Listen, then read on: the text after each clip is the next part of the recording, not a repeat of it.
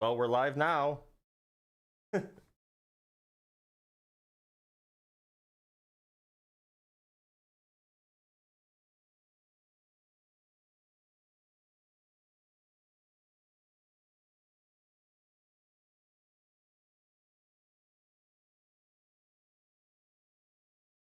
Howdy, howdy.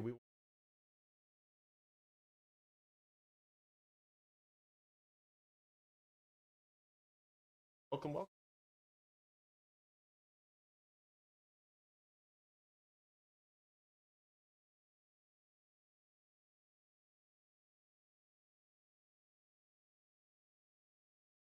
Great.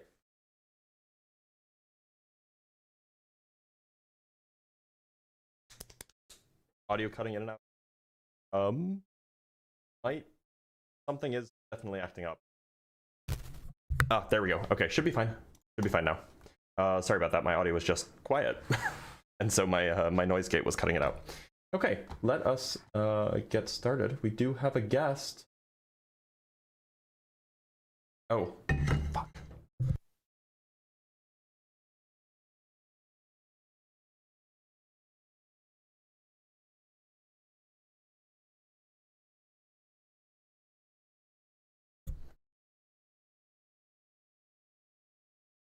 No. All right, let us bring up our first guest, though. We already have a few. Let's do it. Bring up Apollo. Hey, what's up? Can you hear me? Yeah, I can. Apollo, how's it going? Oh, it's been fine actually. How are you doing, man? I'm doing all right. Apollo, is that the real Apollo? The one that, you know, is the god of song? Nah, that's not me, man. That's not me. Surely you don't believe in a monotheistic god while having the name of a pagan god. Well, the name is inspired by the space station, not the pagan god, so. Okay, well, the space station, you mean the spacecraft? The spacecraft, yes. Well, the spacecraft was inspired by the pagan god. Anyway, that's neither here nor there. Do you believe in a god, Apollo? Of course, yeah, definitely. Okay, I don't. Which god is it that you believe in? I just don't want to make any incorrect assumptions about you. Yeah, I believe in the Islamic god. For this conversation, I'll be defending the position that an omnipotent, omniscient creator of the universe exists. Yeah, okay, sure. And I just want to be clear, do you take it that the omniscient, omnipotent creator of the universe has a mind of some kind? Of course, definitely. Okay, yeah, I just wanted to clarify because I've talked with so my argument at least one person who says otherwise, but go ahead. Go ahead. Yeah, so my argument is a bit niche. You won't see this argument anywhere. It's an ontological argument, which it's not defining God into existence. That's a disclaimer. However, I combine metaphysical principles alongside what God is, definitionally, to establish why God necessarily exists. So to be clear, it sounds like you've already defined the God as an omniscient, omnipotent being. Is there some extra thing on top of that that you're going to be adding? No, I'm not going to define existence into the specific thing. I'm going to say that existence, rather, it would be entailed, given that definition, alongside certain metaphysical principles that I can prove to be logically necessary. Okay, so okay, that's fine. Just before we start, I just want to make sure that we're on the same page here. So, it's not just an omnipotent, omniscient being; it's also an omnipotent, omniscient being with a mind, right? Of course, yes, definitely. I think omniscience, given my understanding of knowledge, is going to entail intentionality, and that's going to be a feature of consciousness, given my understanding. So, okay, sure. As long as we're like using these words in like the kind of the standard way, I'm on board. Go ahead. Absolutely. Okay. So, so I have a principle. So the argument is going to be something like this.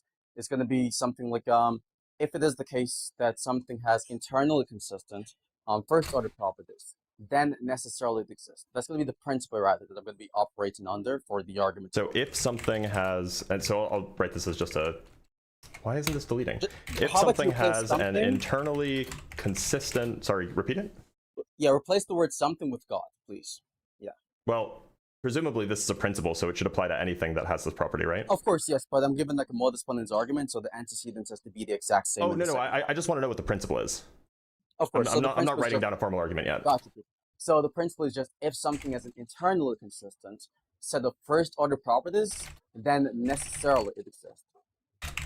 Necessarily.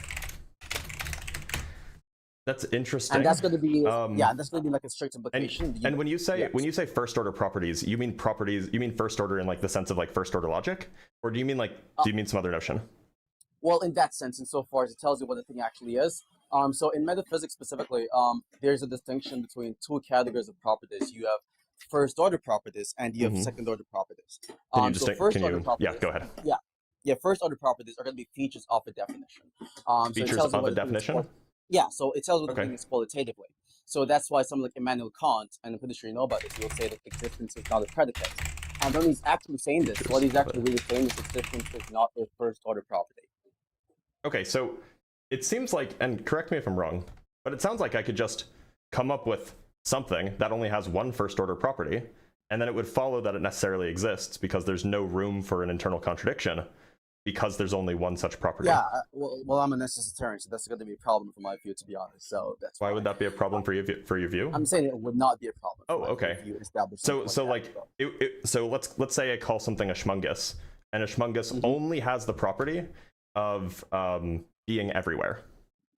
The only property it has, being everywhere, being omnipresent, if you will. That would be a second order property. Being everywhere is a second order. Okay, so let's say it only has the property of. Let's say it only has the property of omnipotence, where omnipotence is understood to mean anything that it desires, it can do.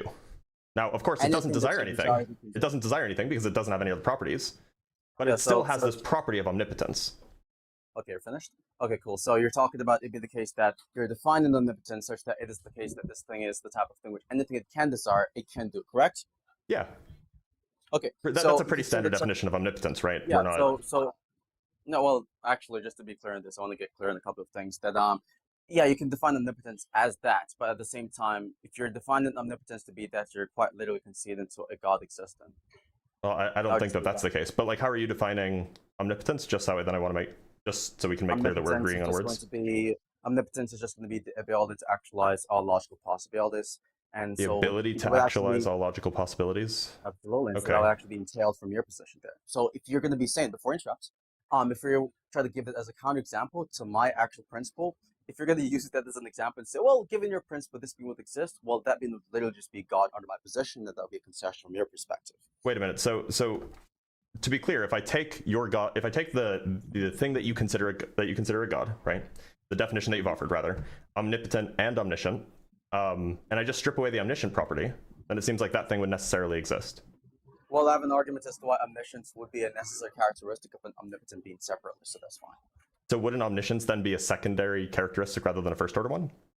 No, it would be a second order characteristic. Sorry, I didn't mean secondary. Second order property, right? No, because the second order property is something which is exempt from a definition. It tells you how a thing is being instantiated, not the things which are going to be baked into the qualitative status of the given thing metaphysically speaking. Okay, so when you say that a first order property is a feature of a definition, those can also be theorems derived from a definition, not just the definition itself.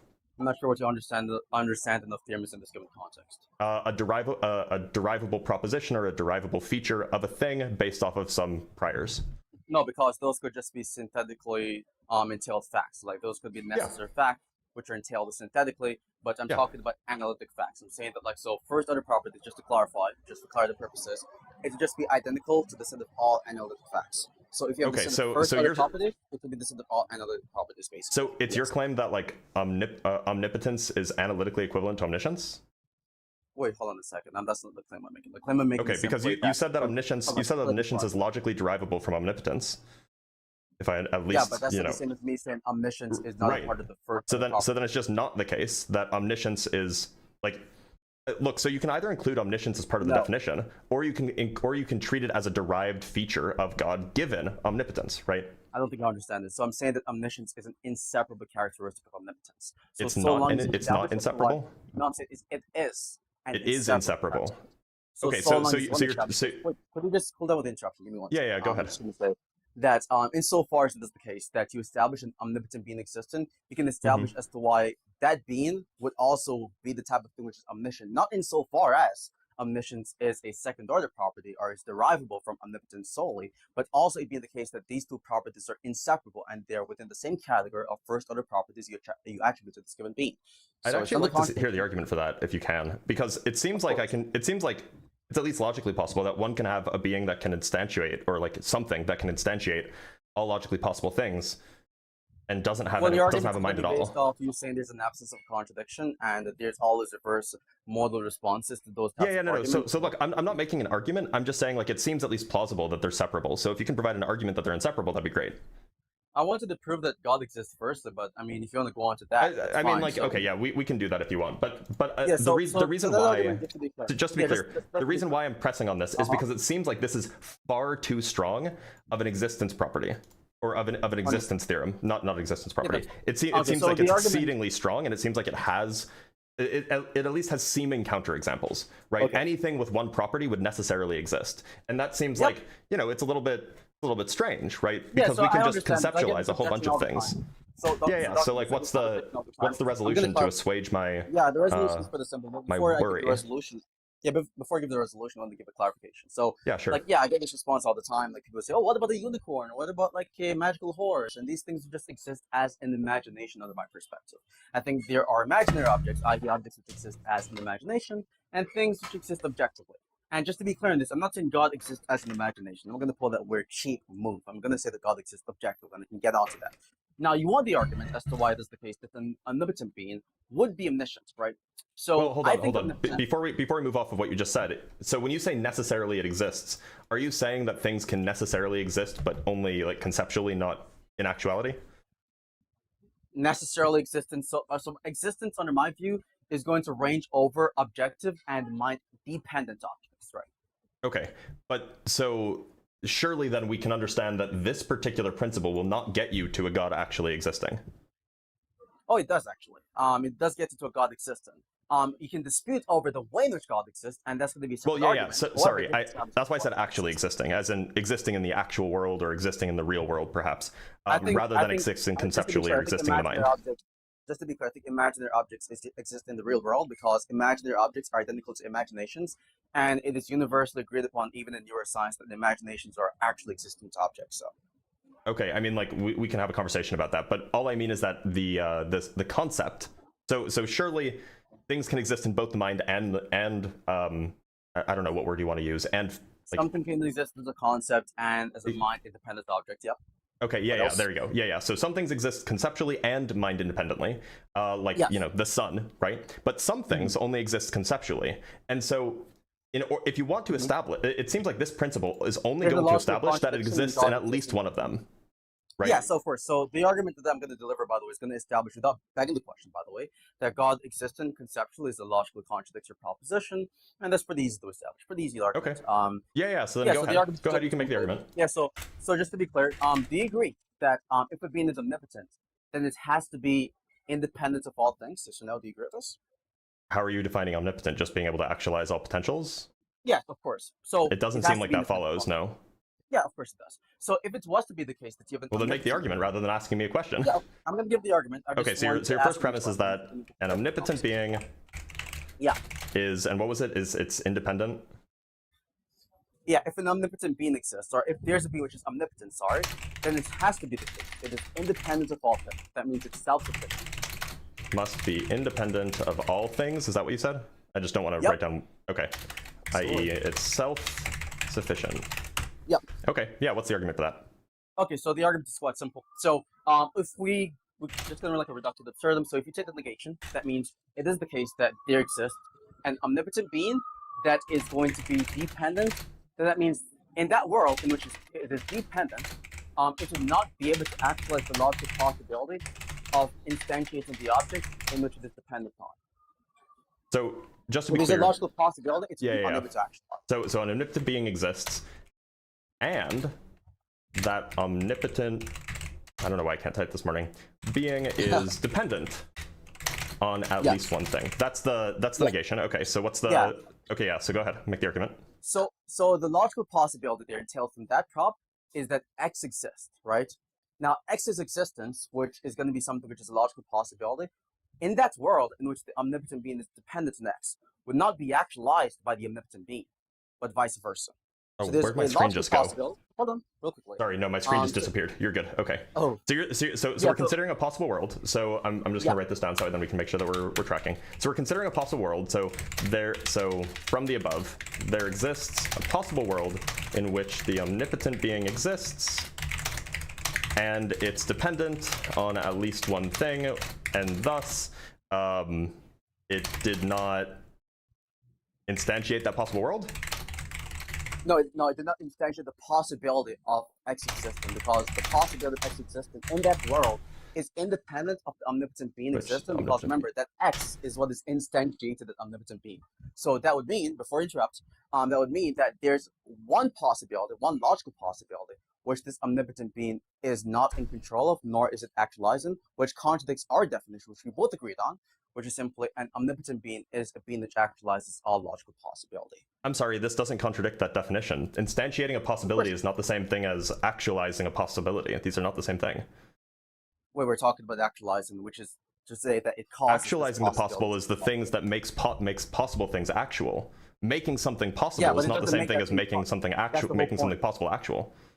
You disagreed with me, because if you're agreeing that actualizing is going to be indicative of making the possibility actual, the possibility of X existing will not be made actual in virtue of the omnipotent being existent.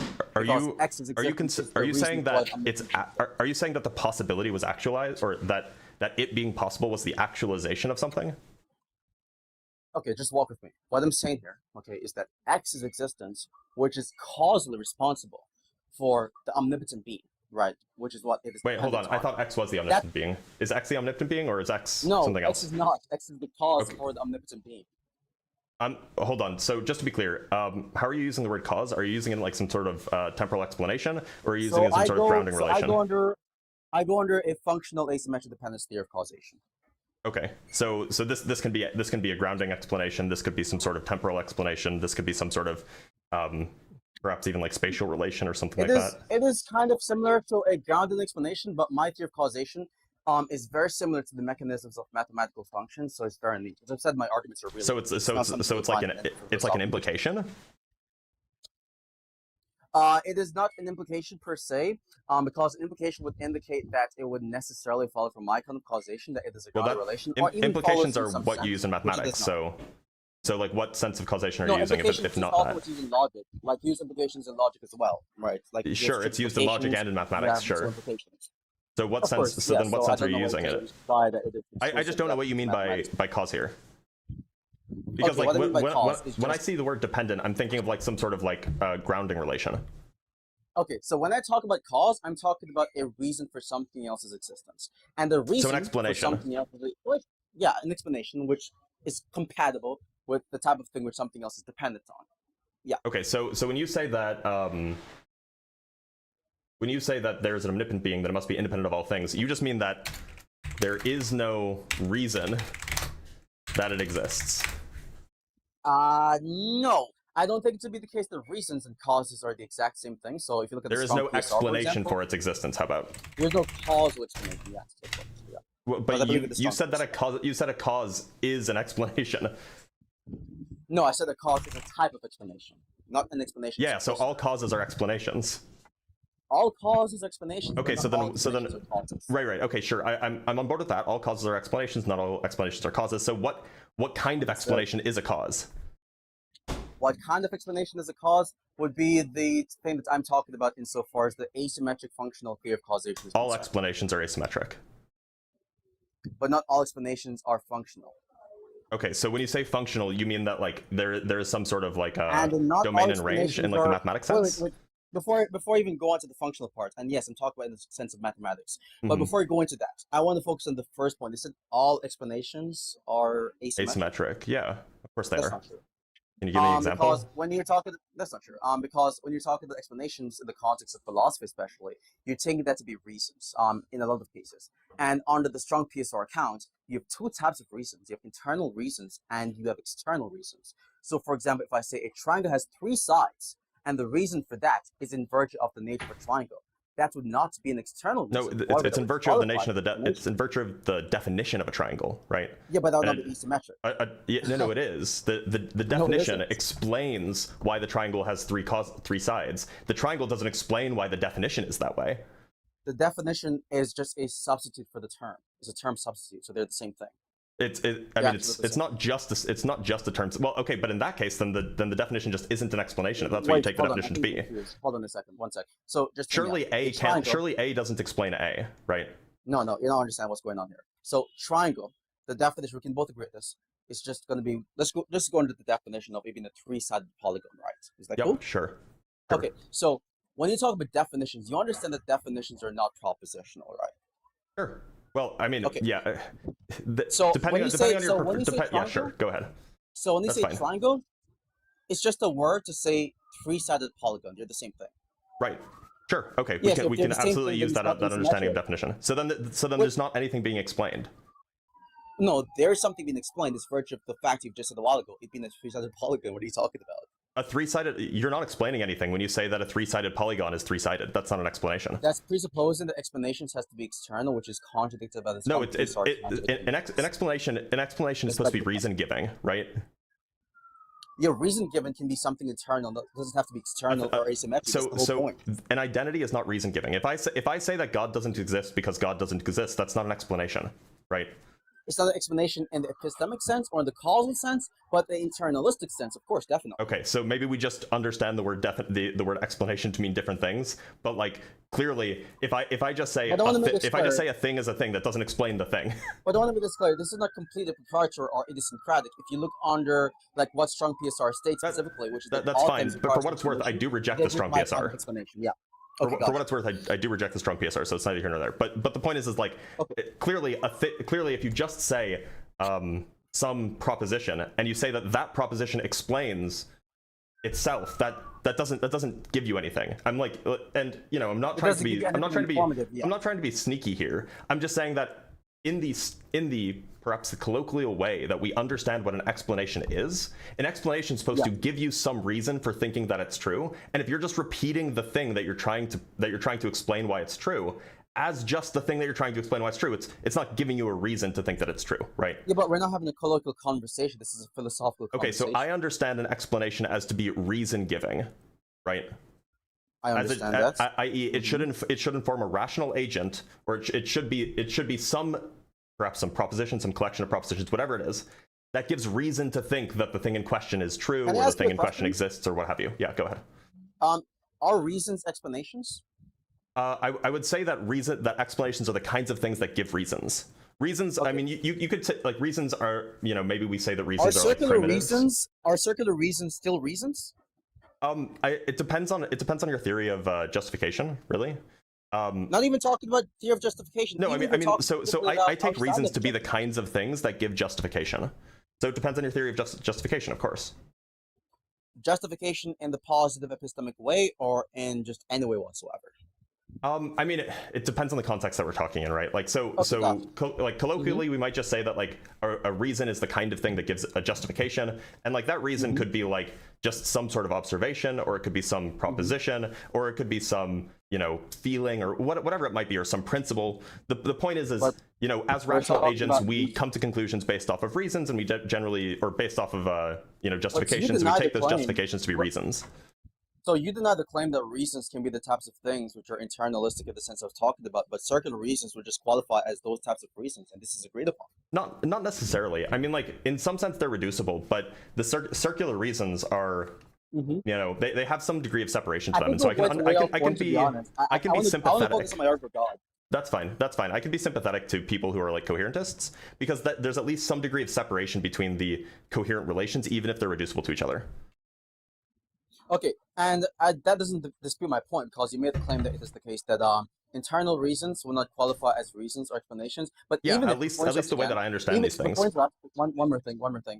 Even if you want to say that in the colloquial sense, this is true, we're not having a colloquial conversation, so it's kind of like very weird to apply colloquial standards in non-colloquial conversation, which is more. So this is why I'm being very careful with the way that I'm asking you to provide explanations, or not explanations, rather definitions for the words that you're using.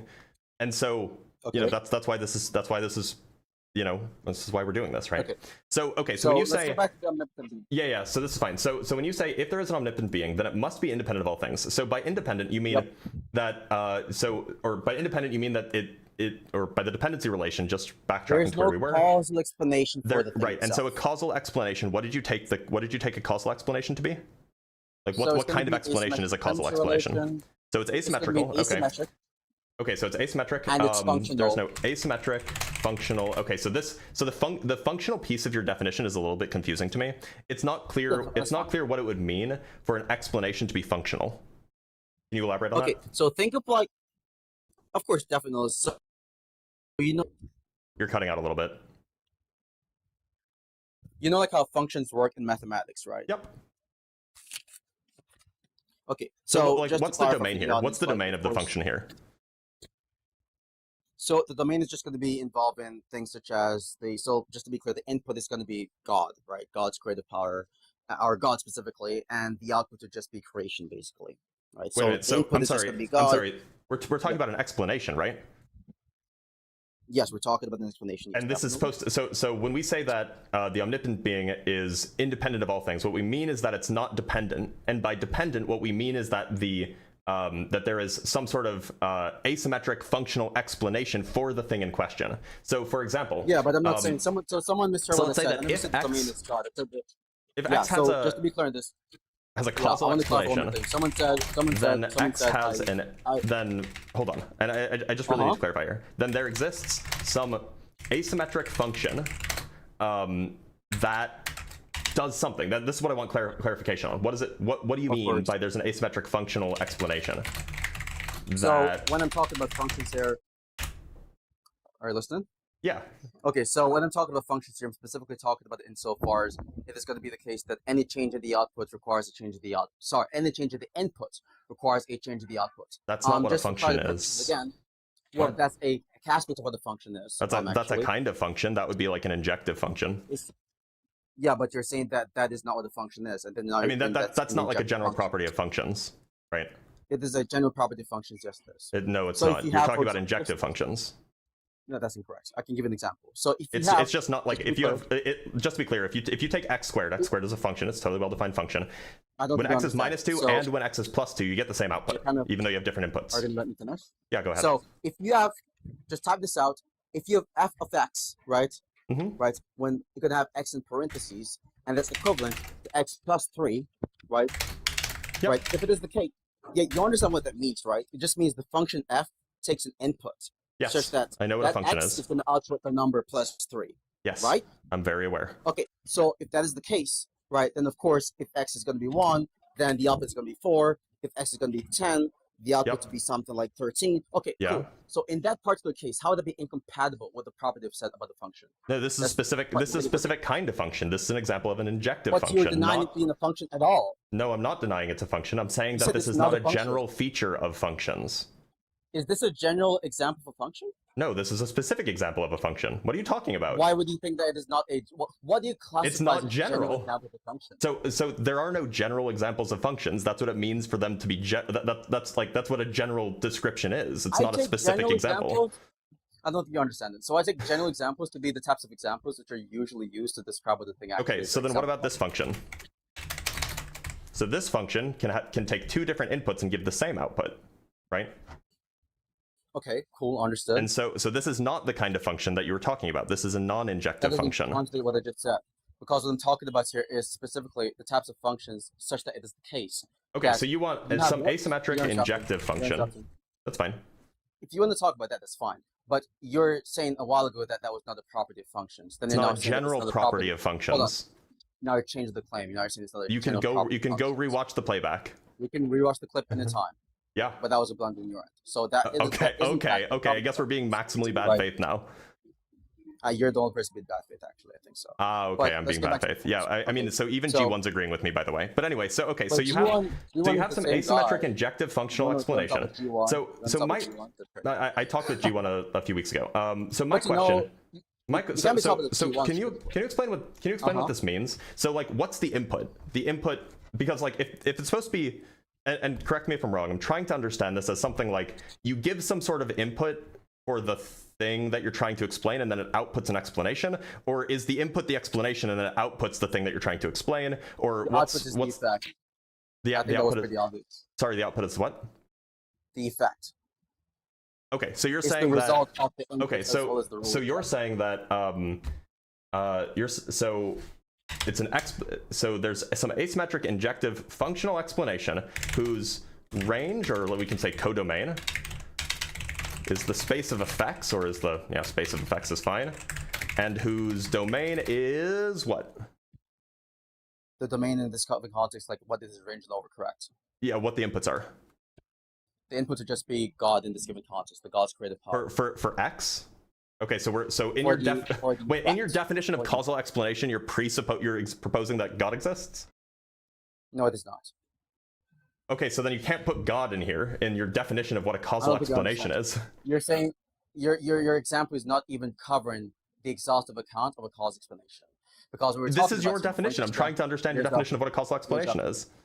I've already given the definition of a cause explanation, right? What you're now talking about is how this applies to God. So that's not no, I'm not talking about how it applies to God. I'm talking about how it applies to X. You're talking about how it applies to X, which is going to be the effect. It's just anything that has a causal explanation is X.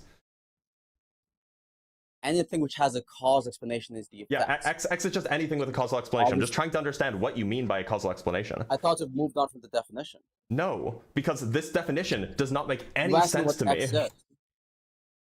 Right? I'm trying to understand what this is. Just to be clear, Dr. Blitz, are you asking me? X is just something. It's just something with a causal explanation. 1 second. I'm asking you this question, right? Just listen to what I'm saying. Are you asking me what does X represent insofar as what it means? Okay, so why did you ask me what X is? I didn't ask you what X is. Yes, you did. I'm asking you what the domain is. You asked me what X is previously. So you asked what the domain is. Okay, suppose I did. I want to know what the domain is. Okay, so the domain... The chat will verify whether I asked what X is, by the way, but go ahead. I mean, the chat was saying I was winning, so you don't want to use the chat for your standards of justification. Are they? They were saying this, actually. Well, now they're not. Now. Okay, they were saying this, right? Maybe. Okay, cool. So you cannot use the chat as standard of justification, correct? Gotcha. Yeah, exactly. All right, so I'm not sure why you use this rhetorical move. That's pretty corny. But to get back to the point, you're taking the domain to be the inputs, right? The thing which is... That's what the domain of a function is, yeah. Okay, and I've already told you that in this given case scenario, the domain would just be the thing which is going to be the explanation, or sorry, the explanation for the effect, right? Wait, so a domain is not a thing. A domain is a space of things. A space of things can be classified to be a thing in and of itself, so that's not mutually exclusive with each other. So look, if the effect is X, so we're saying that like f of X is f of X is, so we're really saying that X equals like f of Y. I think you're really confused on the matter. I can assure you I'm not. I'm trying to be maximally generous. Try not to be a dick, okay? So what you're basically saying is that X equals f of Y, where Y is the explanation, something like this, right? Y, just to be clear, are you taking the Y to be explanation for X, I should say. Okay, cool. So is this what you're saying? For X, yes. Okay, so Y is like the space of all possible explanations, or actually no, no, I'm sorry, this is not consistent with your view. Your view is something like f of Y is the explanation for X.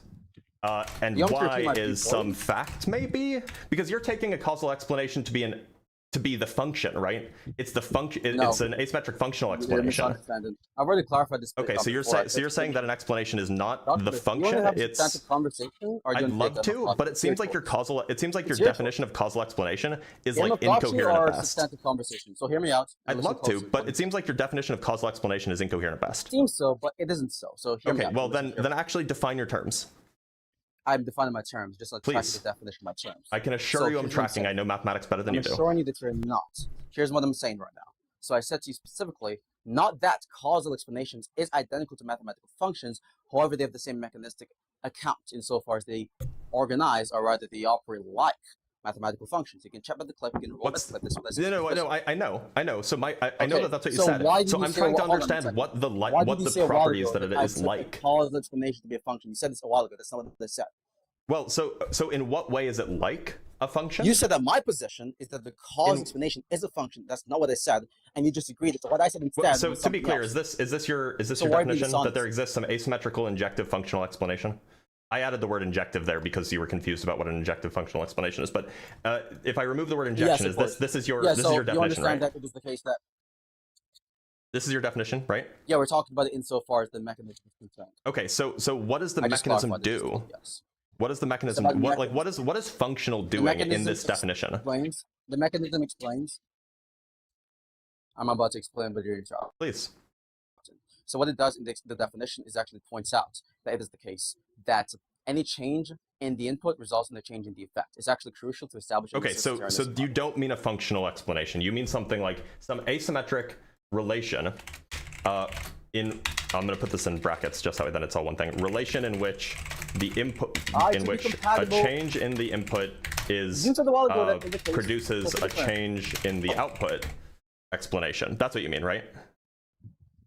But hold on a second, because remember you agreed a while ago that any change under an injected functional account would actually result in a change in the output. If it's actually a function, but now you're denying that it's a function, so I can't use that anymore. Deny that it is a function insofar as it is a mathematical function, because we're not talking about mathematics, so we're talking about metaphysics. Well, I mean, like a mathematical function is an assignment from one set to another, right? That's all a function is. And so, like, if you're fine with that definition of what a function is, then there's no issue. Sorry, one more time. Compatible with metaphysics. It sure is, but you didn't want me to use the like a mathematical definition of a function. So I'm like, okay, I don't have to use the mathematical definition of a function. Hold on a second. I never said that I have an issue with you using that definition. I had an issue with you taking, before interrupt, I had an issue with you taking a causal explanation to just be a mathematical function, because it isn't. Okay, so then if it's not a mathematical function, then it's not a mapping from a set to another set, or from one space to another space. So if it's not that, that's fine. I'm just trying to understand your definition. It is just a relation in which a change in the input produces a change in the output. Is that all you're saying? Do you think it is logically hold on a second. I want to get this clear. Do you think it is logically impossible for there to be some mapping relations between sets in the functional sense without it actually being mathematical function simpliciter? Do you think that's logically impossible? So a mathematical function is just a mapping between sets. Well, can you just answer the question? Yes or no? That's all it is. It's an ill-formed question. That's all a mathematical function, or that's all a mathematical function is. Or no? Is it a yes or no? You're asking me, is it logically impossible for a triangle to have more than three sides? Like obviously no. Now it's a specific kind of mapping, of course. It's not a one-to-many question or a one-to-many function, but as long as you restrict to that class, then yeah, that's just what a mathematical function is. So yes, it is the case that it's logically impossible. Okay, so if you're agreeing, so just to be clear, if you're agreeing that it is the case that it is not logically possible to be talking about something which is not a mathematical function, even if it has the same mechanism, which is going to be the mapping relations, then there's no issue with what I said previously. What are you talking about? Wait, but you were complaining when I was using a mathematical function to describe it. I'm just trying to be charitable here and use a different set of language because you didn't like the mathematical description. Dr. Blitz. What are you doing? Dr. Blitz, we're both being good faith. Let's not do this. We're both being good faith. Okay, so can I put some asymmetric functional explanation? Is this fine? Why are you interrupting me? Can I finish my sentence? You've interrupted me plenty, by the way. Was you taking the causal explanation to just be a mathematical function, and you agreed that you can have a causal explanation or anything of matter which has the mechanism of a function mathematically without it being a function mathematically. Yeah. So taking the causal explanation to be a function is correct. Like, if we agree that logically that's what a mathematical function is, it is a relation that is not one to many, then it is just a mathematical function. Yes, I can hear you. Okay, gotcha. Cool. I was bugging out for a moment. So could you repeat your sentence, please? So if you take a causal explanation to be a mapping that is not one to many from some set or some space or some class of stuff to some other set, class, or space or whatever, with just some sort of mapping that's not one to many, then it is a mathematical function. Do you think that's necessarily the case such that it has to be identical to simpliciter? That's the definition of a mathematical function, so yes. You're not answering the question. I don't think you answered the question. I did. I said so yes. So we both agree. Hold on a second. I said so yes. So that's just clearly incorrect and incompatible with your previous agreement, because you said previously that you can in fact, don't interrupt, you can in fact have a type of thing which has a mapping relation between sets which is not identical simpliciter to a mathematical function. Oh no, I didn't agree to that. No, you misheard me. You misheard me. No, you said that. No, I definitely didn't. I said that logically, yes, they are identical, as long as the mapping is not one to many. Okay, and to be clear on this, when you talk about mathematical functions, do you think that it requires there to be mathematical objects? Not necessarily, unless you take a function to be a mathematical object. Okay, gotcha, cool. So I guess that was the main dispute. So because I was basically interpreting your usage of the word mathematical function to be necessarily invoking mathematical tokens or objects, then that's why I was saying that I'm not taking it to be the exact same thing, right? If that makes sense. Yeah, okay, I was just using the standard definition of a mathematical function, which is a Okay, cool. some sort of mapping just between to avoid groupings. ambiguity, just to avoid ambiguity, right? Just to avoid ambiguity moving forward, we're just going to make this pretty clear. So let's just go with the understanding that a causal explanation is that which is the type of thing which is the source of a given thing. And when I say It's source, the source? what I mean there. Wait, why are we just Yeah, changing so our I'm gonna definition now? I'm not changing the definition. Stop interrupting. By source, what I mean there is that given thing is asymmetrically dependent on that given thing X. So that's not a change of the definition. So do not interrupt my point. Okay. So do you not hear this other part of my argument? Wait, okay, so just to be clear, I just want to clarify. So now you're saying if X has a causal explanation, then there is no. If X is no. If X is a causal explanation. No, I'm interested in if X has a causal explanation, right? So what would it mean using your new definition? What does it mean if X has a causal explanation? What a causal explanation is? What are you talking about? Yes, if X has a causal explanation, then there exists something that we call the causal explanation. So what's your definition? The one that involves source, the one that involves dependence or something.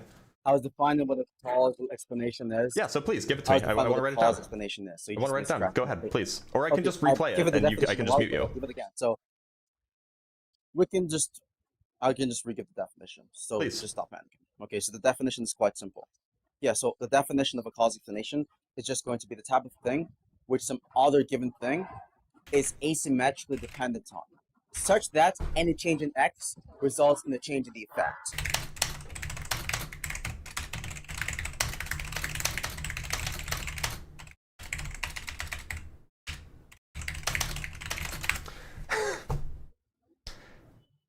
Sorry, dude, that's a huge blunder.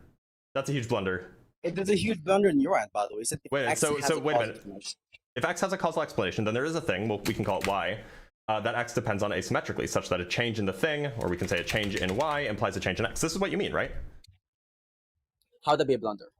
Oh, it's a blunder because if we go look at what I was asking you to define originally, I was asking you to define what it means for something to be independent. And you said a thing is independent when it's not dependent, meaning that it doesn't have a causal explanation. And you said that you were trying to define what a causal explanation is to explain what it means to be dependent on something. But now you've just defined a causal explanation as a dependency. That's the blunder.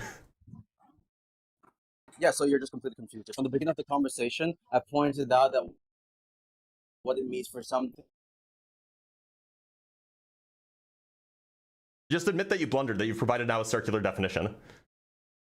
Like, it's super easy. A cause explanation. What it means for something to be dependent on something else is part of a cause explanation. So me defining causal explanation in virtue would be the case that he's cutting out again. He must be like flicking his lag switch right now so that he can like run away. It is compatible with my previous point. It's not a definition. It's not a definition of dependency then. Any blunder within my point. Go ahead. The blunder is that I was asking you to give me or to explain to me what it means for something to be dependent, and now you've just given me a definition that is dependency. Can you hear me? That's the blunder. The blunder is that you are now not doing what I asked you to do. I asked you to give me I can hear you, yes. I asked you to give me an explanation for what dependency means. I can hear you, yeah. No. And now you've just told me that dependency is asymmetric dependency. Oh gosh, cool. That's the blunder. Perfect. That you've spent the last 10 minutes doing nothing. So what I'm pointing out to you not understand. Are you done talking? Yeah, go ahead. So what go ahead and explain how you're not explain how you're explaining something. I'm going to explain how you're not explaining anything actually. So I'm not even trying to explain something. I've been trying to understand what you mean. But you apparently you're incapable of explaining your words. Can you stop interrupting? Can you stop interrupting? Yeah, I can, as long as you stop interrupting and you actually explain. So here's the point I'm making. I was interrupting your interruptions. So hear me out. So my point is simply that when I said that something is independent, you asked me what does it mean for something to be independent. It's only what that means is for it to have a causal explanation. And by causal explanation, I was indexing that to the asymmetric dependency of content explanations such that it is functional. And I also told you what it means for something to be dependent is for it to be the type of thing which is caused insofar as it's asymmetrical dependence on something else. So you pointed out that I'm appealing to an asymmetric dependency of content explanation to explain what it means for something to be independent and dependent respectively is compatible with what I said previously. You just mistracked and confused there. Okay, so wait a minute. So are you saying that being dependent is just equivalent? You're studying because you know you blundered. Going on, go for it. You think that the reason why I'm stumbling over my words is because I'm blundering and not because this is a thing I usually do? We get in broad chats. Sorry? Let's get to the substance, though. Yeah, right, let's get to the substance. What does it mean for something to be independent or for something to be dependent? Please, what's the substance?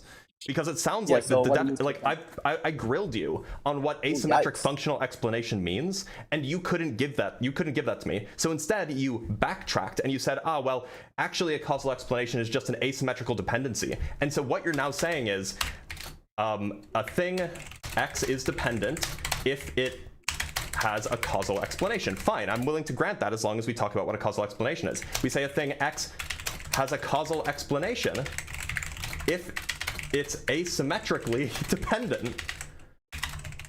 So now, not only have you actually basically provided a circular explanation, in fact, you've now said a thing X is dependent if it has an asymmetric dependence. That's not a circular definition. You're right. You've actually just added it. You've just implied that asymmetric is trivial. No, it is not. Did you just say that same... Stop interrupting. Did you just say a while ago that it is a circular definition to cash out dependency insofar as an asymmetric relation? No, to cash it out as asymmetric dependence, yeah. That's not a circular definition. If you cash it out as asymmetric dependence, yes, it is. It is absolutely circular because you're trying to explain what dependence is in the first place. No, it doesn't. And I'll explain why. So a circular definition. By the way, you did just yell at me for interrupting you, and while I was still talking, you were saying no, it isn't, interrupting me. So maybe calling kettle black. I was literally answering your question, so I wasn't interrupting you. Are you done? Gotcha. So as I was saying, right? So it would not be a circular definition. A circular definition would be supposed to say that something is dependent if it is dependent. However, it is not the case, that's what I was saying, because I'm given a specific type of dependency, which is informative. Asymmetric dependency is not the same as a condition which is talking about symmetric relations, so it would not be circular. It's circular because your definition is in... It's circular because the word that you're trying to define is in the definition. That's what makes it circular. Do you think it is the case that by dependency, when I'm talking about dependency in this given context, all I'm saying there specifically that it is going to be dependent simpliciter, or no? No, I never made that claim. Okay, so when I'm talking about asymmetric relations in the context of dependency relation, you understand that the word dependency is cashing out an asymmetric relation in the context of onto commitments, right? So that would. Do you mean something different by the word dependent here compared with the word dependence here? I mean, obviously they're different they're different grammatical parts of speech, but do you mean something conceptually different between these two uses of the words dependence? Conceptually different such that it is informative? Yes, it is informative. Okay, so then you're just equivocating on the word dependence here. That would not be an equivocation. You're just using dependence in two different ways, where you're using one to define the other. Type down the word. Hold on a second. You typed down the word dependence to basically account for my account of causation. Yeah. So you said a thing X is dependent if it has a causal explanation. That's what you said 25 minutes ago. And then I asked you what it means for X to have. Then I asked you what it means for X to have a causal explanation. You originally gave me this definition, which I was like, okay, let's talk about it. I don't know what this means, so explain this to me. And then after 10 minutes of grilling you on that, then you changed it to, oh, actually, let's just not use that definition. Let's just say that a thing has a causal explanation if there's some asymmetric dependence relation. You didn't. That's all you've done. Just to be clear on this, because you've already agreed that you didn't even know what a function was, my guy. You literally said that it is the case that what I described was not a function, and then agreed. No, I said it's not a general property of functions. Look. And then you try to change your to the general. I may not know my no. I may have a stutter. I may stumble over my words, but at least I have a good working memory. Because I definitely did say that is not a general property of functions, and you've just misremembered that for the last 20 minutes. No, you misremembered what you said to cope with the fact that you've mistracked, and that's fine. I've mistracked, yeah, sure. Definitely the person who's exposed your lack of knowledge of what a mathematical function even is. Exposed my lack of knowledge? Is that what you believe in? Yeah, I did. Absolutely. Yeah, you didn't know what a mathematical function is. Are you 100% confident? Well, I'm not 100% confident in a lot of things, but I'm very, very confident in this. I guess you're very, very delusional in that. So to move on. You think so? I know so. Okay, So yeah. let's So, get so back. please explain what a dependence means here. So dependency is just talking about a relation such that it is the case that something requires y for it to exist, but not vice versa. There you go. Such that something requires y. Sorry, I couldn't hear you. I was typing. Go ahead one more time. Something requires y for it to exist, but that's not the case vice versa. Okay, sure. So y is the thing that it depends on, right? Absolutely. Okay, In cool. context sense. Yeah, sure. It's not like some sort of epistemological Not sense. circular, not informative. No. Okay. This is informative. That's totally fine. That's been the concept the entire time, my guy. Except then you shifted to this. No one I don't know why shifted. you did this. I clarified to basically. You clarify this doesn't clarify anything. This just adds to the confusion. What are you doing? It doesn't. That's your confusion, not mine. So hear me out, right? So we can move on. Do you Okay, understand what I so mean a by dependency is a cause? relation such that something requires y. When you say require, you mean that like if y exists, then x exists, or rather, if x exists, then necessarily y exists. Is that the idea? Just to be clear, you're taking x and y to be what specifically? Oh yeah. Okay. Right? Hold on. Let me. So we say that x is dependent on y if when y exists, then x exists. Is this the idea? No, so you mistracked again, and you're talking. Well, no. That's why I'm asking a question. I'm not trying to like misrepresent you. I'm just trying to understand what you mean here. So what do you mean by requires? Okay, so you're not trying to misrepresent me. I understand, but you still are misrepresenting what I'm saying. So what I said originally was that x is dependent on y if it is the case that y requires x for it to exist. Wait, if it is the case that y requires x for x to exist or for y to exist? For y to exist, of course. No, I think you're getting it backwards. That would mean that y is dependent on x, not x is dependent on y. Hold on a second. So just to be clear, x is dependent on y. That's fine. Is the case that x is required y for it to exist, for x to exist. Yeah. Okay, so the thing I'm looking for is cashing out the word require here. I was taking x to be the cause. Okay, right? so I mean, reading is hard. I get that, but I'm just trying to cash out what requires here means. So when we say that x requires y for x to exist, does that just mean that like and again, trying to understand what you're saying, we say that x is dependent on y. Very hard. I believe you. If x cannot exist unless y exists, is that Absolutely. okay? So that is if is dependent on y, and if x exists, then y exists. Is that correct? If x is dependent on y, and if x exists, then y exists. Necessarily. So this is that is by the way, that is logically equivalent to if x is dependent on y, then y is a necessary condition for x. Those are logically equivalent, but not semantically equivalent. I thought we were trying to have like a rigorous conversation here. What? Yes, of course we are. So your point is not logical equivalent.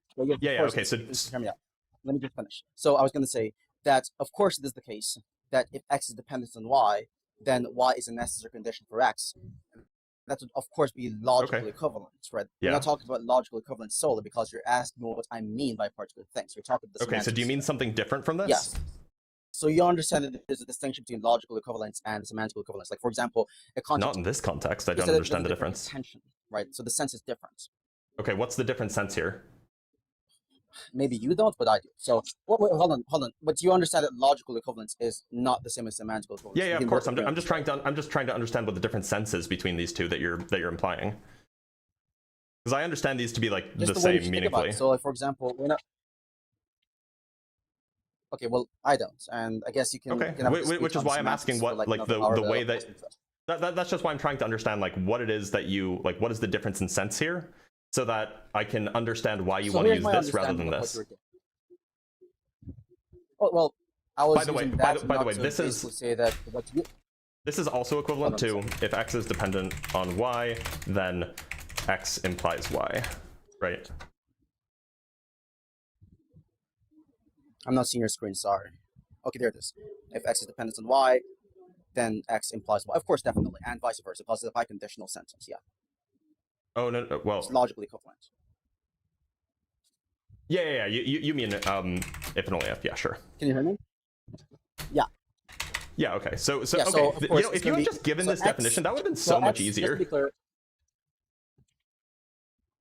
yeah, so just to be clear in this, of course, I was clarifying that because I thought that your intention was to kind of like do like a game of gotcha. Because when I gave the definition and I said that what I mean is not to simply say that if X exists, then Y exists necessarily. The reason as to why I was saying that is because my definition is not just about mere strict implication between the antecedent and the consequence, but rather it's something a bit more, conceptually speaking. Like, of course, in logic, like you'd agree that like implications and contrapositives, they're not the same thing semantically, right? Even though they entail each other necessarily.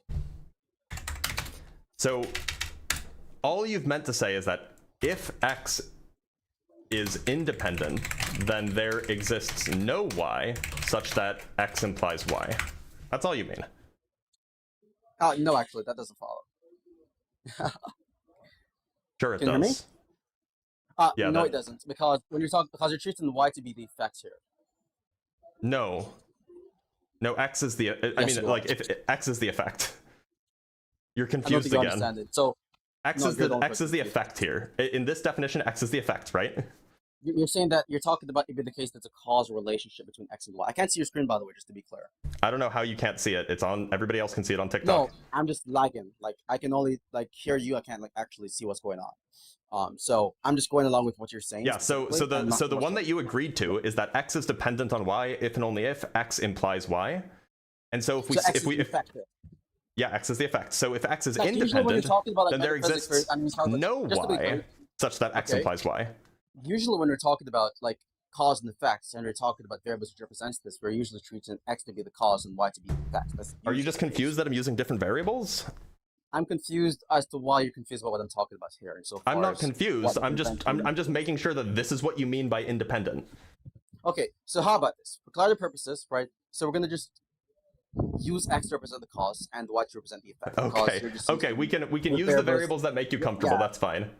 Yeah, the variables are being used idiosyncratically on your end. Idiosyncratic, bro. They're variables. They can mean anything. And it can mean anything, but this shows a lack of mathematical maturity, by the way. A math of logical maturity too. But that's fine. Idiosyncratic usage of variables. It's not idiosyncratic to refer to the first variable as X. That's actually very standard. But the first variable would be the cause here, generally speaking. The first variable in the sentence was whatever we were talking about. In this case, it was the thing that was either dependent or independent. We're talking about based off the chronology of the conversation, where it's your first assess what the cause is. Could you please track the conversation? Do you think I'm having trouble tracking and you just asked me to change the variables because you didn't understand? I don't know, man. The irony there is palpable. No, I asked you to change the variables to avoid your confusion here. I can assure you I wasn't the one confused using these variables. So the point is, I mean, and by the way, this is evidenced by the fact that you got confused about what I wrote because I was using variables you weren't familiar with.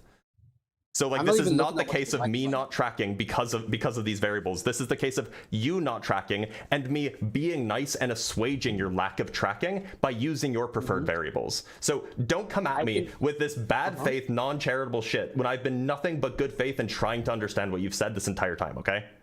I can hear decibels raising in your vocal cords. Are you okay, sir? Yeah, the decibels are raising because apparently you don't know how to listen unless there's a father figure telling you what's true.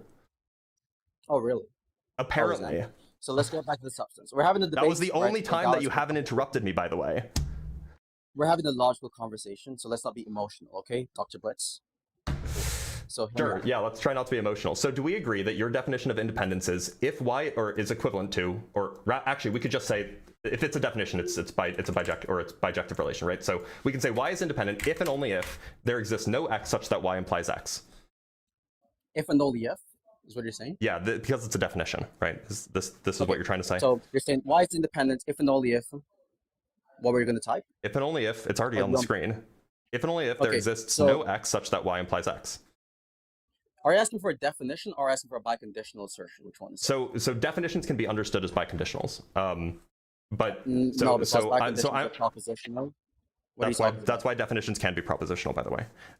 You said previously they're not propositional. You think definitions I said like we can just use that notion of a definition if you want, but this is not the kind of thing that I. They can be biconditional. The point is definitions would they be propositional? The way that we use them in mathematics. So look, I don't know what experience you have in analytic. Yes, actually, if we're doing analytic philosophy is mathematics. You think it is necessarily mathematics? I didn't say it's necessarily mathematics, dumbass. So why would it be mathematics in this case? Don't resort to the insults. Because we're obviously talking about functional relationships here, which are mathematical. We're talking about logic right now. Yeah, which is a branch of mathematics, by the way. Do you think logic is the same as mathematics insofar as fields are concerned? It's a branch of mathematics, yeah. They're not the same thing, buddy. I mean, it is. Logic if you're doing anything formal, it absolutely is, yeah. So just because mathematics necessarily utilize logic to derive a lot of the functions of mathematics doesn't mean they're the same thing. You understand this, right? Do you understand that mathematics or that logic is a branch of mathematics?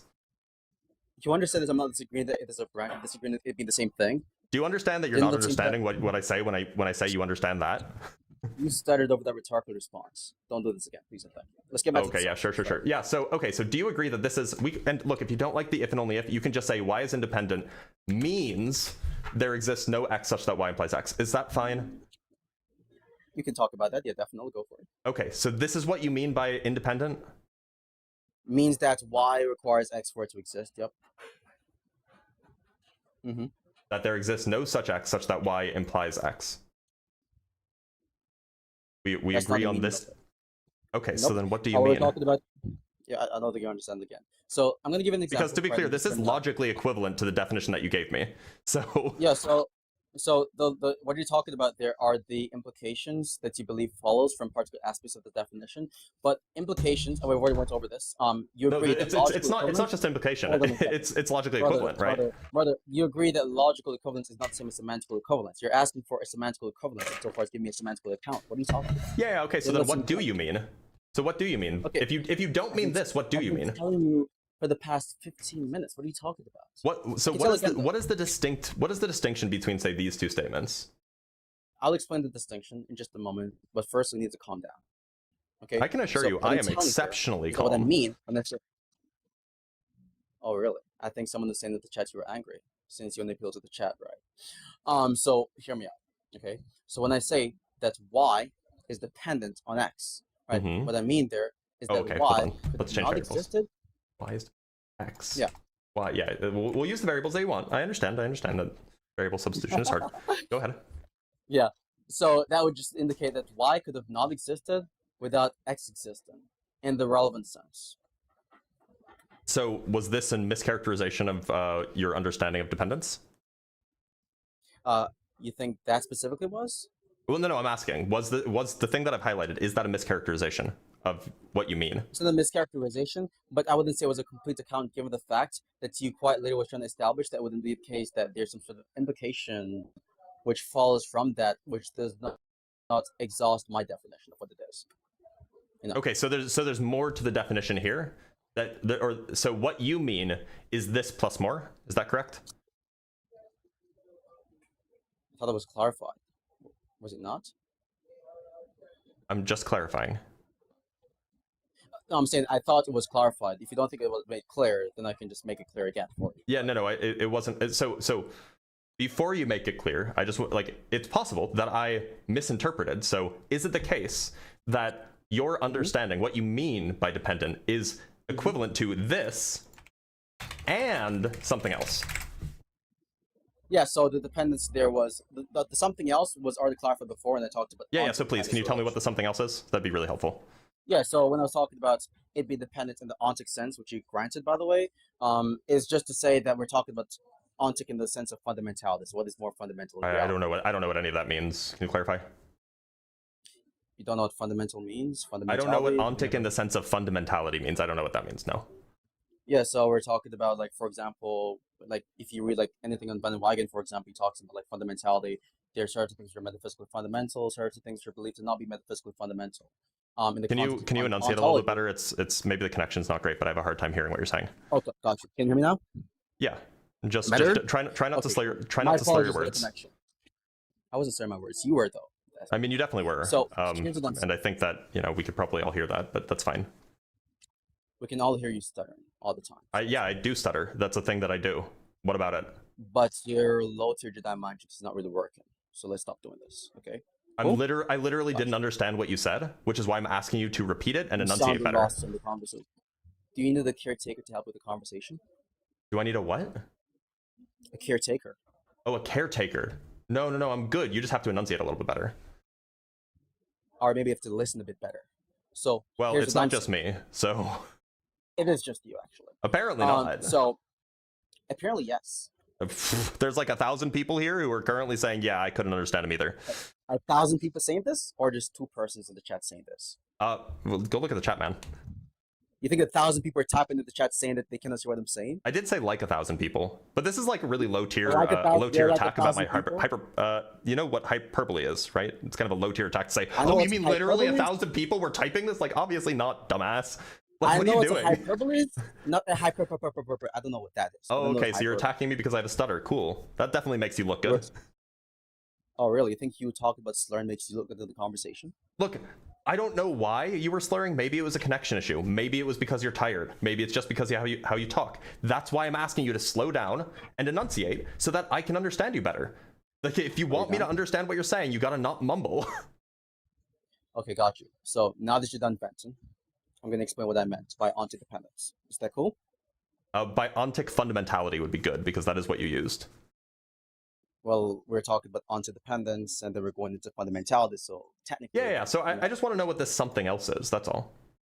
Okay, cool. So the something else is talking in virtue of metaphysical fundamentality, so relations. Okay, so this between... is in virtue of metaphysical fundamentality? Fundamentality, yes, of course. Okay, yes. so y is dependent on x if y cannot exist unless x exists, and in virtue of metaphysical fundamentality. Surely that's not like the complete thought, right? That is a complete account of the actual explanation that I was talking about, so I don't know what you're saying. So generally, and again, not saying that you're saying something incoherent, I'm just trying to understand what you're saying. If I say that x, let's say that x is the case if A and B, then just semantically, there should be meaning behind the phrase x is the case if A, and it should also be meaningful to say x is the case if B. So here I'm reading this as y is dependent on x if in virtue of metaphysical fundamentality. And I don't know what that's trying to convey. It doesn't sound like it's a complete sentence. Why are you missing out the first conjunct? Well, no. The point is that like viewing this as one of the elements of a conjunct doesn't sound like it is the kind of thing that could play the role of a conjunct. It's not the correct part of speech. It's not a complete thought. Formulated it. But yeah. So that's why I'm asking. Can you like clarify, because this is what you you said. said. The in virtue of, and change that for has metaphysical. Okay. No. Great. So y is dependent on x if what has metaphysical fundamentality, and does not, I should say, because you're talking about the y here, right? And y does not have fundamental. Does not have metaphysical. So okay. So this is what you mean.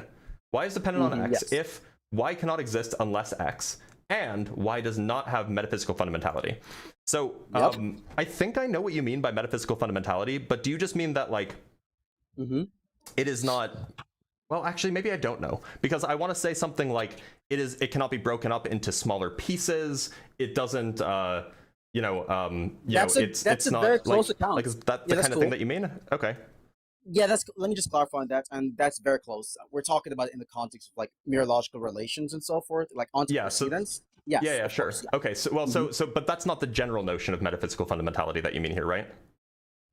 I'm agnostic on if it is the general account philosophically. That's just what I mean by this, and that's all that matters in the context. So you do mean it in like a mereological sense? Absolutely, yes.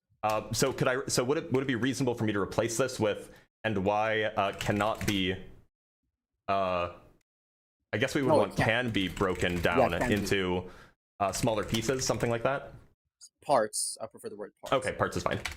Yeah. Okay, so y is dependent on x if y cannot exist unless x exists, and y can be broken down into smaller parts. So does this capture the notion of dependency that you're referring to? Absolutely. Okay, so if I were to rearrange this, then logically, presumably, I would still capture what you mean semantically, right? If you do it correct, so definitely. Okay, yeah. So we would say that y is dependent on x means, and I'm going to use means because I know you don't like the bijection, or you don't like the bijective relation, so that's fine. Yeah. So it means something like if y it means that what are we saying? We're saying that x depends on y. Wait, y is the dependent thing. So we mean something like if y exists, then X exists, right? That's just like a rephrasing here. And so this just means that Y implies X, right? And Y can be broken down into smaller pieces, smaller parts. So you'd be okay with this meaning of dependent? Perfect. Okay, cool. And so what would we say that we would say that Y is independent means that there exists no X such that Y implies X. Or Y is independent means, and you forgot, and the other part is going to be the negation of the other conjunct. If we're it should be an or relation, right? If you negate a conjunction, you get a disjunction. Okay, so this or Y cannot be broken down into smaller pieces, smaller parts rather, right? It should be the second disjunct. Yeah, Y cannot be broken down into smaller parts, right? Yes. Okay, so this is what you mean by independent. Yep. Either there's nothing that whenever Y exists, X always exists, or Y is just merely fundamental in the sense that like you can't break it down into smaller pieces. Yeah, it could be the second disjunct. Oh, so you just mean the second one, you don't mean the first one. Yeah, when you're talking about independent, that's what it means. That's okay, well, if so what you want it to be is you want Y is independent means that Y cannot be broken down into smaller parts. That's all you mean by independent? Absolutely. So then this can't be what you mean by dependent. I don't think you understand what's going on here. So I mean, Y, hold on. Like if we just negate this, the second then one all I've done is negate this. No. The second claim about what independent means, right? That claim specifically is a disjunctive claim. Do you understand this? This is a disjunction. Yes, I agree. Okay. But now you're saying that you're actually just taking one piece. Yeah, but saying that Y means the second disjunct is not incompatible with the previous assertions. If by means you mean that it's like that it's just a substitution, then yeah, of course it is. Wait, hold on a second. I'm just talking about the sense of independence here. Is independence just a negation of dependence? We're not even talking about term substitution. I'm not sure what you're talking about. I'm talking about this. We're talking about a definition, and a definition is just a substitution. You're asking me what I mean by the given thing. You think definitions and mean is the exact same thing, philosophically? Okay, so you're not taking this to be a definition. You're asking me what it means. So I presume you're talking about the sense of the word. Yeah, when I ask you what a word means, I'm asking for the definition. Okay, so you're asking for the definition of the word independent now, not just what it means. That I take those two things to be the same thing. Okay, cool. So let's go over this one more time. Okay, so what part do you want me to clarify right now? I want you to clarify why it is the case that Y being dependent on X means a conjunct, but Y being independent, i.e. there is no such X that Y is dependent on it, is not a disjunct. So you take it to be the case, right? So we're not talking about it not being disjunction. We're saying that No, that is what I'm talking about. That's exactly what I'm talking about. I'm not denying, hold on, I'm not denying the second to be a disjunction. Hold on a second. All I'm saying here is that when I'm using the word independent, the sense of the word independent relevant to this conversation would just be the second disjunct here. So does your sense of independent presuppose some sort of reductionism? Reductionism in what sense? Metaphysically, semantically? Yeah. That like fundamental things must be irreducible. I said this from the beginning, yes. Like, I don't think you used the word irreducible. So if I'm a priority monist, then like it seems like that, and I take holism to be a reasonable thing. Then it seems like that. What do you take priority monism to be? I take priority monism to be that there is one fundamental object, but that fundamental object can be subsequently broken up into parts or pieces that are dependent on the whole. Then that'll be incompatible with my account of fundamentality in the context of independence. Right. So like how am I? So remember, hold on, real quickly. Yeah, remember, you're asking me what I meant by independence, right? Right. And I took that to just be and I took that to be metaphysical fundamentality, and we already clarified that by fundamentality, I'm not talking about something which can be broken down. It's going to be the opposite. So you telling me that it's going to be a priority monist and take the position that a fundamental object could be broken down would just be you equivocating on what it means for something to be fundamental, given how clarified it is. Well, no. So what the reason why I'm offering this, the reason why I'm bringing this up now, is because it sounds like in order to accept your original premise, and the things that are going to follow from it. Now we haven't seen the things that are going to follow from it, but in order to grant this premise, it seems like I would have to grant your notion of reductionism, which I don't grant. And so like P1 isn't going to get off the ground. Hold on a second. When you say notion of reductionism, are you just saying you have a different definition or meaning of the word reductionism? It means I have a different note. I have a different understanding of what is fundamental. But you're asking for my understanding. Right. We can have a debate. This is fine. But this is just a semantic dispute. Before you interrupt, don't interrupt. No, it's not a semantic dispute. We're having a semantic dispute right now about what you take it to, just to be clear, it would be because your metaphysical commitment, if you were to be priori demonist, and I repeat, if you were to be a priori demonist, which I am, by the way, incompatible with, and so let's just say you're a priori demonist. So that metaphysical position would be incompatible with what I mean by something to be fundamental. Right. And you're asking me about what I mean by fundamentality here. So No. So look, I agree. I agree that the point is that my point is that it sounds like in order to make the argument that you're going to make, it's going to rely on a particular understanding of what it means for a thing to be fundamental. But if your argument relies on a particular understanding of fundamental that is, say, compatible with reductionism, perhaps, whereas I don't grant that a thing is fundamental just because it is irreducible, that it just seems like P1 wouldn't get off the floor. Okay, no, it wouldn't. I'll give a perfect example to destroy that argument, right? Just hear me out. So if I was to say, for example, if I say premise 1, if John is a bachelor, then he's unmarried. Premise 2, well, I could just use modus ponens instead. So if I say, if it is the case that John is a married man, then he's a bachelor. And premise 2 states John is unmarried man, I should say. If I say premise 1, John is an unmarried man. If he was to be an unmarried man, then he's a bachelor. And premise 2 states that John is an unmarried man, and the conclusion is John is a bachelor, right? That's going to be something which is trivial, right? It's going to clearly be a logically valid and sound argument. Now, one could say that it just depends on what you mean by a bachelor. Well, hold on. Understanding. No, you're not understanding what the objection is. You're not understanding the objection. Okay, hold on, I'll write it down. Hear me out. You don't because even if it's the case, could you hear me out, please? You can give a response when I'm done talking. So even if it is the case that someone has a different understanding of what a bachelor actually is, such that that is no longer tautological, it would still be the case that it remains true in virtue of the understanding itself. It's not debunking the argument in any way whatsoever. No, my critique is equivalent to saying John isn't an unmarried man. So all you're doing here is just to say that you're denying that it is the case that John is an unmarried man. That's all in you're this doing case. here, right? In this case, the parallel would be something like, yeah, I actually don't think John is a man. Hold on a second. That would be the parallel. But you understand that if I'm defining, hold on, that's just not the case because my claim is semantical. You're rejecting a semantical claim. So your contention, I mean, it's semantic in the sense that we understand words to mean different things. Hold on a second. Premise 1 is just a tautology. You agree with this, right? In this case. Yeah, sure. The John argument. Yeah. Okay, sure. So your contention here is just equivalent to you rejecting P1 because all I'm saying here is equivalent to me rejecting P2. Hold on a second. No, it isn't. I will explain why. So all I'm saying here is if something is independent, it is metaphysically fundamental. That's all I'm saying there, and I'm taking that to be tautological.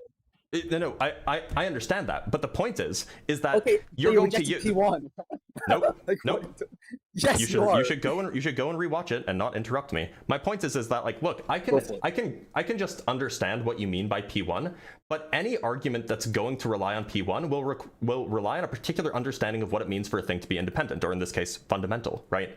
So if it does indeed, unless you just have a superfluous piece to your premise, which maybe you do, maybe it's just not a well-formed argument, but the point is if you're going to rely on a particular meaning of independence, and you and I, and that meaning relies on an understanding of what indeed is fundamental, and you and I disagree on what is fundamental, then that means that would be like me disagreeing with you on what a man is, right? Okay, hold on a second. I'm going to go back again. I'm precogging you. I'm precogging your P2. That your P2 will somehow invoke independence. Yeah. You're doing a terrible job precogging and tracking and understanding. Okay, are you saying that your P2 will not invoke independence at all? It won't be part of the... No, here's the point. It won't be part of the... Right now. Won't be part of the premise? That's what I'm saying. Just hear me out. It's option to precog what I'm about to say and then fail horrendously at doing such. What I'm saying here is, all I'm taking fundamentality to mean here is just something which cannot be broken down. These are substitutes for each other. They're the same exact thing semantically. They're taught to all. Yeah, but there's a metaphysical claim here. There's a metaphysical claim here. Wait, hold on a second, right? I'm saying that's my definition of what it means. You've asked me originally in the conversation. Hold on a second. Okay, yeah, sure. Real quickly. You've asked me, what do I mean by fundamentality? If that's what you mean, sure. Wait, could I just finish the point first and foremost? So you asked me what I mean by it, yeah. and I've told you what I mean by this. And so what my meaning of fundamentality is would be something which is incompatible with certain metaphysical commitments given your metaphysical paradigm, since you're a prior monist. However, all that it's just saying is that you reject, because, for example, if you're a prior monist, you cannot adopt my definition of fundamentality, the Greekist, right? Yep. So that means it boils back down to a semantic dispute, and you denied there was just a semantic dispute. That's the whole point. Well, no. I mean, so of course we're disagreeing on the meaning of words. I don't think I ever said that we're not disagreeing on the meaning of words. You said we're not disagreeing. But the meaning of those words, the meaning of those words implies a metaphysical position that we're disagreeing on, right? There's like an actual disagreement of the metaphysics here. And how is this relevant to you disagreeing on the meaning of the word? Because you and I look, so the word fundamental has a lot of metaphysical baggage that's attached to it, right? And so if you and I have different metaphysics, then we're also going to disagree on what the word fundamental means, right? Dude, no, that's not the case. You can have the same semantics of a particular word and have a disagreement metaphysically. So you saying that us disagreeing on the metaphysics means, or would indicate us having a disagreement on the meaning. If the metaphysics is about the word, if the metaphysics is about what's fundamental, then yes, we're going to disagree about what fundamental means. Wait, hold on a second. So in the case of theism versus atheism, where both a theist and atheist agrees the definition of God is a triumphant being, you think it is the case that they have to disagree on the definition for them to have a metaphysical theological dispute? Obviously not, right? They can agree on the definition and there's a metaphysical dispute independently. Oh my god, that's a blunder. Right? That's a huge blunder. Hold on, we gotta do the thing. It doesn't follow that because people don't disagree on the definition of a word, therefore they do disagree on the metaphysics. That doesn't follow from two people disagreeing on the it's exactly what you said. That's distinct from two people disagreeing on the metaphysics, implying that they can disagree on the meaning. Dr. Blitz, you're not listening. You just assumed the consequence. Like, no, I did not. You're not understanding. Hear me out. Dr. Blitz, what I said was that it is the case that a theist and an atheist can have the same definition of a word and disagree metaphysically. Not that it follows from them agreeing on the same definition that they disagree metaphysically. That was never my claim. What are you talking about? Then that's totally compatible with what I said. That you can have two people who disagree metaphysically and therefore also disagree semantically. That's totally possible. Your words, not mine. It's compatible. Your words, not mine. Why are you interrupting me? Because it is the case that we're having a metaphysical disagreement. Obviously, we have a semantic disagreement. That's not the case. Because it is the case that we are having a metaphysical disagreement about what is fundamental, obviously we will have a disagreement about the meaning of the word fundamental. That's trivial. No, that's incorrect. For example, if I say, for example... Oops, I slipped. He's been here for so long.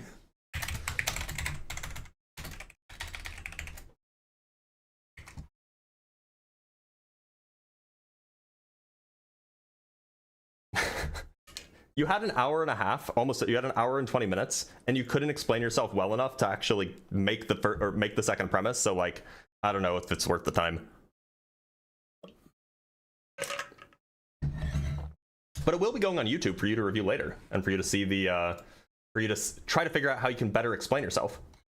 Let's read some super chats, and we'll bring on our next guest, literally our second guest, right?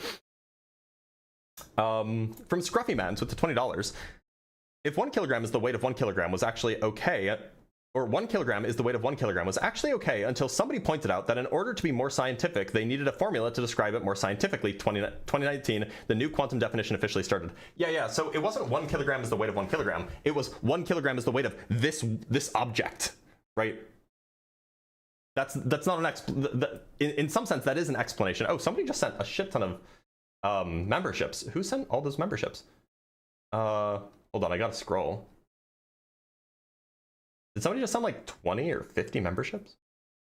Real Marcus Holloway, thank you for the 20 Dr. Blitz Debunks gift memberships. That's huge. Thank you so much. And everybody else, let's get a big round of applause for Real Marcus Holloway. Back to Scruffy Mans. The point is it wasn't saying 1 kilogram is the weight of 1 kilogram. It's not what they were doing. They were saying that 1 kilogram is the weight of this particular object, right? From Victor Wyrick with the 5 Brazilian reals, I don't think he was expecting you to scrutinize him over his asymmetric functional explanation word salad. Poor deathless light wannabe. Yeah, like why was he doing that? Like he could have just given the implicative definition from the get-go and we would have saved 30 minutes. From Real Marcus Holloway again with the $5. Dude has no idea what his own argument is. He's banking on people not following him, so he talks faster to confuse people. He's a moron. Yeah, this is a standard trick amongst young Philbros. It's like a Discord meme. Like you talk fast and you try to jargon dump and you mumble a little bit so that it's hard to understand you, so that people look embarrassed when they ask you to slow down and clarify. Unfortunately, I don't have the capability of being embarrassed in my body for whatever reason. So I will just ask somebody to slow down. From Dr. Fudge with the $10, guest is giving me a strong and healthy desire to have a hearty lunch of fiberglass insulation. Yum yum. Don't do that. It's good for you. Or it's not good for you. From Mr. Kiki with the $5, stop interrupting his interruptions, interrupting your interruptions, interrupting his complete idiocy. Yeah, it was rough. From ATX HTX with the $5, these Philbros exploit your patience in good faith by playing word definition games to waste your airtime. They use logomachy and waste a full hour. Yeah, he did waste a full hour, but it's going to go on YouTube, and it was an hour and 20 minutes, and people love to see Philbros get annihilated on the details, and that's what happened here. From Zach Zeta with the $5, skill gap is crazy, Blitz logic mog, Apollo recovery unfathomable. True. Yeah, also insulting a stutter is ableism. Now, I don't have like a diagnosed stutter, but I definitely do stutter, and if you've been watching me for a while, you'll notice that I stutter quite frequently, whether or not I'm having a conversation with somebody who's baking me, or whether I'm just having a normal conversation, right? From Zach again with the $5, change the variables as if it changes the argument. It keeps getting. I know that was. I should actually put that as the beginning. At the beginning. Oh, maybe I'll put that as the intro clip because that was rough. Like I can't believe that he wasn't tracking because the variables were different, and he was like accusing me of not tracking at all. I don't know. From Garain with the $5, Philbro is deliberately insufferable with the goal of provoking anger in order to call you out on it. Just more dishonest Philbro BS. Yeah, he does that a lot, but I don't let it get to me. From Atheist in a Foxhole with the $2, this incel is aware they have an accent, right? I mean, maybe they do. If he spoke more slowly, if he didn't mumble as much, then I would have no problem understanding him. His accent was very, very slight. But you know, it didn't help that he was also like intentionally fast talking to try to slip things by me. From Poker Shark with the $2, oh brother, this guy stinks. Yeah, see, we have that. I should have used it though. Oh brother, this guy stinks. From Mike Angel with the $2, please have some metaphysical freedom bucks. I appreciate that. And from World War Wit with the $20, thank you so much, bud. They assume something is non-reducible, but that assumes the rules at hand are complete. Example, know something from nothing, but that assumes that nothing is subject to the law or any law in the first place. It is nothing. I don't think that that's quite what it is. They were just doing some sort of reductionism. The reductionism is the bit that is just that the fundamental thing is the thing that you get after breaking something down until the point where you can't break something down anymore, right? That's all that he was getting at. And that's a fine view that you can hold. That's a view that I used to hold. But I've been more and more convinced of priority monism, which just takes the view that the fundamental thing is the largest possible system, and then we can just talk about the parts being dependent on the whole. That's all. From Censored with the 65 Swedish kroners, I have the capability of being embarrassed, but asking someone to slow down shouldn't make anyone feel bad. No, it's the asking someone to slow down, saying things like, I didn't understand that, can you explain better? Saying things like, or you know, recognizing that I stutter on the regular. These kinds of things, like, you know, they're not going to embarrass me if you call them out, although it is ableist, you know. From Hawaii Boy with the $5, how do I convince someone we are not in a firmament and outer space is not fake? Genesis being that their evidence or proof. Look, if they're relying on the Bible for their proof, then you're going to have a very hard time convincing them otherwise, if only because people often are so closely tied to their religious traditions, their beliefs are so closely held, that they will reject any evidence if it makes their religion false. And unfortunately, some people's religion leads them to believe that the earth is flat.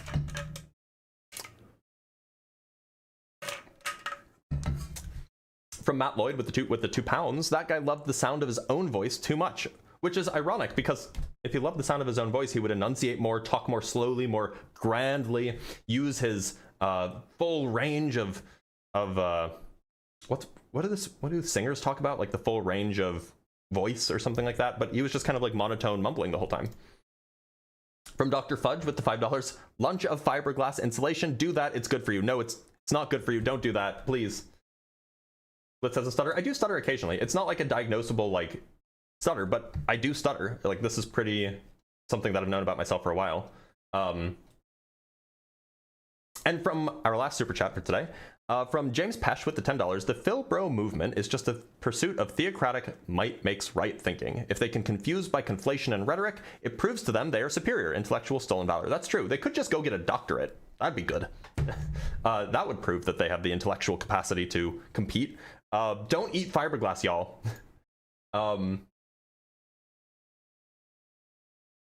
Somebody said, oh, I should have.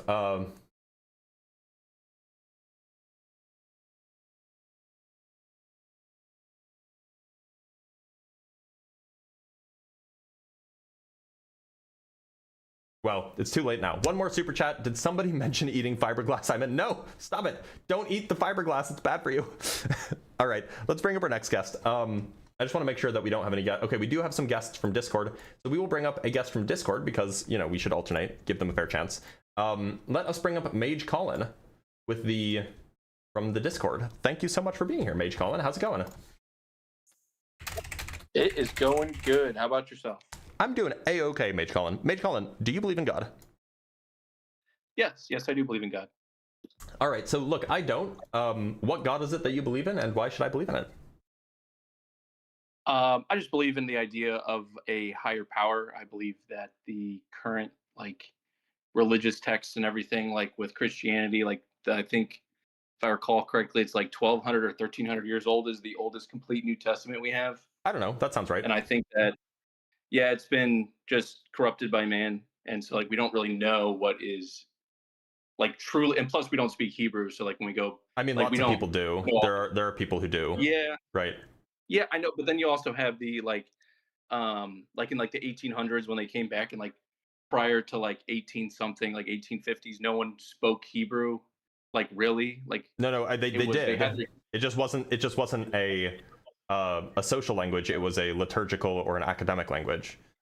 We know how to read ancient Hebrew. Ancient Hebrew is not some unknown language. I'm not denying that. I'm more so saying that my background is I work in finance, but I was a communication. I have a bachelor's in communication, which is a Mickey Mouse degree. But I did learn a little bit about. But we were missing we understand the denotative meaning, but all the connotations that the people writing it 2,000, 3,000, 4,000 years ago were trying to put into the meaning of the word of God they were writing. We don't today understand those connotations. Does that make sense? Well, if you mean we can't mind read the people who are writing, then sure, but that's true about any writing, right? No, I understand, but we're talking about the word of God. These are people. Who these would have been the word of the people that were writing, right? Yes, but I'm even if they were there was some firsthand accounts of prophets, and I believe that they. How do you know that they were that they were connoting actual prophecy? Well, I'm sorry. I'm going down the wrong path here. Sure, that's fine. We can. That's absolutely fine. Yeah. No, because it's opening a can of worms. I could go on and on and on about my opinions of Bible studies, and that's I believe fine. it's. So why do you believe in a higher power? How about that? Gotcha. So have you ever had any what you're a very, very smart physicist and polymath person. Do you? I wouldn't go that far. How many dimensions do you believe that there are? 4. 4. Okay. Yep. So you believe that we are where there's living things in the 4th dimension, and we are a cross section. We are 3-dimensional. We are the living things in the 4th dimension. Well, in 4 space-time dimensions. Isn't there an infinite? You could take a cube and you could slice an infinite amount of squares out of it. Yes. So I'm saying that space-time is 4-dimensional, meaning that there's 3 dimensions of space and 1 dimension of time. That's all I'm saying.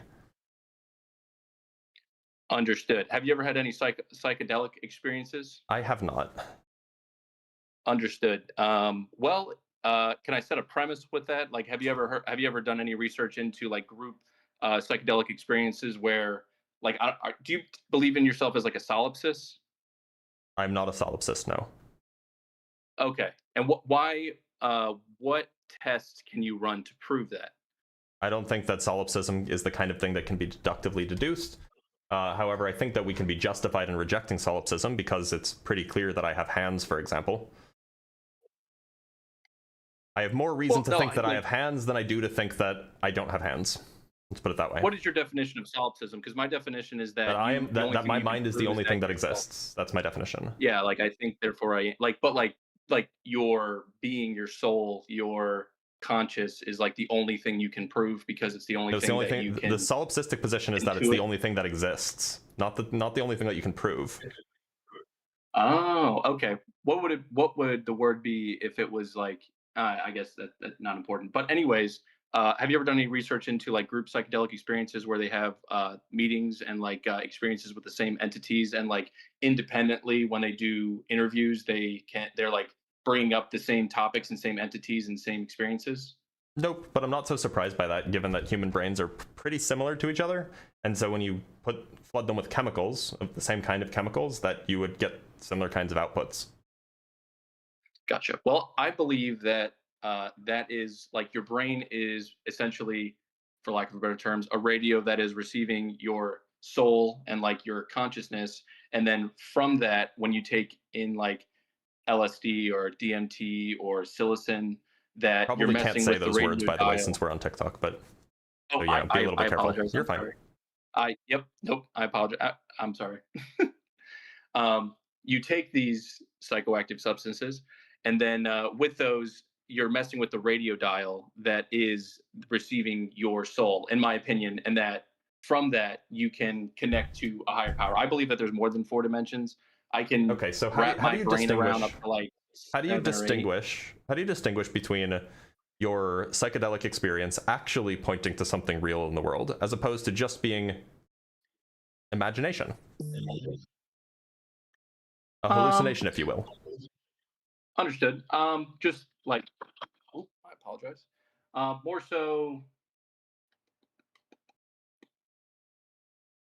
just the meaning that comes out of it. Like, I understand that it is basically my brain and it's taking in stimuli and it's going down different pathways in my brain, but it's creating new meaning.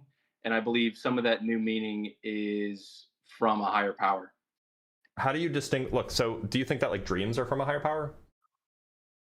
They can be. There's like, I believe it's the Aboriginals. They believe in like dreamland, and that's their religion. It's called the dream time. But look, so all I'm saying is that like one can derive meaning from experiences that they have, even if those experiences aren't real. So it's not clear to me why it's not clear to me why it would be the case that just because you've derived meaning from these psychedelic experiences that you've had, that it therefore follows that the things that your psychedelic experiences were about are real. Yes, no, I agree with that. However, I believe that, not telling you to do anything, I believe that you should have your own psychedelic experience at some point in the future, as long as you don't have any health Maybe I will, problems. maybe I won't. But I don't think that will be particularly instructive about what's real about the world. I think it's one of the most real things you can do, in my opinion. That's exactly what I expect somebody to say who's been heavily influenced by psychedelic experience. I actually I haven't taken any psychedelic substances in about 4 or 5 years, but prior it clearly heavily influenced the way that you think. Definitely, it's a very, very strong experience. And no, I completely agree with your premise that it definitely could be all in my head, and we don't have any way of testing if it truly is some other thing other than these substances messing with the inside of how my brain pathways work. So if that's the case, what's the, like, do you think that there's any reason to believe that there is such a higher power, except that, you know, it sounds good? Well, that's where faith comes in, and I understand that that's a cop-out answer, but I truly believe that.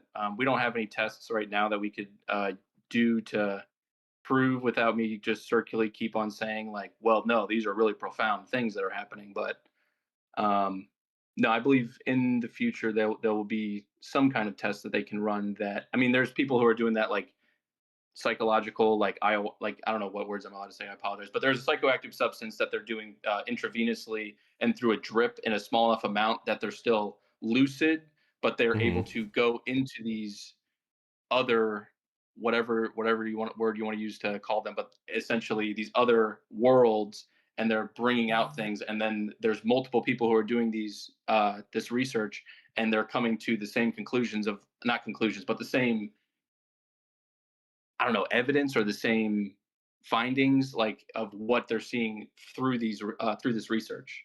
So, look, all I can say is that if we know that something is happening in the brain, and we know that the brain and the brain and the mind, the brain and the consciousness, these are at least very, very closely related. They're perhaps the brain doesn't cause consciousness, but there's at least a very, very close link between the two. It doesn't, therefore, it seems exceptionally plausible that if you mess around with the brain, your experience of conscious will change significantly. And we could just use the radio analogy. Suppose for a moment that and let's use a TV, because it's the 21st century, right? So your brain is a TV, and and it picks up signals and it plays the signals that are coming in. But suppose that you just like go in and you mess around with the wiring of the TV so that it just displays like random noise. That doesn't mean anything about the signals that it's receiving. It could be receiving just the normal signal, but it's just playing something completely random. That's a straw man. I'm talking about a functioning TV set that is receiving information, and then by taking psychoactive substances, you are how do I explain this? You're changing the way the TV works, right? Yes, but it's still working. It's like, but it's not working. That's the point. No, I disagree with that. That's an opinion. No, but the point is that you're doing something to the TV, and perhaps we don't, neuroscientists do know what you're doing, but you're doing something to the TV. You're messing with its insides somehow, and you're saying, oh, well, we're messing with the insides so that it receives a different signal. But I'm saying it's just as plausible, and arguably more plausible, that in fact you're messing with the insides and it's just displaying nonsense. I disagree. I would disagree with that. I would use your TV analogy, and I would say like where like HBO first came out, and you had like the cable box on top of your TV, and people would mess with it. And then from messing with that, they could get like static like channels of like risque stuff or like HBO and stuff like that. Yeah, but you could also mess with it. You could also mess with it just to get nothing. Meaningful data by messing with the TV set. That's meaningful data that you're receiving from it. Right, but here's the distinction. So a TV isn't really a passive thing, but your brain is not just a passive thing. It also stores memory. So imagine that the TV also had memory, and it could synthesize memory as well. So it could like combine like memories to form different ideas. Yeah, like it had TiVo built in. So it's like an AI TiVo, for example. Like it can train off of the TiVo, and then it can produce like new TiVo-like things, but it's not necessarily exact replicas of the things that it had, right? So you mess with the inside of the TiVo thing, and now you're getting some weird sitcom, and you don't know if that sitcom is like just a different actual channel, or if the sitcom is what your AI TiVo system produced. And I don't think that you have a way of distinguishing between the two. Correct. Yeah, it'd be like if you were receiving just gobbledygook AI created content. But I believe that this, and I completely understand that it's my brain taking all the stimuli from my whole entire life, and it's reordering it in a way that I can understand and intuit, and that it may or may not be profound, and not every psychoactive experience that someone has is going to be profound.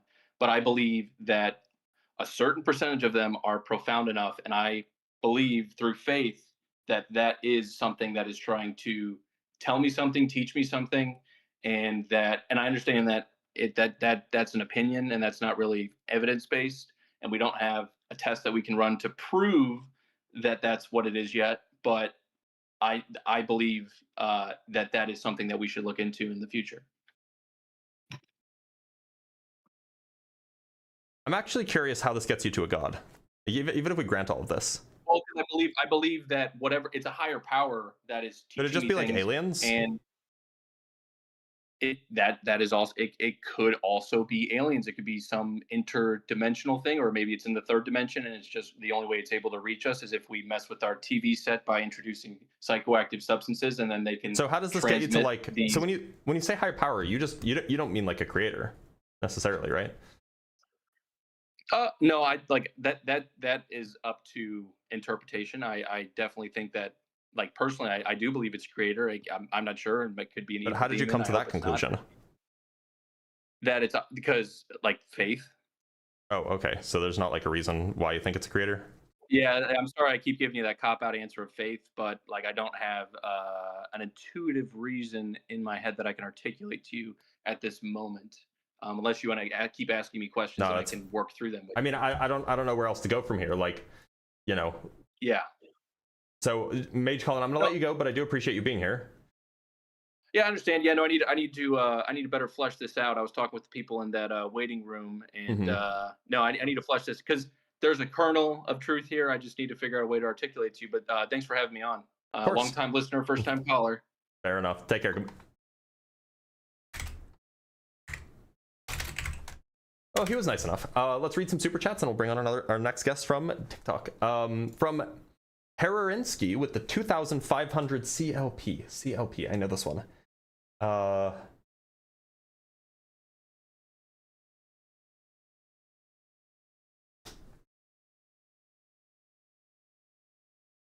don't know this one. What is CLP?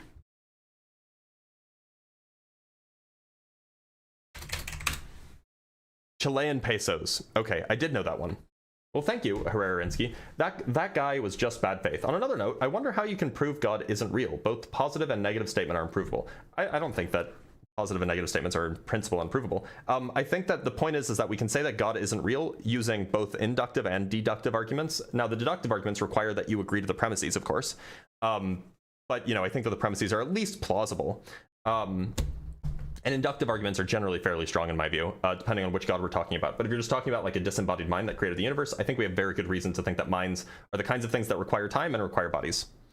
From Cherry Bomb Games, the $5. Munch, wait, why didn't you guys tell me fiberglass doesn't taste like cotton candy? I tried to tell you. From Garain with the $10, don't eat fiberglass, eat molten glass. When I watch a glass blowing video, it looks delicious. I know it's unhealthy, but I feel like it would taste like candy apple taffy. I can't be alone. No, you are not alone in this. This definitely looks yummy, but this is where you have to put the lizard brain, you have to put it on the back burner, and you have to use your big person brain. And from Cheese's Crust with great name, by the way, with the $5, Dr. Blitz, I love the smell of roasted fiberglass in the morning. No, stop it. Y'all are gonna get me in trouble. You're gonna get me all sorts of in trouble. And we have $2 from this is on Cash App, by the way. $2 from Robert with the W Blitz. It's very appreciated. Hold on, I'll get to that in a minute. We have $100 from Shay Andrew for your composure against idiocy is incredible. Thank you so much, Shay. That's very, very appreciated. Yeah, that's huge. Shay is a regular contributor and she always is very supportive, so I appreciate her a lot. Let's get 100 W's for Shay. We have $3 on Cash App from Walker Smith. I'm sorry, I didn't mean to say your full name. My bad. I should have done better.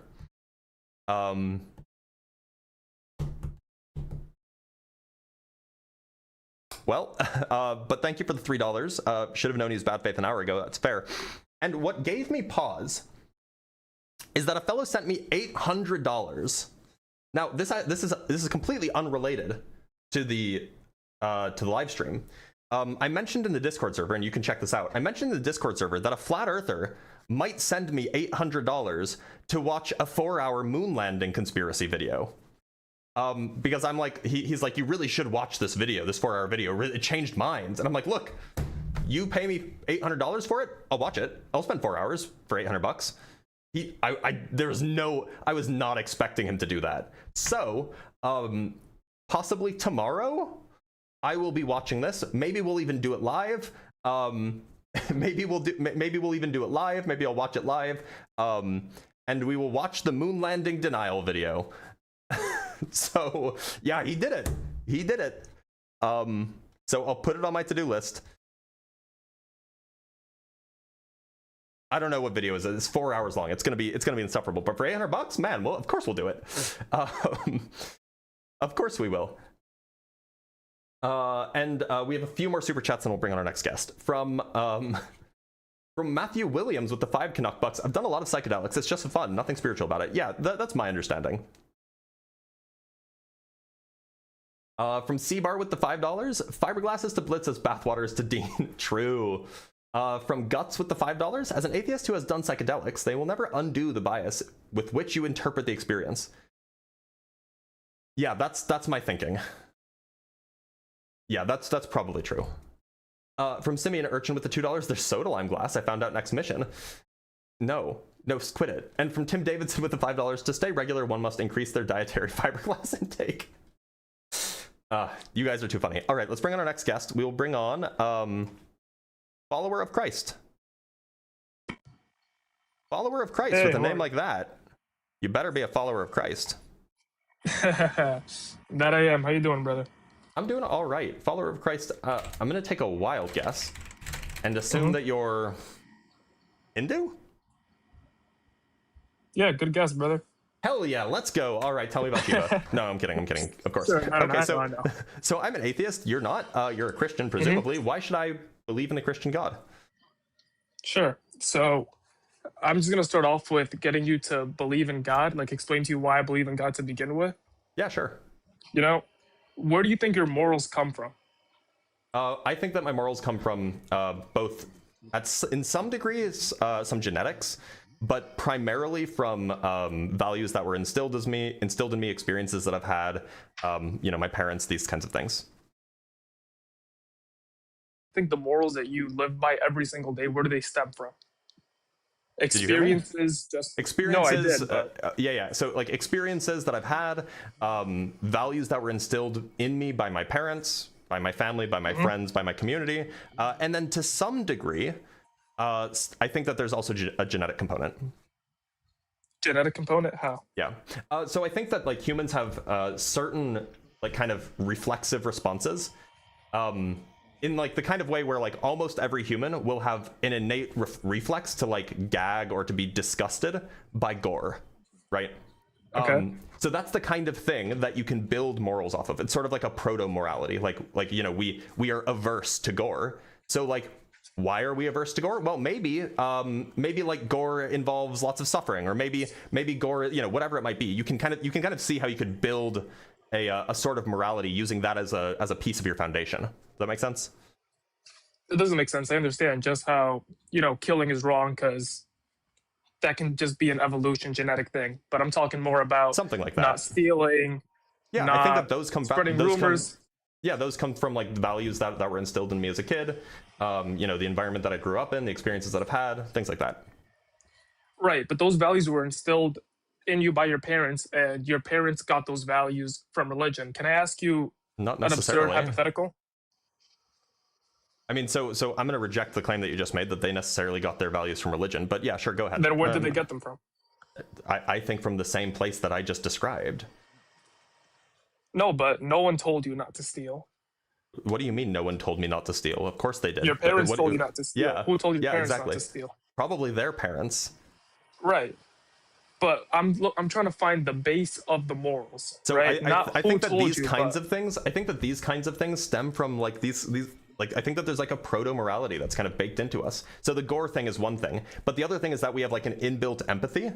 So, and the reason I say that is because we're a social species, and we are able to cohere more when we can sympathize or empathize with other people in our community.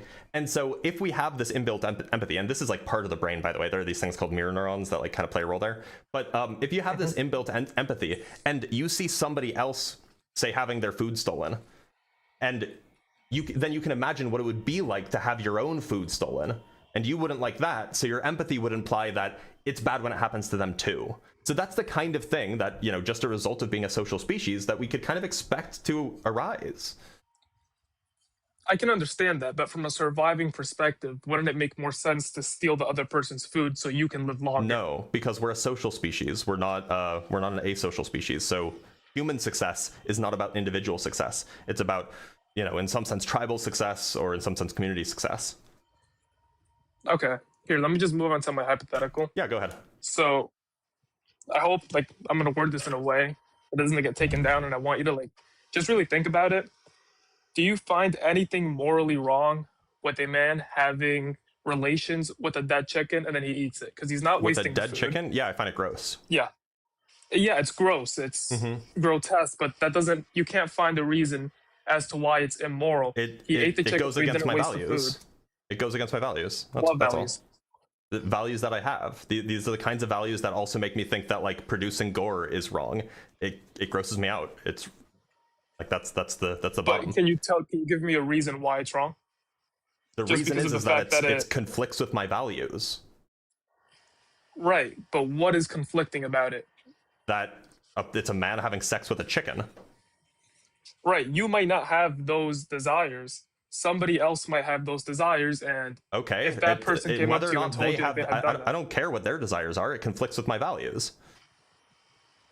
Right, but your values are you just saying that it's gross, that you find it Yeah. grotesque of Yeah. a man having relations with a chicken. Yeah, but I that's could not, try to come with some post hoc justification, but like one of the values that I'm going to fundamentally, the kinds of things that I'm going to fundamentally build my values from are these kinds of things that are like reflexively disgusting, reflexingly disturbing to me. Those are the things that I'm going to build my values off of. So like, yeah, that's the bottom. Sorry. Right, but you're not understanding the point. The point that I'm trying to make is that your values, whether you realize it or not, do stem from religion because you know that it's wrong. And the only thing telling you Prove not it. to have sex with an animal, I'll tell you, bestiality. Every single religion, God speaks against it. You cannot have sex outside of a marriage with an animal or anything like that. And you know that it's wrong, but you can't give a reason as to why it is. I Just did give you a because reason. it's It goes nasty. against my You values. said that it disgusts you. Yeah, that's. Yeah. Yeah, exactly. I'm talking That's the about a reason. real moral reason. I'm sorry know? that you don't like the reason I gave you, but it is a reason. Just because it disgusts you. Yeah. How is that a valid argument? I'm not making an argument. You asked for a reason. Right. But that still doesn't What's the prove that your problem? morals didn't come from religion. I'm not making the claim that like my morals didn't come from religion. I'm just telling you that my values are such that this is disgusting to me. So I'm going to find it repugnant, and things that I find repugnant are going to be the kinds of things that I find wrong. That's just like that's a descriptive fact. All right. I mean, you can't really argue against that. You're not really understanding the hypothetical here. I understand the hypothetical perfectly. You just don't like the answer because you're not comfortable with what's it called? With it's a kind of subjective or an anti-realist position about morals. Like I don't think that there are moral facts about the world.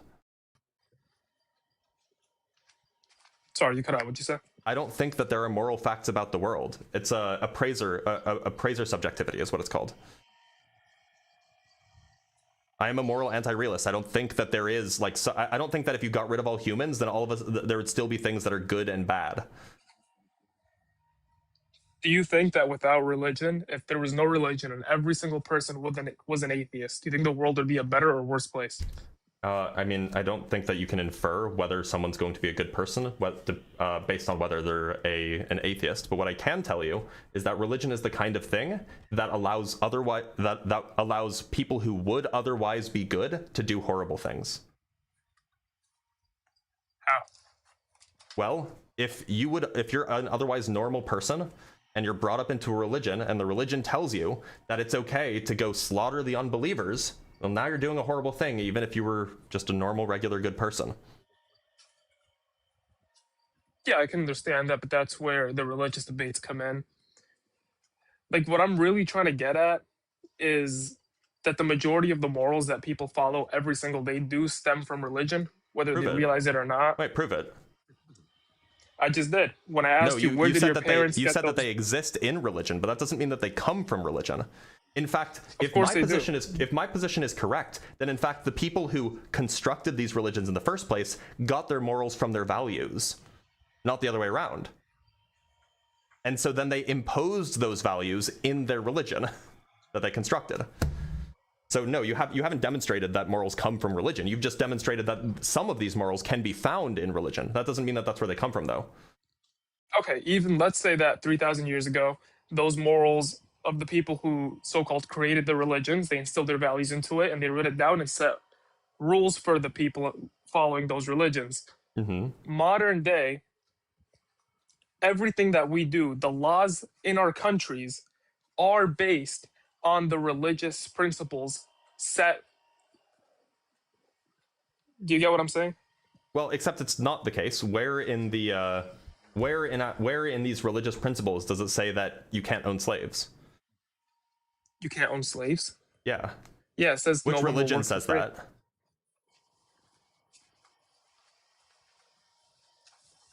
Slavery as in a payment, because slavery has been brought up in religion as a payment. Slavery as in owning people.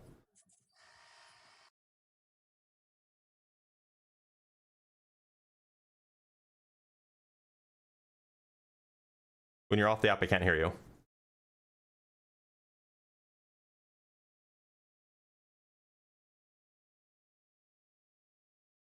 No, I'm not going to assume that he's like typing it into ChatGPT. There's no way. I don't think so. Wait, I couldn't hear anything that you just said while you were off the app. No, I wasn't off the app. You were. No. I don't know how to answer that. Your profile picture disappears when you're off the app. I don't know how to answer that. Okay. The slavery question, but So then slavery has that's been evidence. historically used. That's evidence that at least not all of our laws, not all of our morals come from religion. Yeah, I could agree on that. But the And if real that's the case, underlying then the claim that morals come from religion is false, strictly. That's true. Moving on to a different point, though, what Sure. do you really think that everything just came from nothing?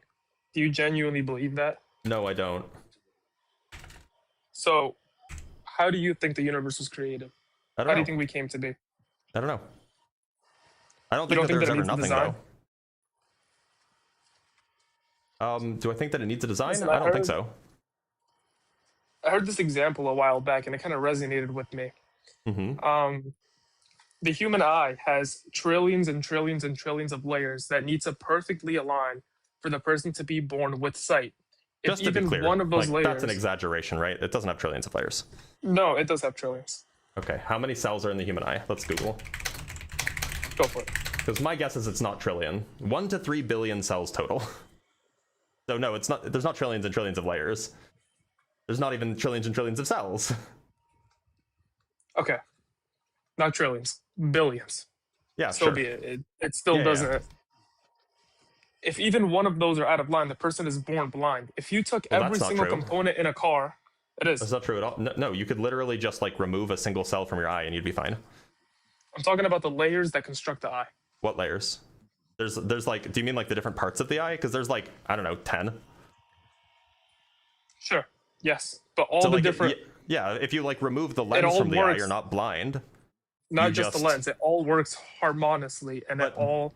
But we agree that you could just remove the lens and you don't go blind, right? What do you mean Like the lens? you can see without a lens, the lens of the eyeball. Sure, I'm talking Okay, about so, even like, a so you slight can- so- genetic. So you can see without having all of the parts of the eyeball.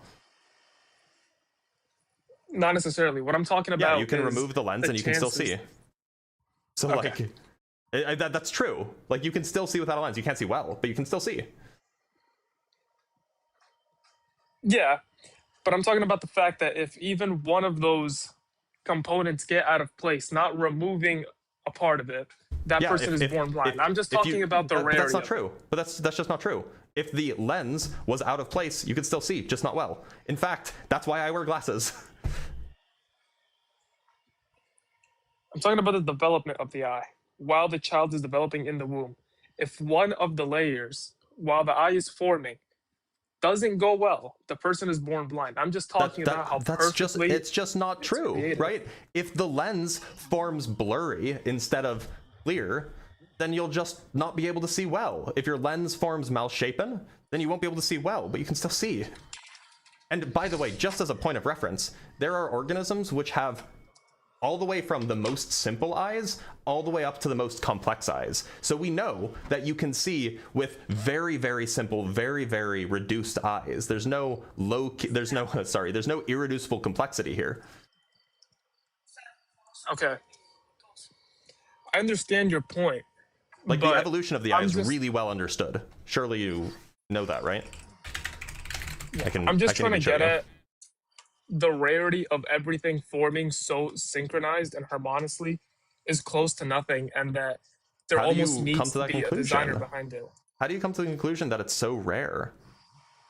Like, Because it evolution is not rare. Evolution is very, very straightforward. And in fact, not only have we seen, in fact, we know the evolution of the eye is not rare because we know that the eye has evolved separately multiple times. What do you mean it's evolved separately? So the kind of eye that octopus and squids have is a completely separate evolutionary lineage from the kind of eye that we have, and yet it's just as functional. It's better in some ways, worse in other ways, but it's just as functional. And so, like, this is an example of the eye evolving twice. Okay. So you think that the ecosystems that work harmoniously, everything that's set into place, as perfect as it is, if gravity was off by just a little bit, we would all be dead. Where are you Everything getting these? needs to work. Look, I don't know if you're getting this from TikTok or from like Ken Ham or something, but like none of this is true. You're just saying things that are like straight up false. It's not true that if you just All right, change so if gravity a little gravity bit. was increased by 10%, would our bodies be able to handle it? Yes. No, they wouldn't. Literally, we have fighter pilots who can sustain 8x gravity. If gravity today on Earth was magnified by 10%, you're telling me we'd be we would be fine. completely fine. Yeah. So okay, No, we I'll wouldn't give be you an fine. example. I'll give you an example. I'm 8'4" and I weigh 155 pounds. Right, very skinny guy. You increase my weight by 10%. That's another 15.5 pounds. So that would put me at 170 pounds. You're telling me I couldn't hold myself up if I weighed 170 pounds? That's your weight. I'm talking That's about what the gravity gravitational does. force of Earth. Well, that's what gravity does. Gravity makes you have weight. It pulls you closer. Everything would collapse. Why would everything collapse? Things would only collapse if they couldn't hold up 10% more weight. All right, we'll call it 30. I can hear you typing. Even then, there's no problem there. There wouldn't be a problem. No, I mean, like, You don't know, think that- I don't know how much margin of safety engineers have built into their bridges and stuff, but my understanding is that engineers build in like 2x margins of safety. So like buildings would stand, people would, our legs would get tired a little bit faster, I guess. Our leg muscles would get stronger over time to hold up our extra weight or 30% extra weight, but like, no, we'd be fine. So you're telling me that if something was put out of place on Earth, I'm talking the way that the ecosystem works, the atmosphere, just the synchronization of the universe. If something was put out of place, it wouldn't have a domino effect where everything went horribly wrong. If you suddenly changed one thing without changing anything else, then it would have effects. That's absolutely true. Now, it turns out that some ecosystems are more fragile than other ecosystems because those ecosystems are the kinds of things that are like basically surviving on a what is it, like a needle's edge? That's not the right word. So, but some ecosystems are more fragile than others. That doesn't mean that all of it, that doesn't mean that it's designed. It just means that these things evolved in such a way together so that it became fragile. But when everything's in place, which it would be under the evolutionary conditions, it works perfectly well. Evolution doesn't explain planet placing, doesn't explain. Yeah, it does explain the planet oxygen placing. levels in the Physics. air. Yeah, evolution does explain the oxygen levels in the air, by the way. Razor's edge, that's the word. That's the phrase. What phrase? I said needle's edge instead of razor's edge. I meant razor's edge. It's neither here nor there. But yeah, evolution does account for the oxygen levels in the air, and gravity accounts for the orbits of the planets. But it needs a creator. It needs a Why? designer. Why? Because if you took all the components of a car, put it in a box, and you shook it up, you're never gonna end with a car. It's Good too thing many evolution. things that Good have. thing evolution is not just shaking everything up. Evolution is not just like randomness and randomness only. Like, it's just not what evolution is. Evolution doesn't explain everything.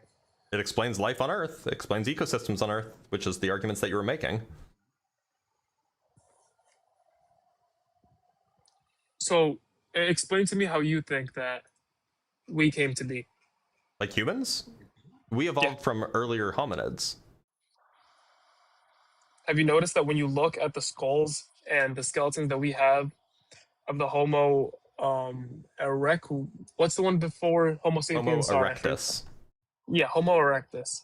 Mhm. They have very similar features to the ones that we have today. Their skulls Yes, that's how are evolution very works. similarly sized. No, Yep, no. that's But what how I'm saying is evolution that works. them compared to us, there isn't a ton of evidence for evolution itself. Oh, there's so much Why evidence is it for to say, evolution. Yeah, there is. why is it to say that it's a whole different species compared to the Homo sapiens that we are today? They don't have different brain sizes. They have Wait, yeah, pretty they did. similar. Hold on, yeah, they did. I'm just gonna get the numbers for you really quick. Homo erectus versus Homo sapien brain size. So the Homo erectus had an average brain size about 60 to 75% the size of the modern human. 60 to 75. Yeah, that's like a huge difference.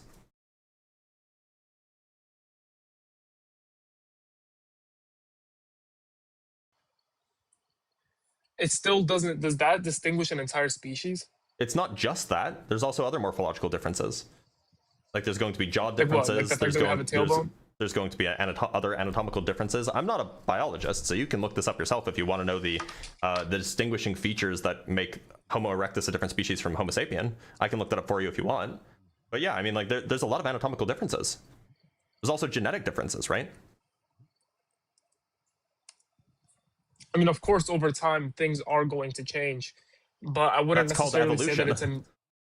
I wouldn't say that it's enough of a change to call it a whole different species. Okay, so Everything needs a cause and effect. Not yes, yeah, the evolution is evolution acts to produce causes that have effects. Like I don't. Evolutionary forces are quite strong. They're quite capable of producing changes. But if our thoughts are ultimately nothing more than just survival-oriented physical processes, then why should we trust them to discover the objective truth? Bro just It pivoted hard to makes the more- evolutionary argument of against natural selection. Yeah. So our thoughts are not just oriented towards survival. The reason giving or the belief forming mechanism is oriented towards survival as a functional mechanism. It's not that we form beliefs oriented for survival, it's that we have mechanisms for forming beliefs oriented for survival. And because those mechanisms are agnostic about what the inputs or how the inputs should correlate with the outputs, merely that they have to be beneficial, you can't hard code in incorrect things into the mechanism itself without expending extraordinary amounts of evolution or of evolutionary resources. So the simplest possible solution to the evolutionary problem of solving environmental conditions faster than evolution can allow you to solve is to have good reason or good belief forming mechanisms that accurately represent what's true about reality. So like there are very good reasons to think that the way that we think is reliable.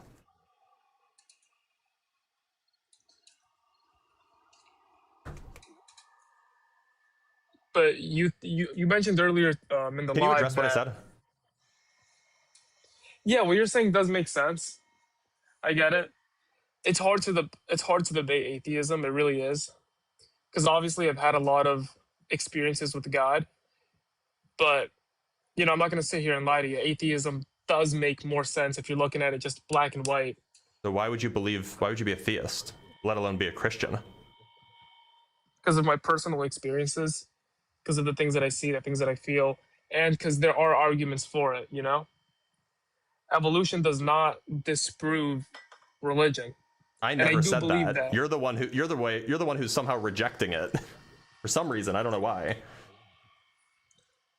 I do believe that the majority, we already debated this, we don't got to go back into it, but I do believe that the majority of our values do stem from religion. If they didn't exist, I do believe the world would be a much worse place. Even the law set by the United States, the Constitution, it was a religious Christian country. You think what do you make of the Treaty of Tripoli? The what? The Treaty of Tripoli? You're not familiar? The Treaty of Tripoli? Treaty, like a political agreement. The Treaty of Tripoli. It was a treaty that the United States made with. I don't remember what the country it was made with. Oh wait, I think I know what you're talking about. Where it says that it was not founded on the Christian religion. Yeah, exactly that one. The government of the United States of America is not in any sense founded on the Christian religion. That's what it says in the Treaty of Tripoli. This was, signed 10 years after the United States formed, ish. Okay. So Yeah, seems like it it's in might not be direct conflict based. with your claim. I could see that. But that still doesn't answer where they come from originally. Where, well, the United States' government organizational structure comes a lot or is based in part on like Greco-Roman systems, and it's also based in part on the English system that they had, which with with the Magna Carta and all that.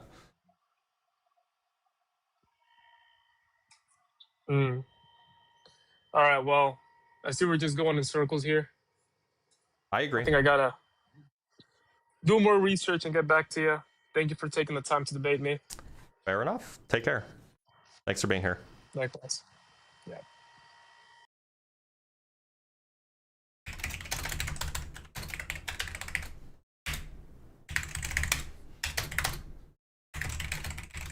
He was nice, I'll give him that, but it felt like he was just reading off of a list of proofs for God and didn't actually want to engage with any of them.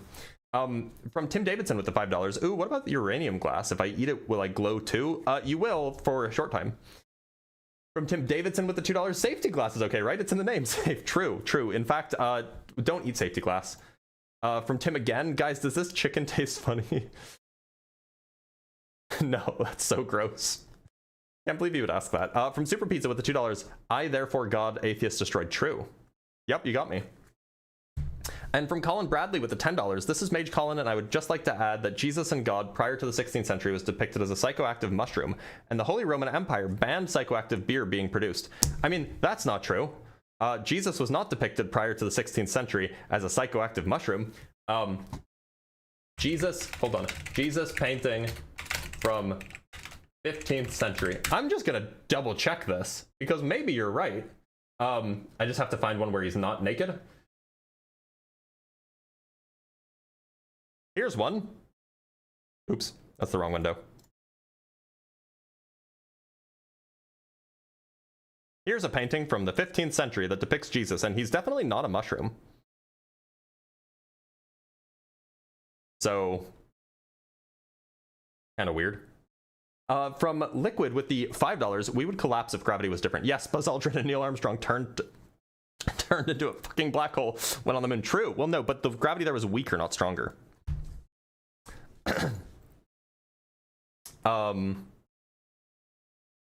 And from Dr. Fudge with the $5. I'm so sorry for unleashing the army of fiberglass enjoyers. Look, people can enjoy fiberglass, just don't do it around me, okay? Actually, that's a lie. Don't enjoy fiberglass. It's bad. Also, somebody, one of my mods said, can you rectify your 8'4"? People make shenanigans in your chat stream with it. Bet you meant 6'4". No, I meant 8'4". No, I'm actually 8'4". I'm all leg, baby. And then we have one more super chat, then we'll bring up our next guest. From Infinitely Explosive with the $5. The eye argument was crazy. He started at trillions of layers, never defined what a layer is, and clearly didn't even know the basic anatomy of eyes. Yeah, that's why I think he was just reading off of something. Anyway, let's bring on our next guest. Let's bring up... I will bring up Perceptions Burger, but if it's just like vibe theism, we're gonna move on to another guest. Perceptions Burger, how's it going? Perceptions Burger? You there? I'm okay. How are you? Glad to hear it. Perceptions Burger, do you believe in a god? Yes, I do. And the reason why is because essentially could have been fucking killed for like a lot of people could have been killed, but like I always think about like I don't even think about it like that. What are we doing? Why is there existence in the first place? Oh, I think it's probably because nothing can't exist. Well, then wouldn't you come to the logical conclusion? After all these people built pyramids and fucking wrote Bibles and fucking Qurans and Torahs and everything else, wouldn't you come to the fucking logical conclusion that they believe that there's a god? Well, they believe that there's a god. I'm asking you why you believe that there's a god. Well, because it's a logical fucking conclusion. Like I said, it's logical that they believe in a god. How did you believe in a god? Because, dude, why is there existence? Do you believe that I'm a real person? Yeah, well, I mean, maybe. Yes, I believe that you're a real if person. You then believe that I'm a real person. You think that I'm someone different than you. Yeah, I do. Right. So How does that mean a God exists? because I'm not you, am I? True. How does that mean a God Right. exists? Oh, where did this whole shit start? I don't know. I don't even know if it did start. Well, oh, really? So there's just Bibles and pyramids and shit, and fucking we just gotta be like, hold on, let me check. Matthew 3:31. Oh, damn. Fucking somebody wrote this shit down, and we're supposed to not believe that God is real? Yeah, so it sounds like you're not giving me a reason. And Do everything. you want to give me a reason why you think that God is real? Do you believe that God's real? No. No. Why not? Because I think that the kinds of thing that a God would describe is the kind of thing that's impossible. How do you fucking think this whole shit started? I don't know. I don't know how it started. I don't think it was God, Well, though. We're gonna have a lot of fucking proving to do because we have fucking evidence and shit, and you What's don't. your evidence? My evidence is the Bible, the Quran, the Torah, the fucking pyramids. The So, like goddamn books, because the fucking books say it's true, it's everything. real? You have nothing. You are Because the books literally- say it's true, it's real? Is that the argument that you're making? Well, you have nothing, dude. You have no Wait, why logic. aren't you addressing what I said? First of all, you're about to get your ass Candace Owened all across this motherfucking place right This now. has got to be a troll, right? This is like a No, peak, I'm not like trolling. an excellent troll. Why do you think there's existence?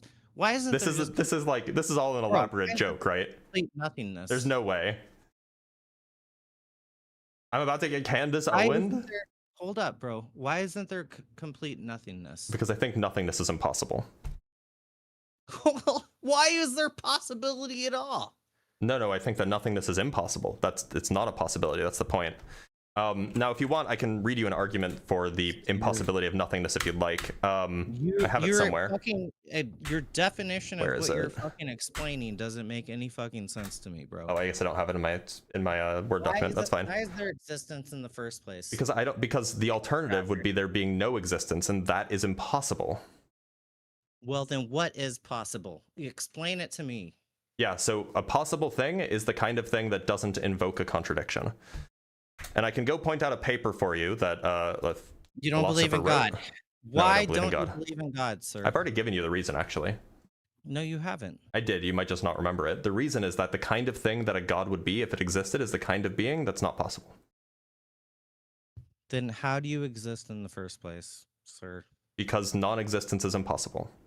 Did your mom and your dad have sex and you were born? I would imagine so, yeah. Okay. So how do you think that's possible? Well, there's no inherent contradiction in a man and a woman having sex. So, possible. What? You don't think that basically, like, I don't know, man. I can explain how it works to you if you want. I just assume that think you're like old enough that you've a taken big the class random that fucking explains how it event. works, but That randomly we just fucking. You're basically a psychopath. really, you You think that fucking I'm the don't- one who's coming off as a psychopath in this conversation? Okay, why do you? Let me ask you another question, sir. Why do you fucking ever fucking decide to treat Are you people with drunk? kindness and respect? Yes, I am. Oh, well, that explains a lot. Yeah, You sure you want to come up here congratulations. and like What's embarrass your yourself fucking while you're drunk? excuse? You're probably What's gonna your like. excuse for being a fucking idiot. I mean, like you're probably not gonna be happy with your performance here. No, bro, it's not a performance. What is life a stage? And Is it that you're okay, not- chat? Is it complaining unethical about? for me to debate a drunk guy? Yes. No. It is. Okay. There is debate, but I'm gonna side on the yeses. Perceptions Burger. I would have loved to have kept that conversation going because it's really good content, but I'm not going to out of maximal good faithness. It's not a word. From Red Links with the $2, go out and touch the fiberglass. Exactly. Go out and touch the fiberglass. From Matt Lloyd with the £2, we'll stop eating fiberglass when you buy a Volvo. No, I will not. Why kick the only interesting conversation? Because he was drunk. And it's probably unethical to debate someone while they're drunk. From Super Pizza with the $5, you're witnessing the You are witnessing the revelatory power of Dergs, like that one caller was talking about. Rejoice. Yeah, there you go. Look, it's probably fine to debate people who are drunk. Probably not fine to broadcast it. From Colin Bradley with the $10. God was not only depicted as a mushroom.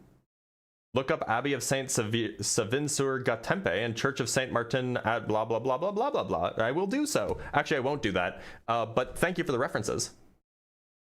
And from Tim Davidson with the $5. How dare you? My mother is a saint and would never defile her body in such a manner. My brother and I are both immaculate conceptions, of course. Of course. Of course.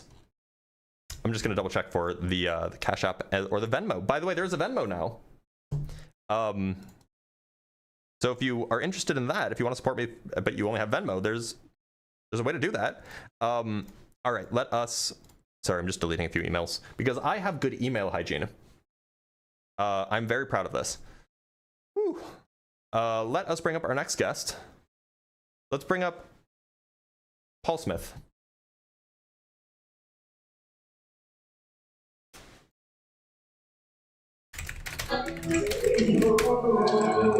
That's loud. Really fucking loud is what that is. Paul, you there? Hello. Hi you there. need to be in a. Hello. You need to be in a quieter place. Yes, I'm actually. I didn't expect to be live now, so Well, I'm here you just are. at a karaoke evening, but I'm outside. Hi, how are you? I'm doing all right. Paul, do you believe in God? Yes, I do. Absolutely. Okay. I don't. Can you tell me which God it is that you believe in, just so then I don't make any false assumptions about you? Okay, so the God of the Bible, who is Jesus Christ in the flesh. Okay, you're Christian. Great. That helps. Now, look, I don't. So why should I? So let me start with this. Can I ask you a question? Sure. So, first of all, the guy before, that was quite a bit hectic. That was rather hectic the way the language went. I do apologize about that. But You don't have to apologize. It's not your fault. so, may I ask, what's your reason for not believing in God? Yeah, as I said to the last guy, the kind of being that a god would have to be if the god existed is the kind of being that I take to be impossible. And why is that? Yeah, so the kind of being that God would have to be would be a being without a body, and B, a being that exists absent time. And it's merely a mind. It's a disembodied, timeless mind, and I take minds to be the kind of things that are A, always attached to bodies, and B, temporal. Okay. So have you ever believed in God and you went away from the faith? I don't think so. Has Not as far back as I can remember, anyway. have you just never believed in a God existing? As far as I can remember, yeah. All right. So let me ask you this. So for you to be able to believe in God, what would you like to see? Because I know, look, I can bring up Bible scriptures which will be pointless with all due respect, because as an atheist, you being an atheist, you don't believe in the book. So it will kind of be pointless bringing the Bible scriptures up. But what would you like to see or hear to actually believe that God exists? Some kind of evidence or an argument, some sort of justification, something like And that. what evidence would be sufficient for you? If I knew what like the border is, then I would probably be able to tell you, but I don't. What I can tell you is that if like Jesus appeared in my living room right now and he went over to the sink and turned on the sink and snapped his fingers and wine came out, and then I went and got my wife and she saw him too, and then we pulled out our phones and recorded it, and we watched back the recording and he was still there, then I'd probably be a Christian. Now the question is surely that's not like the minimum that would be required. Surely somebody could offer me more easily accessible evidence, but it's somewhere between absolutely nothing and that, what I just said. That's where the evidence, Right. that's where the line is. So do you believe that everything came from nothing? I know this is No, I don't. a conversation that comes up a lot when it comes to faith. But if you say you don't believe that everything came from nothing, where did everything start? I don't know. I don't even know if there was a start. But you see, that's where Christianity, us believing in God, is different. Like scientists says, if you ask them, how did everything start? Then scientist says, we don't know, but it's still being Mhm. studied. Yep. We believe as Christians that in the beginning God created the heavens and the earth, and I know I'm aware. you as an atheist, But like, an why should I atheist, think that that's true? well, why does it have to be false? Because it's out Because, of the like I Bible. said, Why? if God exists, then God is the kind of being that can't exist, the kind of being that's impossible, as I already explained. That's how we can rule that out. Sorry, I'm not quite sure I follow you. Yeah. Okay. So look, perhaps I can give you an argument that will maybe it'll help. That's Sure. not the right thing. I have to pull up the tab that has my, and gonna shill for myself here. If you want access to my notes that I wrote up, my debate notes that has this argument I'm about to read, then consider becoming a member. $5 a month on YouTube, TikTok. You get a bunch of other perks too. So anyway, let me go pull up the thing. Here it is. Okay, yeah. So first premise, God has a mind. Second premise, minds have either changing mental states or an unchanging mental state, and that's exclusive. The conclusion is that God has either a changing mental state or an unchanging mental state. The next premise is that change only occurs in time. This is, perhaps you can take it as a definition of time, and God exists outside of time. Therefore, God has an unchanging mental state. However, being an agent means acting upon one's will. So we have premise 6, acting upon one's will changes one's mental states from I have the will to do X and have not done X to I have fulfilled my will of doing X. And the conclusion we can draw from that, because God has an unchanging mental state, is that God cannot act upon his will. Premise 7, an agent is a being that has a will and can act upon it. And conclusion that we can draw from that is that God is not an agent. However, if God exists, God is an agent. Therefore, you have a contradiction. So it's how you can get there, just from a temporality of the mind. So you don't like the fact that there's contradictions in the Yeah, Bible. I think that no, it's not the Bible. It's just the conception of what God is. Okay. Do you believe in energy, like actual energy? Probably not in the sense that you do. Okay, so that can be a different debate, of course. But what I mean is, have you ever thought about this?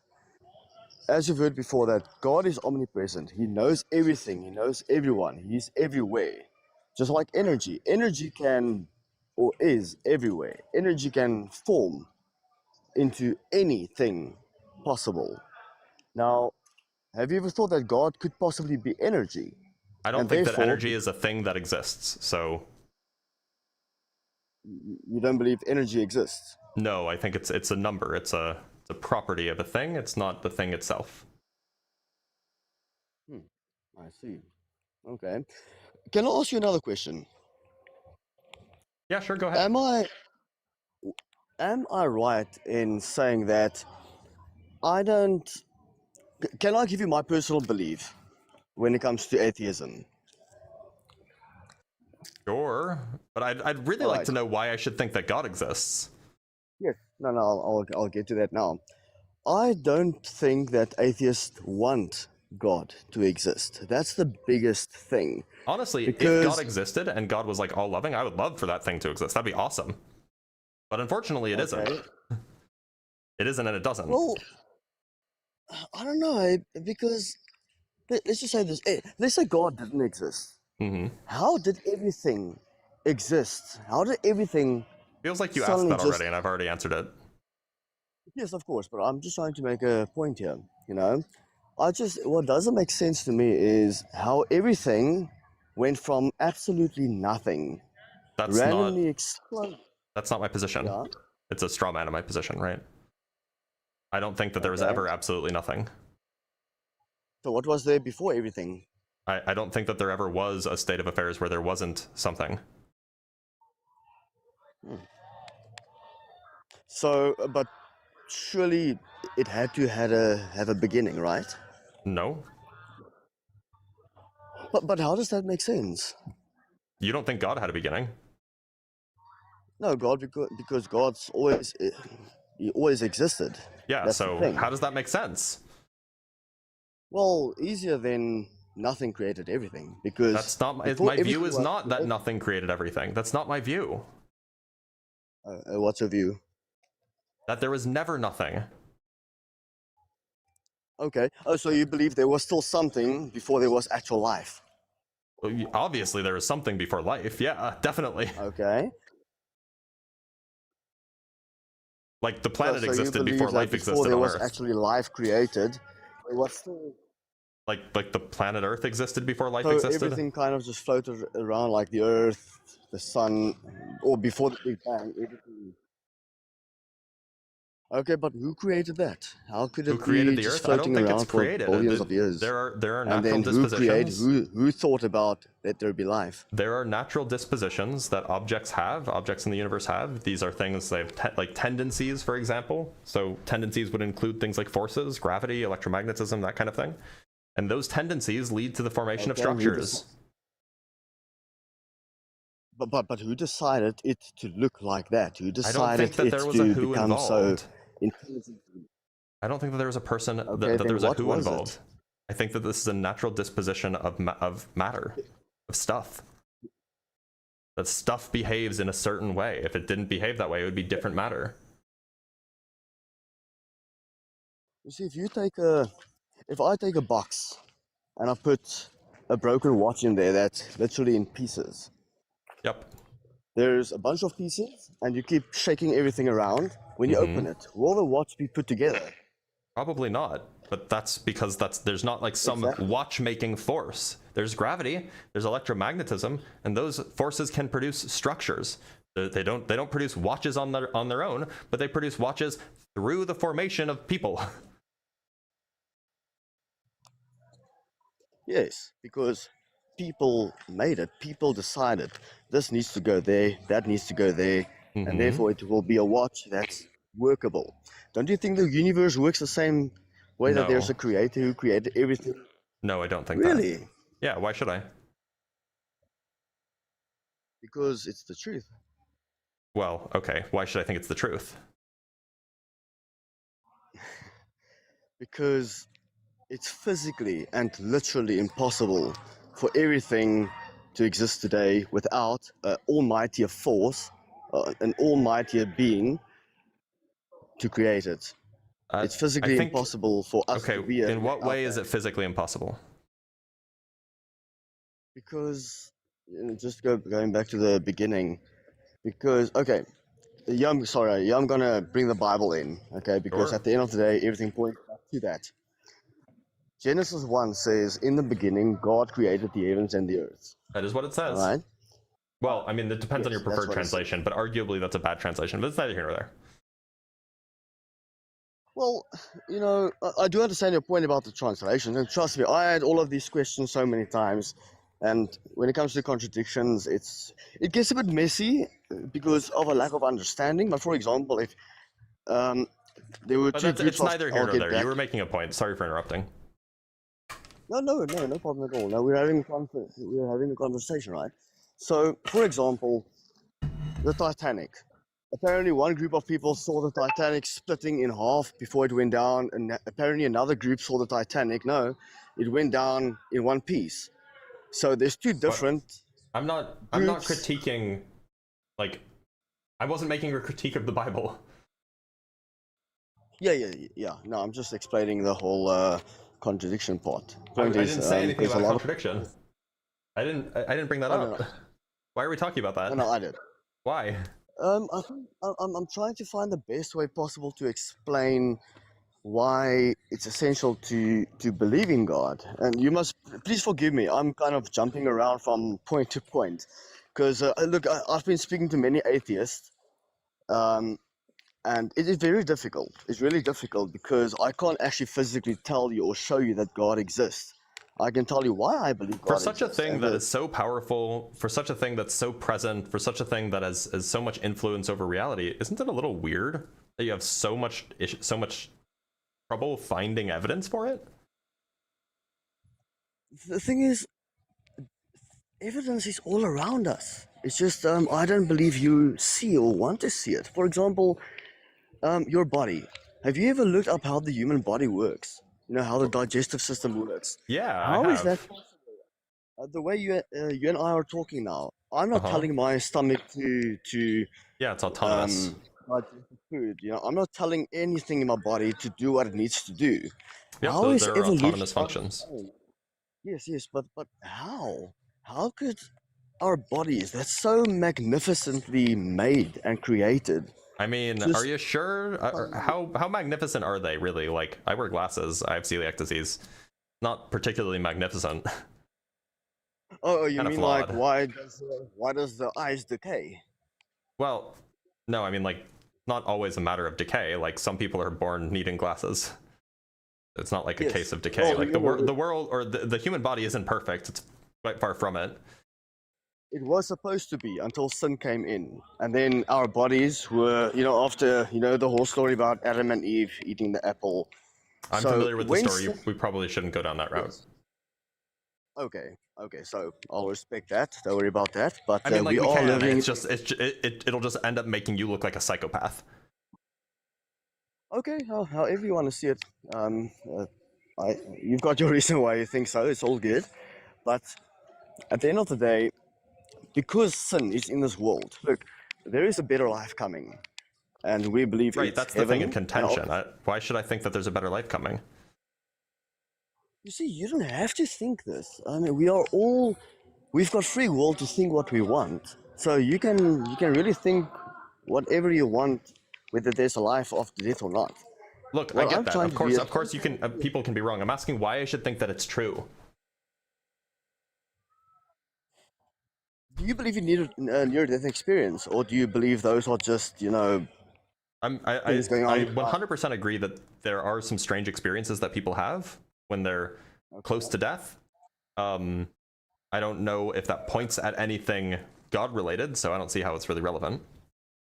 So let me ask you this. I've seen many things when it comes to near-death experience. I even personally, I know a lady personally who had a near-death experience, and she explained to me what she saw.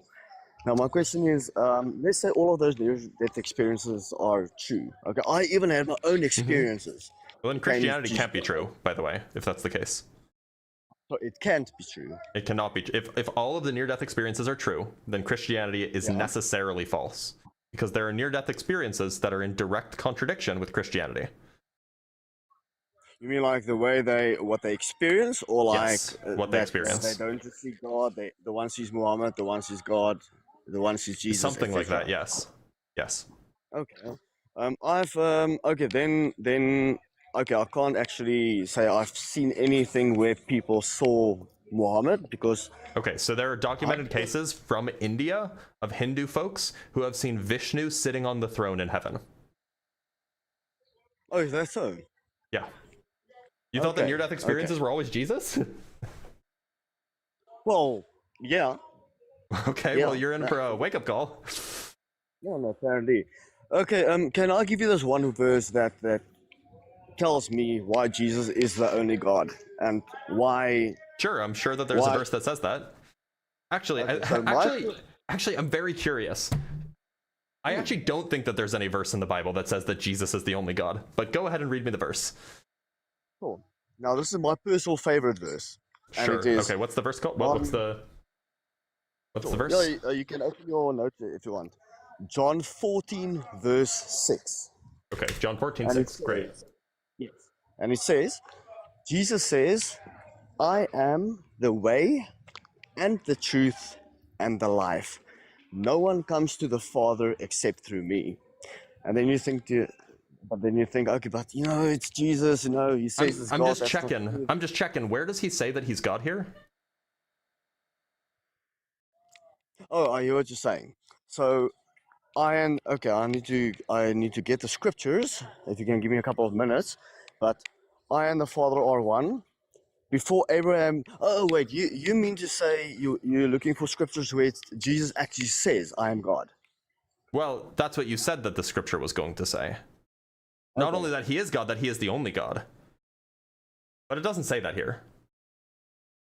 So nowhere in the Bible it actually says. Right. I Jesus agree. says, "I am God. Worship me." Well, he never even says I am God. Right. No. He doesn't. Right. So However, so you believe in then the it follows scriptures that are nowhere in the false. Bible does it say that he is the only God. Surely. but does Jesus have to say it? For But us you to said believe he's that you said that this is a verse in the Bible that says Jesus is the only God. But it doesn't say that. God? I made a mistake there. I meant to say the only way to heaven, and why he's the most important decision one can make. You must excuse me. I made a bit of a mistake there. Not that Jesus says he's God, but where Jesus says, I am the only way to heaven. He also That's the doesn't scripture. say that. He says, I am the way and the truth and the life, and no one comes to the Father except through me. He doesn't say anything about heaven specifically, but if you interpret coming to the Father as getting to heaven, then yes, that can be read that way. Yes. Okay. Now, where Jesus says he's God, he doesn't actually, and me as a Christian, me as a believer can tell you, it doesn't actually anywhere in the Bible say that Jesus says, I am True. God, worship. Very true. However, let me see if I can go back to this. When you're off the app, by the way, when you minimize the app on your phone, I can't hear you. Oh shoot, can you hear me now? I can hear you. Yeah, as long as you pull up the app, I can hear you. Oh, okay, damn, sorry. Yeah, I'm not really the best when it comes to TikTok. Anyway, That's fine. so I can't recall every scripture specifically, but there's many scriptures where Jesus uses different references. For example, let's say I'm a teacher. I'm not. Okay, my wife is a teacher. If my wife tells people, listen here, I have students and I see them in class. Does she tell them what do you think she is with her career? If she's got students and she is in She's class probably a every teacher. day? Probably a teacher. Okay. Now, so did she say she's actually a teacher, or No, did she say It's a implied few though. things? It's definitely implied. So that's exactly So like it. the point is that like this is actually like famously this is actually like kind of a point of contention amongst Christians, at least amongst early Christians, and which is why you ended up with people like Gnostics, right? Gnostics didn't believe that Jesus was God because apparently it's vague enough that you could have like a large group of people who didn't believe that based off of the same scripture. So it's definitely so unlike the case where you say, my wife goes to class every day and has a bunch of students, unlike in that case where it's not vague at all, of course we can determine that this person is a teacher. Apparently the Bible is sufficiently vague that we can't really figure this out. Have you ever thought about that? That's why the Bible is so alive until today.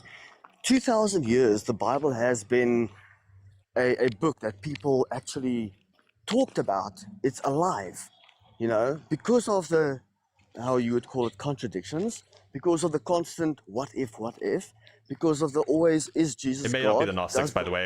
I may be thinking of a different sect, but there were sects that believed that Jesus was was merely the Son of God and was perhaps a divine representative, but wasn't God himself, etc. Like this is a thing that's pretty well documented. Of course, yeah. Anyway. But don't you think it keeps the word alive? Because if it was okay, I think you believe that the Bible is a storybook, right? There are some stories in the Bible. Also some Okay, wisdom in but, the Bible. There's some genealogies in the Bible. It's not one kind of genre. Okay, but you don't believe that the people who wrote the Bible actually? Do you believe it's just a bunch of stories to make up a God so that people believe in it, and because of that it's true? What do you think the Bible is about? Do you think it's just a storybook or a fairy tale? The Christian Bible is primarily about Jesus. Yes, that's correct. That's correct. I think that it's also, an attempt at a telling of Jesus's life and his story and so on. An attempt to describe some divinity there, etc., etc. Like, what else? And sorry for interrupting you. And what does the Bible say? Who is only allowed to judge us? I don't know. You have to tell me. Probably the Father or something. God the Father, right? Sure. And what if the Bible says who's coming back to judge us? In the Bible, it says Jesus, I think. Okay, but isn't only God allowed to judge us? Maybe. So, It definitely if reads like an inconsistency because Jesus is not the Father, right? So Jesus is not the Father? Right. Because So then it Jesus can't be that if Jesus is not the Father and only the Father can judge us, then Jesus wouldn't be able to judge us. So it just sounds like an inconsistency. So no, it's a confusing matter. Trust me, I've been struggling with this thing a long time. Okay, by the way, hold on. Sorry, I have to address the chat. No, core Gnostic views on Jesus is that he was not God. I was right about this. Y'all were just gaslighting me. Anyway, go ahead. Okay, all right. So, Jesus is God in the flesh. All right, as it says in John 1 verse 14. Because in the beginning was the Word. Who do we believe is the Word? Well, if you Jesus, right? trust John, yeah, sure. Okay, yeah. So in the beginning was the Word was with God, and the Word was God. And then you go down to verse 14. You can open your notes or your, I don't know what program you've got, or do you have a Bible? But in John 14, it says, the Look, Word I'm became. willing to grant that from the Bible there is a reasonable way that you can infer that Jesus is God from the Bible, but I don't think that the Bible is reliable. So like I don't really care. It's not really important to me. No, but you see, I think that's exactly where the difference is. Because you said you don't care, it's kind of like, am I wrong in saying that you're coming on air and you're saying, I don't believe God is real, disprove me. I don't Well, think it's not any quite what it form says, but of sure. sorry? You're fine. Go ahead. Oh, okay, sorry. I don't think any form of evidence will be sufficient for you. And even if you Well, look, find certainly, Jesus, certainly just the Bible won't be sufficient, because if I believed the Bible was telling me true things, I would already be a Christian. Right? I, I don't know, because I know you believe in hallucinations. So if Jesus were to step in your room, and because you're not a believer, wouldn't you tell people that you just had an hallucination? That's why I said that, like, if Because he came into my room and then I got my wife and she saw him too, and we got out our phones and our phones saw it too, then I'd be like, I guess I'm a believer now. Because those are like good ways to check. And like, these are ways to check. Like, you know, from what I've heard from people who have like schizoaffective disorder, one of the ways that they check whether the thing that they're seeing is real is they will ask people around them to see if they see the thing that they're seeing, and they will also use their phone to see if their phone is picking up what they think they're seeing. So if it passes both those tests, then yeah, like, I don't know, like, it seems like it's real. so your main source of evidence for you to be able to believe is Jesus must be in the room. Nope, I didn't say that. And That was one way that I could come to that conclusion. It's not the only way. It was just definitely a surefire way that would work. tell me, would you be open if I gave you a person's name and then you look at his videos? And this person, his name is Rion Slichelaar. He was actually he was a Satanist in. So I'm from South Africa, I know. and I'm sure. Sorry, where are you from, if you don't mind me asking? I'm from the American Southwest. American Southwest. Okay. Are you familiar with Cape Town in South Africa? I'm familiar, yeah. Okay, so this man, Rian Svichelaar, my wife and I, we met him and his best friend Adele. They were both Satanists. Oh, hold on, I'm sorry. Bang is in the chat? Hold on, I gotta bring up Bang soon. Bang, don't leave, I'll bring you up next. Sorry, continue. Okay. So Rian Svichelaar, sorry, I'm just giving you this because But what is he gonna give? Like, what kind of evidence is he gonna give me? Is he gonna give me like a testimony? he was a Satanist. Okay, is and he he gonna give saw me a Jesus. testimony? Yes. Okay, I don't care about this other man- people's testimonies. Testimonies are not compelling to me. It's like when Oh, so somebody you tells me wanna about their see- dreams. Would you read books? As long as they don't have testimony in them, sure. I mean, like, they can have testimony in them, I'll just ignore the testimony. So I can give you 3 to 4 different names of devout atheists who went out their way to disprove Christianity. And then By they going out found God because they had some sort of experience, and it's testimony. They converted to Christian, and you're not interested in that. No, I'm not interested in testimony. But then, sorry, man. What's your name? I'm Dr. interested in Blitz. evidence. I'm interested in evidence, like some fact that I can verify, some argument that I honestly can consider. I really hope that somehow you will find evidence, because I'm thinking that I don't. You want evidence, but no amount of evidence will No, be I'm sufficient. sorry. All you're offering me is testimony. Testimony is not the kind of evidence that's compelling to me. But That's not the only kind of evidence that exists, right? Yeah, but what if you don't get the evidence that you are looking for? Then I won't be convinced. Sorry.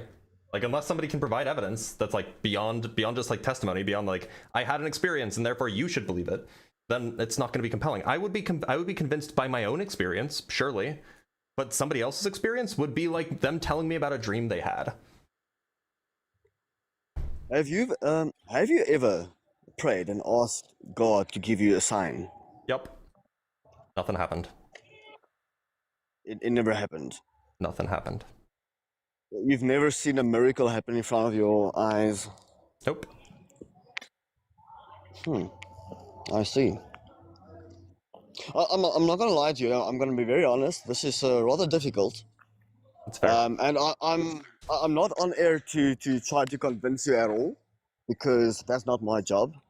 Mhm. But and I'm sure there are many people listening to me now thinking, "Oh man, come on, give this verse, say this." So I'm hoping you'll find the right person. But look here, man. One would hope. I'm gonna say this. We as Christians know what we believe in. All right, we really know Yeah, I what we know. believe in, and I'm gonna pray for you, not necessarily on air. I don't know if you'll feel I comfortable appreciate that. with that, but I appreciate you praying for me. I know that it's meaningful coming from you. Paul, I am going to let you go, though. So thank you for being here. I do understand. Take care. All right, have a great day, evening, and thank you for having me on. Of course. I appreciate it. He was nice. Very wrong, but nice. One sec. We're going to bring up Bang, because Bang needs a stern talking to about physics. We will do that in a minute. We're just going to read some super chats really quick.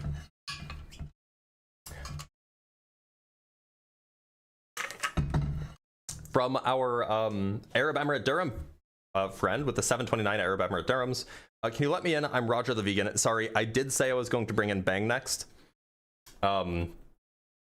Apologies. From Indentured Cervix with the $5. New rule: if you call Dr. Blitz, just ask questions, you must pay him a consultation fee. If only that's how it worked, right?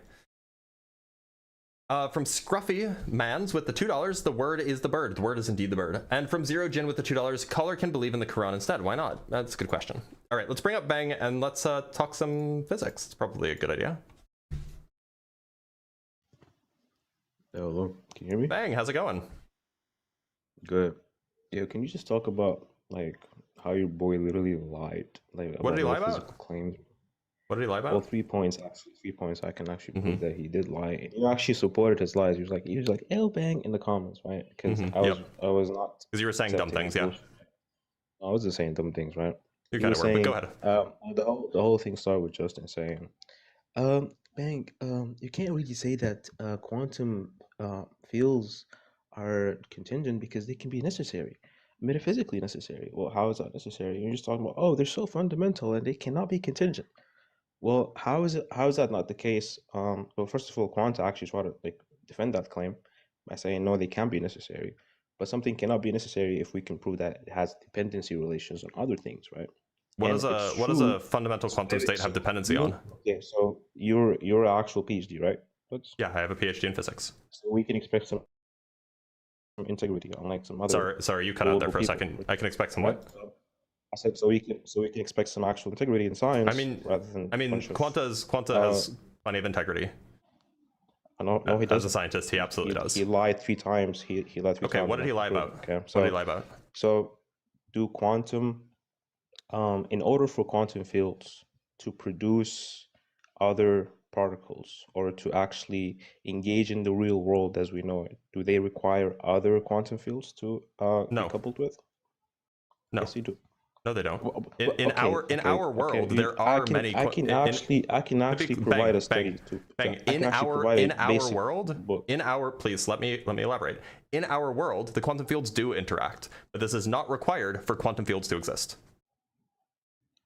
Wait, that wasn't my question. Why that wasn't my question wasn't do they require other quantum fields to exist? My question was, do they require other fields to produce particles or produce effects relative to our world? What, I don't know what you mean by relative to our world. If our world was different, please, I don't know why you're interrupting me when I'm literally explaining what I'm telling you. Like I was in the middle of talking and then you just started talking again. The point is you can have particle states in a single quantum field system. You don't need other quantum fields. You don't need interactions with other quantum fields to have quantum states. In fact, the very first quantum field that you learn about when you're taking QFT, sorry, I meant quantum fields. The very first quantum field that you learn about when you're taking a class on quantum field theory is a scalar quantum field that's non-interacting, and so you can have particle states there. There's no issues. There's no issues at all. Now, if you're indexing it, oh my God, if you're indexing it against the world that we actually exist in, well, the world we actually exist in has fields that interact with each other. But all you're saying is that the world is a way because the world is a way. Like the world in principle didn't have to be that way, and the quantum fields could still be fundamental, right? Okay, so the way the world it is right now is because why the quantum fields, it's because our quantum fields are a certain way, and if they haven't interacted with each other, the world would have been a different way. So they don't have to be this way for the world to be this way, right? To be clear, that is assuming that these quantum fields are actually separate things. They don't have to be.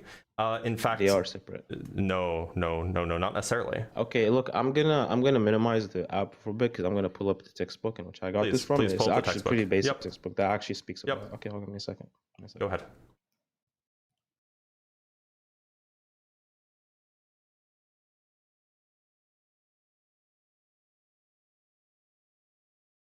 The electroweak symmetry breaking is going to get him.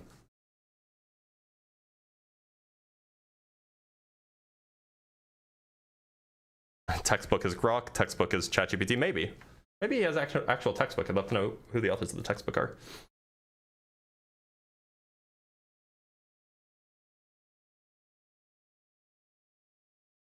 Yeah, isn't it fun to watch such a sweet learning opportunity? That is fun, I agree.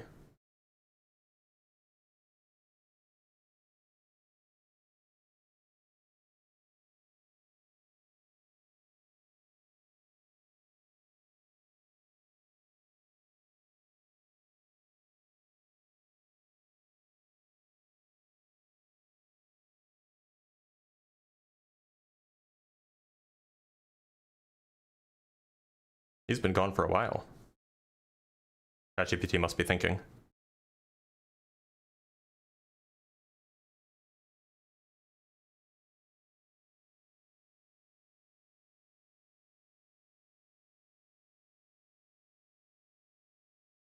Pull up another textbook, just for funsies. Pull up Weinberg.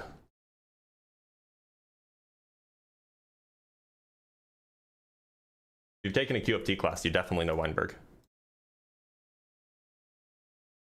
Although you shouldn't take QFT out of Weinberg's book. It's super, super complicated. And it's super long too. But yeah, here's a pretty canonical example of a textbook, a QFT textbook by Steven Weinberg.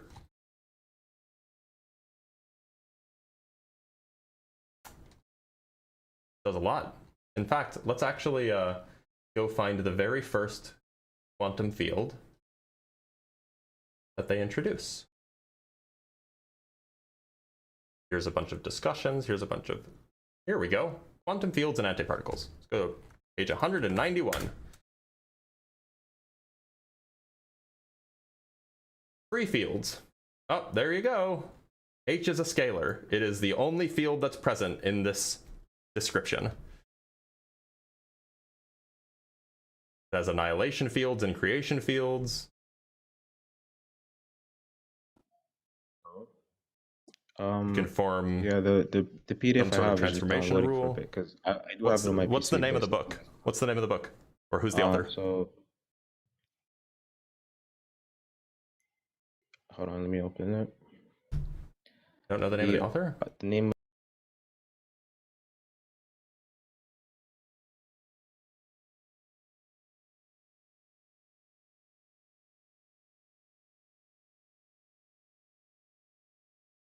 There's the equation of motion.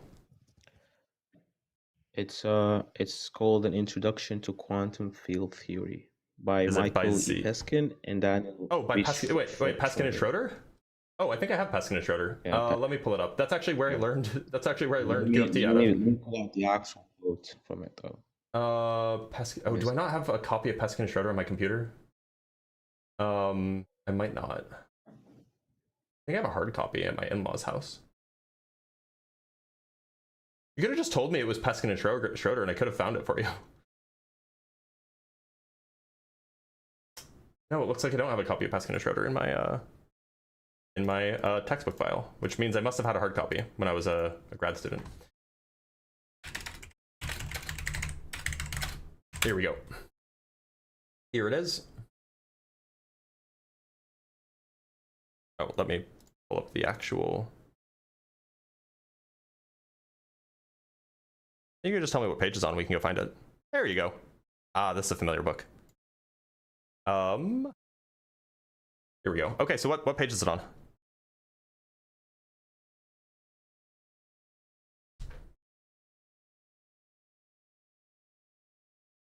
Working on the phone with 2 apps is like What page is? Just tell me what page it's on. Hold on, give me a second. I don't know the pages specifically. I think it's on chapter 4, though. 4.1. Chapter 4. Point 1 of chapter 4. Yep. Here's chapter 4.1. Where? In, oh, sorry. Theory, philosophy example, right? Just do Control F. Do Control F and type. Free particle states have been eigenstates. Free particle states have.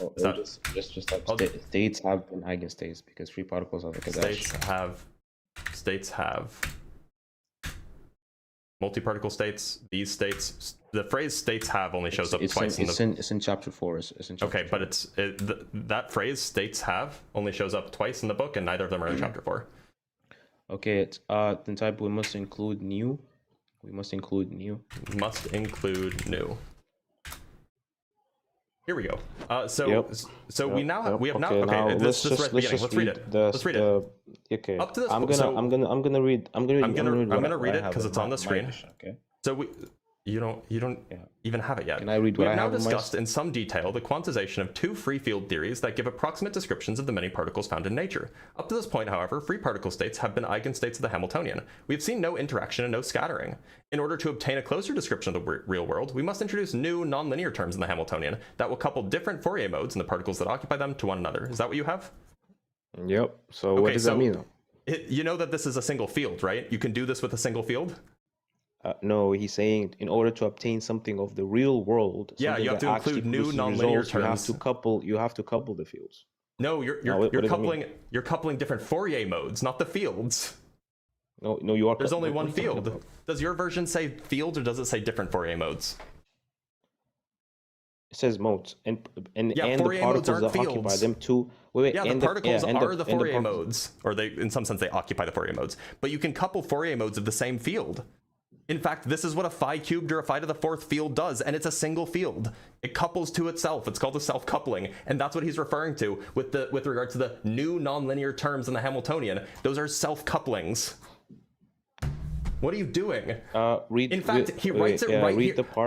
He writes it right here. In this chapter, we will discuss 3 important examples of interacting field theories. The first is phi to the 4th theory. This is what I just referred to. This is a single field. The single scalar field. Even though there's an interaction, there's a single scalar field. Hold on. But what does it do? What does it produce? What does the phi to the 4th theory produce? Yeah. It produces scalar particle excitations. Okay, do they match to the real world that we have right now? No, they don't. I mean, partially that's what the Higgs boson is. Okay, but that's exactly what the issue is. You need other particles. Okay, so we agree that this doesn't support your view. Excitations. So we agree that this doesn't support your view. No, you can have particle excitations without multiple fields. By the way. Well, because it says the particles that occupy them to one another. The particles that occupy them are the Fourier modes. They're not different particles. They're different. They're different. I mean, you can say that they're different particles located at different places from the same underlying field. For example, the Higgs boson does self-interact in this way. The Higgs boson is actually very close to a phi to the 4th theory.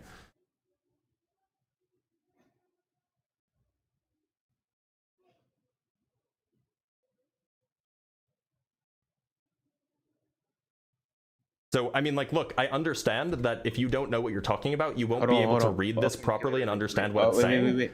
Hold on. Explain, because I'm reading. I'm reading what you're reading. Explain the difference between the modes and the quote unquote fields. If you do a Fourier decomposition of a field, you get Fourier modes. It's one field that's been Okay, decomposed into many but Fourier that's modes. but that's contingent though. Yeah, you can say that the modes depend on the field. Okay. The modes depend on the but field. that's- The field but can be that's the same fundamental. principle. But that's the No, same it's not the principle. same principle. The modes can depend on the from field. from the explanation that I had from Discord is that there isn't no fundamental difference. Did you say between from Discord? coupling- No, from what I've read. Okay. Right, the explanation that I read, there is no actual difference in function when it comes to like in terms of contingency when it comes to the fields and the modes that need to be coupled. No, the So you do Fourier need to mode. couple- The Fourier you do modes need to are couple a certain the inter- Fourier hold modes on, are a you do need part to of the couple field. certain interactions. The interaction is built into the Lagrangian. What? The interaction is built into the Lagrangian. What is that? What? How do you think that you can make an argument here when you don't even know what a Lagrangian is? By the way, I literally have the Lagrangian part of it highlighted. Look, on all the I have to screen. make an argument is to show that you are not admitting that there is a contingency relation between these modes. Yeah, the these fields. Fourier modes are contingent on the underlying field. Absolutely. Okay, good. So, and that field can do something without interactions, right? It needs physical interactions. The interaction is the interaction is a part of the field. No, it's not. It's not just part of the field. The field Yeah, it is. needs things for it to have interactions within it. No, it doesn't need other things for it to Yes, have yes, it interactions. does. No, it doesn't. Literally, I'm highlighting an example of something that doesn't need anything else in order to have an interaction. This is a phi to the fourth scalar field theory, which there's in such a description of a world where there's just this phi to the fourth theory, you still have interactions, but you still only have one field. Yeah, the interactions don't reflect the real world, though. It's because it's a simplified version. But the point is that you can absolutely Okay, have a single so- field so that still has interactions. What was my with first contention? Just one field. What was my Your first contention is that you need multiple fields in order to have interactions, which is false. Yeah, fields / modes, because that's you kinda- you that's didn't kinda- say slash that- modes. That's Quit kind of the lying, same Bang. function. Quit lying. That's fine. You didn't say that's fine. modes. No, I'm saying we can talk about fields in terms of modes. No, you can't. No, the fields are fundamental. Yeah, the modes yes, are yes, we dependent can. on the fields. No, you can't. Yeah, The but fields in are order to fundamental, the switch- modes are in not. order to switch in order for the modes to be switched, what do you need? I don't know what you mean in order for the modes to be switched. Yeah, modes are different, like different modes at different times, right? What are you talking about? Different modes at different the modes Yeah, modes are just the a mode in the Fourier field. decomposition of a thing. Okay, and how does that happen? It's not a thing that Requires happens. This is not an event. This is not a thing that happens. This is a mathematical decomposition of a thing. Okay, mathematical decomposition is it not a physical interaction? No, a Fourier decomposition is not a Okay, physical then you're full of interaction. What are you talking about? then you're full of shit because I'm talking about real world physics interactions. Yeah, physics interactions come from the Lagrangian. Yes. You write down a Lagrangian that has Yes. an interaction term in it, and you get interactions for I'm free. gonna You make don't my need a question Fourier very mode. clear instead of The giving me a Fourier bunch modes of are mathematical subservient. jargon, right? In order for a real physical interaction to happen, in order for any kinetic energy to happen, right? In a quantum field, right? I'm not talking about some That's mathematical begging the question, by the way, representation. against math. That's Like, begging the question, by the way, against time. In order for any actual physical interaction to happen, unlike some mathematical, description. Physical right? interactions how like when- the Higgs boson interacting with itself. Do you mean that one? Like that? No, not That's a with physical itself. interaction. No, That's an with interaction. itself. That's a physical interaction. To produce something that is relevant to the real world. The Higgs boson is a real thing that's relevant to the real world. I'm sorry. No, that happens without any interactions. No, it does. The Higgs field self interacts. It's a real With thing. what? Yeah, with what? With itself. It's a self interaction. Bro, okay. The Higgs field, by the way, has at least a dependency relation on at least 19 arbitrary No, it doesn't. constants. No, Yes, no, it does. doesn't. Yes, it does. No. Yes, it does. There's only two. By the way, there's only two constants in the Higgs potential. Just so you know. Higgs fields don't have constants that they rely on. The Higgs field potential, which is a property of the Higgs field, the Higgs field potential is characterized by two constants. Okay. But that doesn't mean it's dependent on the two not constants. just two constants. It is just But two not constants, actually. There's 19 constants, by the No, way. you're talking about and- 19 constants with regards to the standard model. That's not the Higgs field. That's not the Higgs potential. You're confused again. Here, I can show you the Higgs potential if you want. I can pull up a page that shows it too. Actually, it may even be in the I'll may even pull be in the out the book. actual textbook again. Since You this don't. one You, you you actually clearly have don't even. You don't even demonstrated, understand the textbook. I don't have to read the whole thing and like You don't. No, you don't understand mathematical it. So you're equation. not. You're not really able. The thing not is, really able to make an you've argument. admitted. Look, I've Blitz, admitted. you admitted that in order to actually have a interaction relevant to the real world that actually replicates the real world as it's written in the textbook, you need to have coupled modes or Yeah, coupled except fields. those don't require multiple fields. Okay, coupled modes. Yeah, modes are not And fields. modes require physical interactions. Physical interactions. They don't require physical interaction. They just require a mathematical representation of like modes. some Wait. sort of To be clear, in order to have self-coupling, like in the fight of the fourth theory, you don't need to know anything about Fourier decompositions. This formula captures the physical self-interaction of a phi to the fourth scalar field theory. That's what it does. It captures that mathematically. You don't need to know anything about Fourier modes. Fourier modes is just a way that we can like mathematically understand what's going on.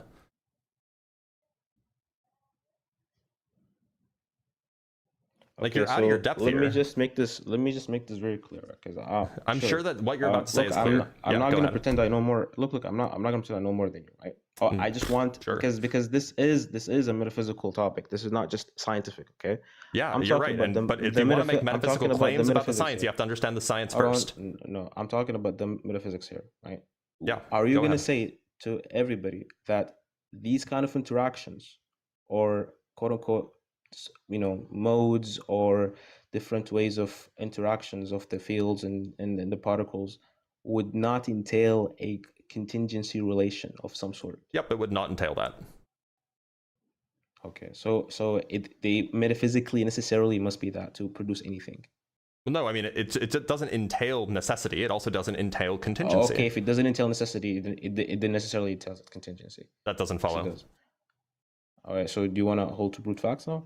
I didn't say that either. No, just because Okay, one fact so doesn't it's necessarily. literally one You're- of you're look, confused. It's literally You're it's confused. literally one of the three. It's one of the three. You're Either confused it's about what contingent. I Brutes, know that or it's it's one of those necessary. three things. I know that it's one of those three Okay. things. What I'm saying is the fact that there is a self interaction doesn't give you enough data to determine which of the three it is.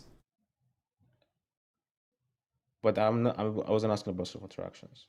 Yeah, you literally were. No, I wasn't asking about. I was asking about interactions in which produces actual objects and particles in the real world. That phenomenon in the real world. That phenomenon of scalar or of field interactions does not give you enough information to determine whether those fields are fundamental or not fundamental, whether they're contingent or necessary. It doesn't give you enough information. So wait. What do you think Quanto was trying to argue for? He was trying to argue. He was for making the position that it's at least conceivable that these are necessary. Not just the least conceivable. The most bullshit, because he's saying, oh, these interacting, self-sufficient, ultimate explanations of the world, right, actually produces these things in the world without any kind of contingency relations, right? That's all I was arguing. Yeah, you don't need contingency in order to have these things. They don't have to be contingent in order to be this way.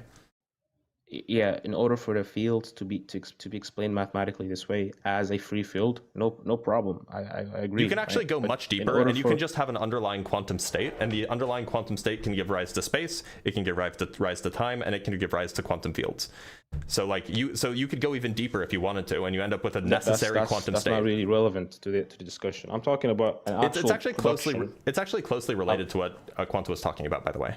Yeah, I'm talking about an actual production of classical states in the real world. Yeah, that's what I'm talking about too, with regards to the underlying quantum Okay. state that gives Now, rise to space, time, and you're particles. saying, hold on, and you're saying that this is something that can be achieved and conceivable, right? Yep. Mathematically and and in physics with just a singular field. No, in fact, it's just a single quantum state. You don't even need a field, like an underlying field, for the state to be occupying. It's just a single quantum field.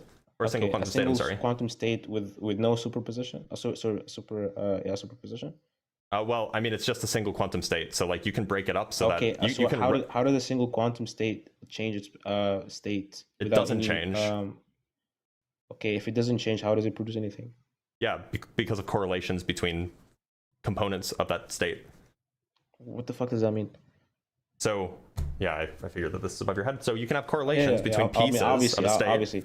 Look, So you look, can- so you- neither you me can- so you can nor think- anyone in the audience actually knows what the fuck you're talking about. Well, no, there's at Everyone least just, like, at least attacking one person, by the way, who does, because you know. Okay, at least one person. At least one person The besides me. 99% are just talking shit. So Okay, so go ahead. the point is that you can have a single quantum. Think of it like a blob. You can have like correlations between the blob, and those correlations can correspond to temporal changes. They can correspond to spatial changes. They can correspond to excitations, like localized excitations in space that would correspond to particles, etc., etc. And if you have a sufficiently large quantum state, then that quantum state, and I'm using large in kind of a loose way here. If you have a sufficiently large quantum state, then that quantum state can produce all sorts of these kinds of emergent things. If you have a big enough quantum state with Yeah, no like conceptually. superposition. Well, That doesn't change. superposition assumes a basis, and we're not assuming a basis here. Yeah, but in order, okay, has there ever been an experiment where a quantum state changed superposition without some sort of classical intervention? Change its superposition Yeah, without. like basically, like the superposition, like I this, think the that's an state of ill-posed question. the quantum particle changes without any coupling, without any observation. Yeah, like trivially, whenever an electron is free flying, there's a quantum state associated with the electron here, and then Yeah, but it doesn't. And really seconds produce later- anything. Yeah, that's 10 seconds not later, really relevant. okay, but so now you're just moving the goalposts. You want an example of a changing I'm not quantum state? moving I just gave you the one. goalpoast. The whole topic is about But to be clear, a the- real world scenario. the underlying about quantum state productions that I of was giving actual you- particles and The classical underlying states. quantum state that I was giving you doesn't change. Time emerges from it. So look. I don't want to take too much time because you said you're going to end the stream, right? Yep. Like, Do you want to apologize for accusing Quanta of lying, by the way? No, I'm not. He did lie. He did lie. No, we didn't. Apparently you did, though. You can rewatch. Wait. I was there. I was in the comments. I was Buzz, watching. you said, yeah, I know. But you said that we cannot conclude from anything about what we know about these quantum fields. That Perhaps they I'm more would be epistemically necessary, humble right? than Quanta is, but that doesn't make it a lie. Okay, no, but he lied when he's saying, "Oh no, they are necessary and they can explain might the be his world view. fully." That might be his Okay, view. yeah, That doesn't make it a his view is lie. bullshit. It's not his view. It doesn't make it a lie. Well, okay, so are you lying to me because you're a theist, and I think that your view is His bullshit? view is not backed up. His view is not backed up. Okay, I think that your view is not backed up. I think that your view is bullshit. Does that make you a liar? It's not scientifically. Sure, I don't need the scientific jargon to explain. Okay, my so view. you're a liar. I don't need it. I'm glad that you admitted it. What? What? Because your view is not Well, backed he's up. saying- It's bullshit. He's saying scientifically I can demonstrate necessity. I don't from think he said quantum- scientifically I can quantum- demonstrate necessity. I don't think he Yeah, said well, that. why did he appeal to quantum objects then? Because he was giving you an example of a kind of thing that can be necessary. Well, he didn't show how it can be necessary. He just jumped the That gun. wasn't his burden. Yes, his burden was to show that this can be necessary. In this, by the way, I'm in the sorry, same you're way right. as You're just right. because To show he that it was can be defending- necessary is different from showing that it is necessary. Because, like, you know, the point is that, Like like, showing that something can be necessary. yeah, like while- epistemically. While something that can be necessary while it maintains contingency relations. You're is confusing impossible. ontology. You're confusing ontology with epistemics. Something No, can I'm you not. like you I'm can. not. I'm talking you about absolutely yeah. And so I I was didn't using talk about the how we language. can know something. I was using the language epistemically. So I was saying that, like, if you can show that something can be necessary in the sense that, like, we have good reason to think that this is like an epistemic possibility, then that's all you need to do. Epistemic possibility is or can be consistent with necessity. He also lied about this. Yeah, what else He did he lie said about? that Let's hear there's it. no change. He said there's no change in an atomic activity or atomic that- physical physical activity. There's Yeah, no, yeah. So there's if no, you have there- just there's a no hydrogen atom, movement. He said there. Yeah, I was there he, for he that. said there's no movement in a particle. That's bullshit. Yeah. If you just have an atom that's just like you know, if the atom's like moving through space, like, of course it's moving. But if you just have an atom sitting there, no, then it's static. There's no thing Wait, moving. is there no kinetic energy? There is kinetic energy. But that doesn't imply movement, though. Okay, kinetic energy by definition inherently is movement. No, that's a classical definition. Yeah, it is. No, it's not a classical definition. Yes, it is. By the way, wait. But kinetic energy is a classical property. No, you can talk about kinetic energy. You can talk about is to have movement. No. By the way, you're a little confused. You can definitely have kinetic energy in a quantum sense. I'm The not kinetic talking energy about. would just By be the the way, I'm not talking expectation about value movement. of half the No momentum problem. squared operator divided by the mass. Or when I say movement, by the way, I'm not talking about like a ball floating around. You're not talking about a that's thing not being the- in that's not different the movement I'm places? talking about. Are you talking about things being yeah, in different places? Yeah, things. Okay, because things being in nothing- different places there's at no different rates. Right, so there's no thing in the atom that's in different places at different times. If the atom is, you know, a stable atom, of course. Like it's Yes, in a there is. static configuration or a stationary configuration. It's What not. is it's the not thing that's completely moving? Stationary. What's the thing that's moving? Tell me. The stationary. I'm gonna pull up my notes here because I. What's the thing that's moving? I'd love to know.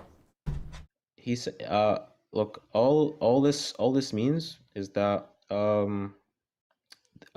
that the spatial probability clouds remain stable and time independent, right? But there is actual kinetic energy and momentum. Yeah, right? the probability that's clouds have movement. kinetic energy. No, it's not movement. But that's movement and It's not therefore movement. change. No, it's not movement. You're confused. It is movement.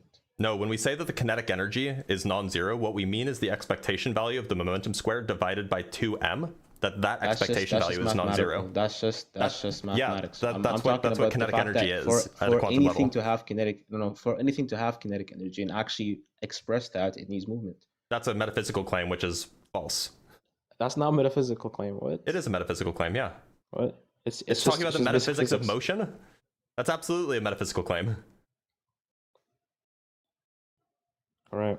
And it's like So- strictly false, by the way. So that's So- goal 2 So for when quanta. I say movement, so sure. So you're saying the actual particle, like the electron, right? The does electron is not the cloud, have by the any way. Change does not have fine. Yeah, but it's obvious it's a cloud because it has like a quantum state, right? Mhm. But there is a change in What's the that change? state. What's the change? It's the kinetic energy. No, but what's the change? What's the thing that's changing? What are you talking about? Are you talking about in a classical sense? I don't care about. No, I what's care the thing that's about changing at yours. all? Wait. Okay, let me ask you: is there a change? No, it's stationary. That's the point. What the fuck? Stationary in what sense? In a classical sense? In Yeah, a, sure. No. But there is a very, change that very can be technical quantified. sense that it is an eigenvalue of the Hamiltonian operator. Yeah, but the change can be quantified. What's the change then? Of the kinetic energy, it can be quantified. The kinetic energy is not changing.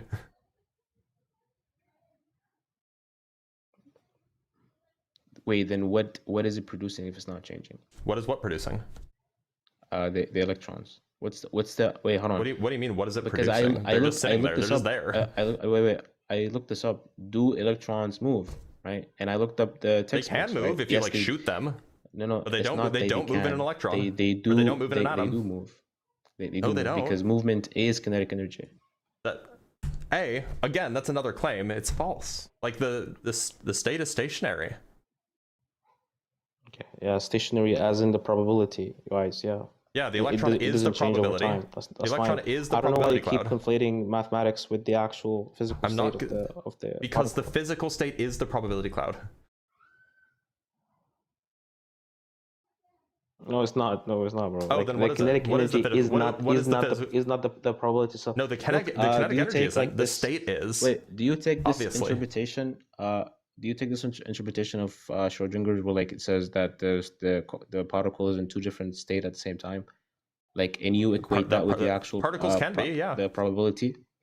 No, they so- can't. The thing is, Sure they can't. They're not. Okay, so this is where Oh, the wait a problem minute. is. So you You're saying- just think you're saying quantum mechanics is false. One quantum. No, I just think your interpretation is either outdated or is bullshit. Right? You think that quantum state superposition is isn't not- real? The quantum, no, I think is real, but I don't think it represents an actual two state of one particle at the same time. It No, just it's means a that the different kind of state. It's a it different just kind of means that state. the It's not two states at the probability- same time. It's a different kind of state. No, it's just a mathematical state where like you have two No, it's an actual probabilities state. at the same time. No. Okay, It's- so it's you're just two rejecting probabilities quantum mechanics being- then. It's two probability at the same time. Yeah, that's But the actual state cannot probabilities. be The probabilities but is the entirely actual captured state- by the state is entirely Yeah, captured by the but- okay, probabilities. then let me just ask you: is it not that the state itself is revealed or expressed after some kind of interaction? No, you're making the same mistake that Einstein did 75 years ago, or actually like 100 years ago. Right. So without No, there's not observation, some actual quantum state particle that is is just real in two different even states at the underneath. same time. No, it's just in a third kind of state called the superposition. But yes, that's actually what's real. But That's actually what quantum mechanics says. do you think the Bell's theorem doesn't prove that a particle which is coupled, or sorry, what is it? Bell's theorem proves you wrong about this, by the way. No, it doesn't. It no, absolutely, or the Bell experiments. Bell's it absolutely does. It not proves that there is no local observable that describes a particle was actually here, even though it was in a superposition. That's what Bell's theorem does. Unless you get rid of causality, of course. I'm just having a whatever conversation about quantum physics. No, you don't get to say, oh, this is just a whatever conversation. You accuse my friend of lying. I don't care. You accuse my friend of lying, so it's not just whatever. All I came here to show is that Quanta did lie, and he did lie. And you've been wrong every single time. And I proved it. Well, we will let people be the judge of that, but I think that you'll find that in fact, and you saying no, hold on, and you lie. saying that you saying that kinetic energy is not movement is also a lie. So you also lie. Not at the quantum scale. It's not. It is. It's not. You just don't know what quantum mechanics is, I guess. But sure, tell a physicist who, is published in physics, and also published in mathematics, by the way, who went to school for this for 10 years. 10 years? Something like that. Tell me that I'm wrong about this when you don't even know the first thing about it. That's definitely the level of hubris that I expect from a theist. That has nothing to do with my theism, by the way. Like, I don't even need quantum physics. No, but it's exactly expected. It's exactly it is relevant. The point is that the fact that you're a theist increases my credence that you would have this degree of hubris. Well, I know highly far more intelligent quantum physicists than you who are theists. I don't see how that's correlated, by the way. That's just like anecdotes. What? I didn't talk. I didn't give you an anecdote. I'm telling you why my credence increased, that your hubris is so high, and it's because you're a theist. Okay, nice, bro. Anyway, anything else you want to accuse Quanta of doing, so then I can slap you around a bit? Or do you want to call it there? Wait, I have a third note. Yeah, what's the third thing that Quanta lied about? Yeah, he lied about relative simultaneity being proof or evidence of eternal states of affairs, which is BS. I don't think he said that it was evidence of eternal states of affairs. I think he said it's evidence of the B theory of time. I asked him, by the way, I asked him very explicitly, is that proof that we observed eternity? He said, yes. I was there for this. Bro. I don't think he said that, but people can correct me. No, he said that. By the way, he said that. What is it? What it is it's evidence of the B theory of time. The recording, no, it's not evidence, by the way. It is absolutely evidence, by the way. What is it? By the way, I can't believe that you called me low tier when this is how you're behaving. Like, this is hilarious. Well, I think you're low tier in metaphysics and philosophy. I think you're low tier in philosophy too, but at least I know physics. No, I'm not. It's seemingly you are. And your physics doesn't seem to support your metaphysical views. Which is, unfortunately, it sure does. You're trying to fool the audience by using all these concepts to say, oh, it can be necessary, it can be contingent, when obviously it doesn't obviously even represent the real world. What do you mean it doesn't obviously represent the real world? Where's your evidence of that? Yeah, all these interactions, like you literally read in the textbook. You mean the self interactions? It doesn't. The self interactions that only require a single field? In the textbook that you said was evidence? That says it does not represent the real world. The textbook that says you can read the same. Don't represent the real world. Again. Yeah, free fields don't. Interacting fields do. Yeah, free fields. Free fields are not. Free fields are not the same as single fields. If you have a single scalar field, if you have a single, it's bullshit. It's bullshit. I did not do it. I did not. Yep. The point is free fields don't have interactions. Single scalar fields can have self interactions. Why are you so why are you so adamant about this? Like, this is the dumbest thing that you could do.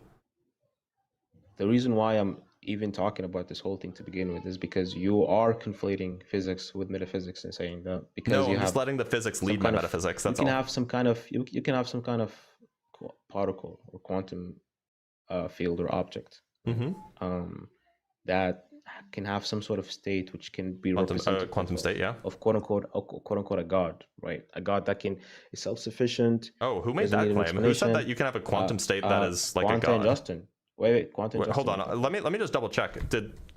And I can just ask him because I think he's in the They comments. literally even try to make an Did argument. he say against me that? to Did he equate say that that with that, God. that a quantum state can They be a said, god? They said what's the difference between God and a quantum particle?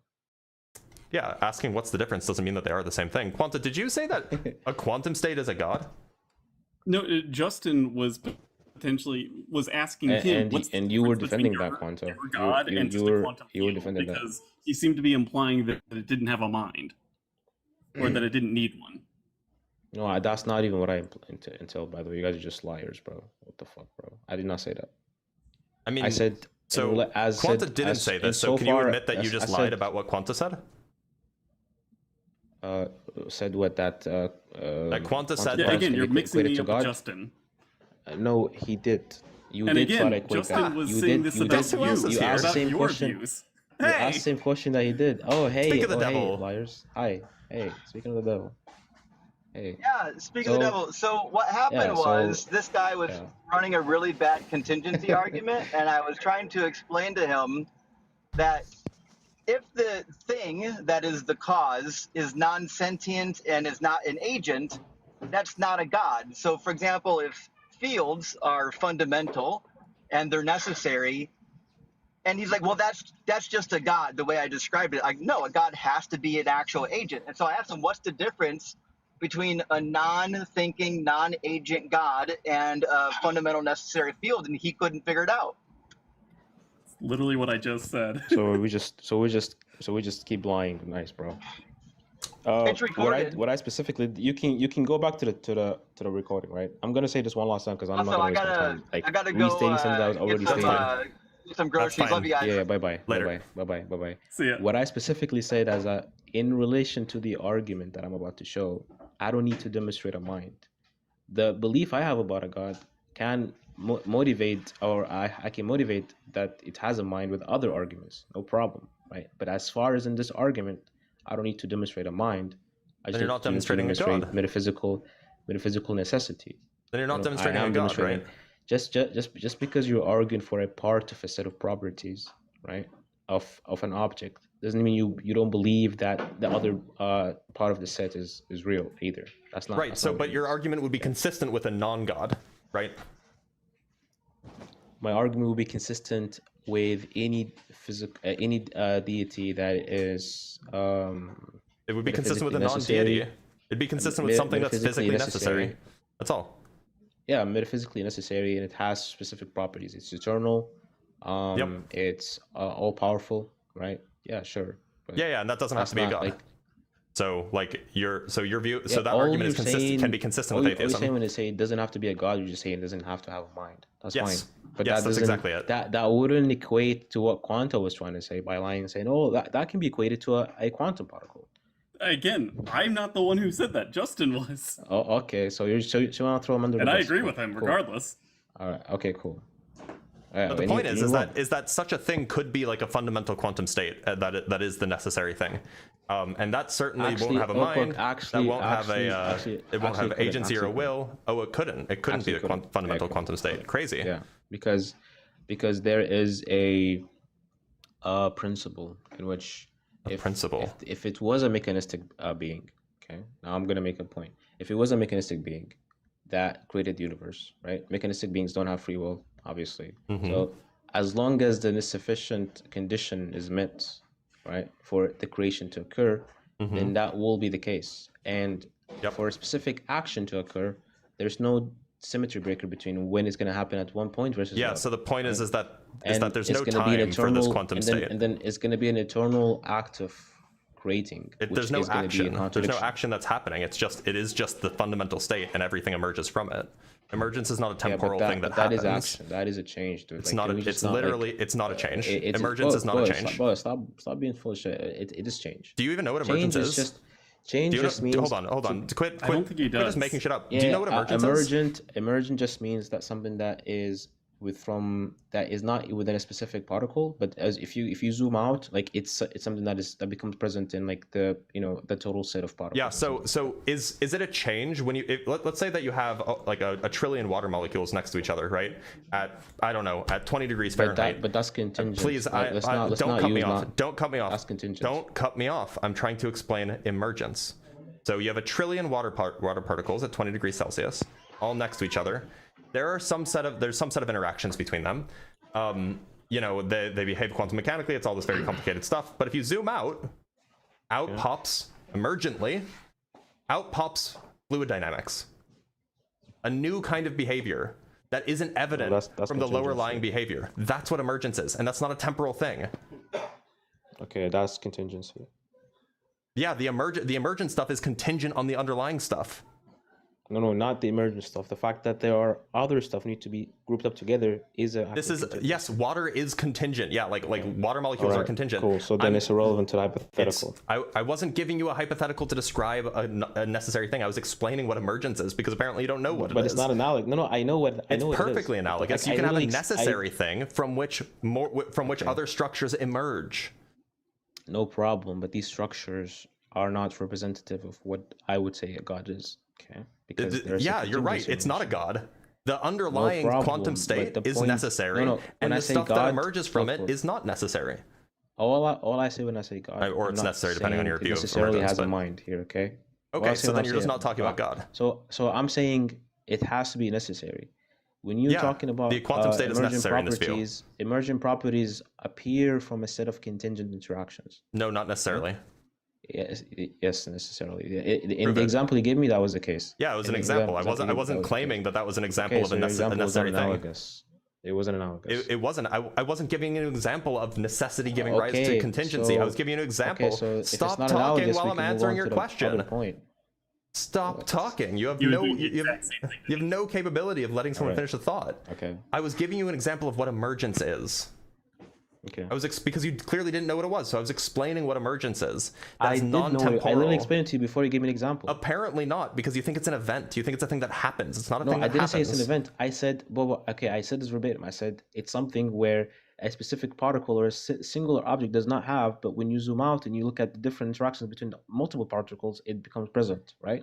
Which obviously, by the way, it's not by the way, emergent properties are just bullshit hocus pocus, right? It's not. They're It's not something bullshit hocus supported by pocus. empirics. Okay. Sorry. It's Can literally you saying explain what hydrodynamics is then?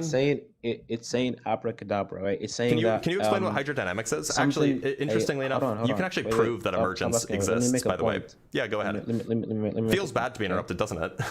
Don't forget You're cold saying QCD like, as well. oh, being wet is a property of like Mhm. water molecules coming together because each individual particle is not wet itself, right?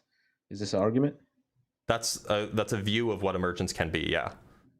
Yeah. Well, I think that's doesn't technically actually weak emergence. That doesn't explain that it's emergent because That's just what emergence all is. we can just all we can describe is that it's part of the nature or the property of the molecules.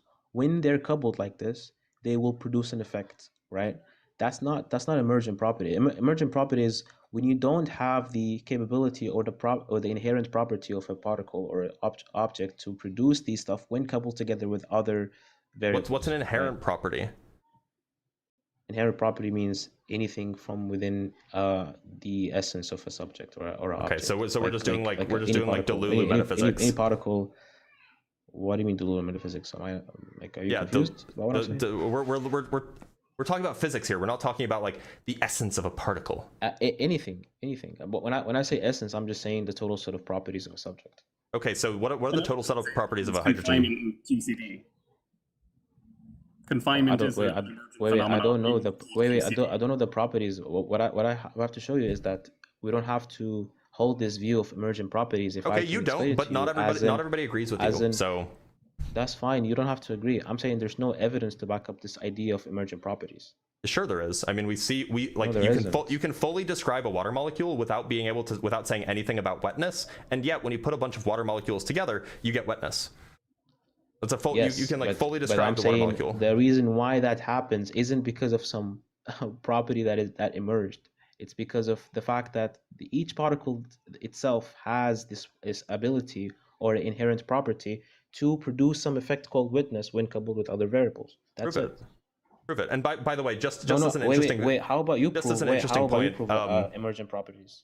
Yeah. So in fact, there's actually a really Because nice example. mine is sec. actually I can more actually find one for you. explanatory. No, yours actually doesn't explain how it works at all. It's actually more explanatory. No, Can you it's actually can you more explain explanatory. how? Can you explain how? And there's a paper I'm looking for that I read that was quite interesting. It was like non-computable number emerging from underlying quantum system.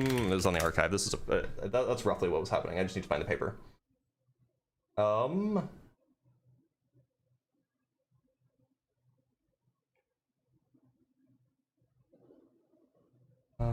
It was like strong emergence or something. This paper? Oh, it's not this paper. Emergence and computation at the edge of classical. Is it this one? It was like 3 years ago. I can probably go find it. I can roughly describe what happens. So there are these things called non-computable numbers, or the like non-computable quantities, or you can encode, for example, undecidable. Maybe it was undecidable actually. Like undecidable propositions. You can describe these numerically. And the point is that you can actually encode undecidable problems into a quantum state without those problems being encoded in the fundamental things that make it up. And so you end up with something that literally cannot be decided based off of the underlying phenomena, but it can be once you have the system as a whole. So like it literally can't be determined from just the underlying structure. Is it this? Consequences of undecidability in physics? Yeah, it can be determined from the I don't know why you're supporting my view. It can be supported from the underlying structure of the actual. No, that. You need the emergence to happen to get the undecidable thing. Look, if all you mean by emergence is that the property being expressed by a group is not expressed by the individual or the part, then yes, sure, that's literally what emergence is. But that's not okay. But you're saying emergence as if these particles themselves don't inherently have the capability or the ability to do that when I don't know what you mean by inherently, which is to be coupled by other people. I don't know what you mean by inherently. Inherently just means from within like the object. Like it's an actual property of the object. Like it's from within it. It doesn't gain it from the outside. I don't think anybody's ever making that claim. Of the object that it could lead to emergence. I'm saying but that doesn't mean that emergence doesn't exist. Okay, I'm saying my view is more explanatory because it doesn't show some kind Your of view doesn't explain it. Some weird like change of or not change but like some weird like appearance of a state that is not expressed or explained by the actual subject itself, like the specific particles. Take the example that I gave you. Suppose that I handed you a single one of these particles that you've formed together to reproduce an in which an undecidable problem emerges. Could you figure out what the answer to the undecidable problem is just by examining the properties of the particle? No. Right. So then there's something new that happens when you put a lot of them together, because now by examining all of them together, you can determine the outcome of the undecidable thing. Yeah. So there's something new. That new thing is the thing that emerges. And again, this is something we directly see in experimentation with cold QCD all the time. You cannot derive all the do you think expression of a particle by investigating the quarks individually? Look, I think at this point, I think we're just talking across each other, even though we agree on something, right? About the specific emergence, right? All I'm saying is the emergence isn't something completely alien to the actual individual particle. The individual particle itself has this condition in which if it's coupled with other particles of a similar type or other variables, it will produce that. Yeah, that is part of its actual. Yes, but that is explained. That's not a property by of the individual. But that is explained by the individual particle. It's explained by the individual particle? Apparently not. If there's something that's undecidable. Again, it's undecidable. We just know the effects. We just know the effects of. Even if you could, I really have to find this paper. Even if you investigated a single quark, you would not be able to determine what the properties of an entire proton should be from that. Quanta. Do electrons have any kinetic energy? They have kinetic energy, but they do not change with Do they time have in a stable do they atom. have spatial do they have spatial change? No. The wave Okay, function does not change with time. Does the It shape is of the wave time not change? independent. No. Does the shape it is of the wave time not- independent. Okay. Right. Does it have don't any think this is the temporal paper. There is phase literally no changes? t in the equation. Okay, bro. You should read less metaphysics and read more physics. Nah, to be honest, no. Like, Okay, well then don't. as then- long then don't try as long as you're not to guys, debunk as long as you guys physics are not when you giving don't me know reasons, what it is. Well, I think you should read more metaphysics and read less physics. Cool claim. Because Yeah, let's every be less single grounded in every single reality. example, Right, that makes every sense. single example you gave me, but it's okay, was not sufficient to determine if something that can be necessary, metaphysically necessary or not. I never made the claim that it could determine whether something is That's metaphysically fine. necessary. I said I'm that, glad it is, that you that it is are conceivable at least that it is. honest about this. I said that it is Unlike conceivable some that it people- is. I said that Okay, it is conceivable that it is. If Yeah. if something can be conceivable to be the case or not to be the case, then by definition it's not necessary. Like if you can conceive That's, it to hold be on, another way. conceivability says if you nothing can- about. if you- I'm sorry. if So you wait, can can conceive I? it So to I be can conceive another God way- not existing. Oh well, no, not in a way where. Oh well, no. if you Yeah, hold I to just did metaphy- it. I just did it. I'm Hold doing on, it again. hold I did on. it again. Not- Man, not- I'm not if just you hold killing to gods metaphysical today. commitments. Let Not me if you hold to hear- metaphysical commitments. Not, Yep, not if I you hold to metaphysical commitments. What's- I do hold Wait, to what metaphysical are your commitments, and I'm metaphysical conceiving of commitments, God not existing. Look, this shows when you talk about necessity and all this metaphysics, you don't actually know the conditions you need to hold to in order to make Yeah, an I do. argument about necessity. I think I actually know more Alright, about this stuff okay, than good. you do. Even though I'm Alright, just cool. a lowly physicist, I actually So- think I know more about this stuff than you do. All right, so can you show logical contradictions of something without holding to metaphysical commitments? Besides it being like some analytical truth. The logical contradictions are only analytical contradictions.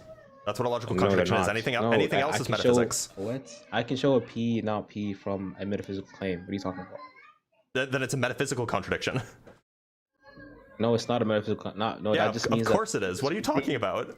Oh, it just means. Oh my god! It just means that this metaphysical thing can't exist in any possible world. That means it makes it logically impossible for this Wait, metaphysical any being. possible? Are we talking about metaphysical modality with regards to possible world semantics, or are we talking about logical modality?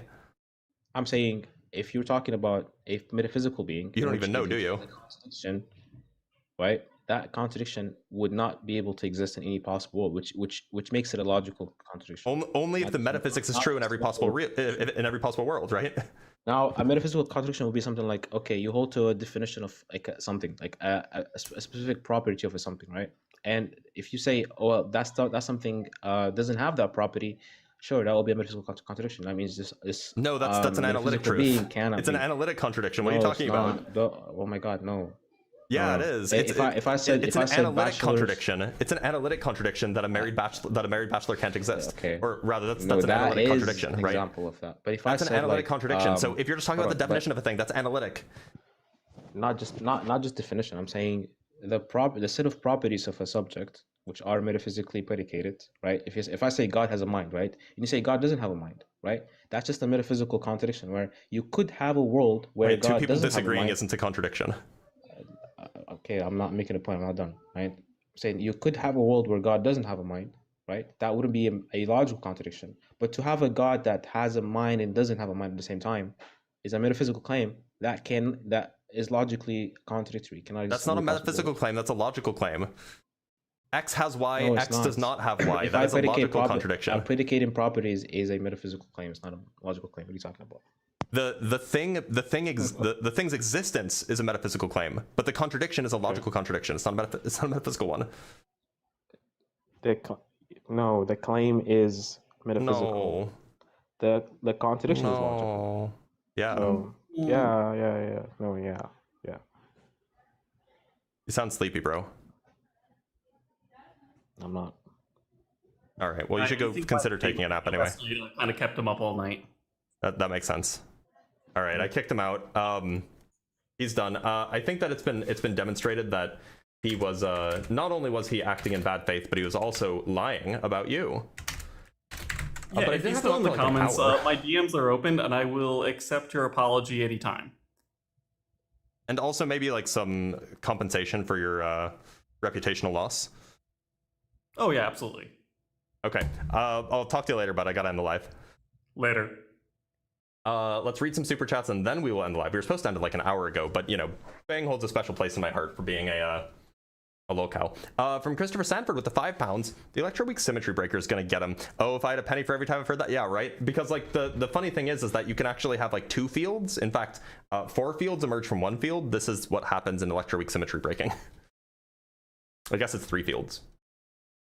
From Garain with the $5. Yeah, I don't understand this, but I for sure know Bang doesn't understand and doesn't want to. He wants to interpret it to justify his worldview. Yes, that's exactly what happened. Exactly what happened. From Mr. Jack F with the $5. Thanks for the Theist Smackdown. Very entertaining. I do my best. From Melch Knows Best with the $2. Here's for working overtime. Enjoy your Friday. I may very well. Thank you. From 49 Perfects with the $2. Bang's arrogance is matched only by his ignorance. True. That's a good one. All right, so that is all we have. Just double checking, making sure that we do have a Venmo from Charles with the $10. Thank you so much, Charles. I appreciate that. He says keep up the great work. Well, you too, Charles. Keep up the great work, whatever it is that you do. All right, that is everything. I'm going to end the live. I will see you guys Sunday. Take care, everybody.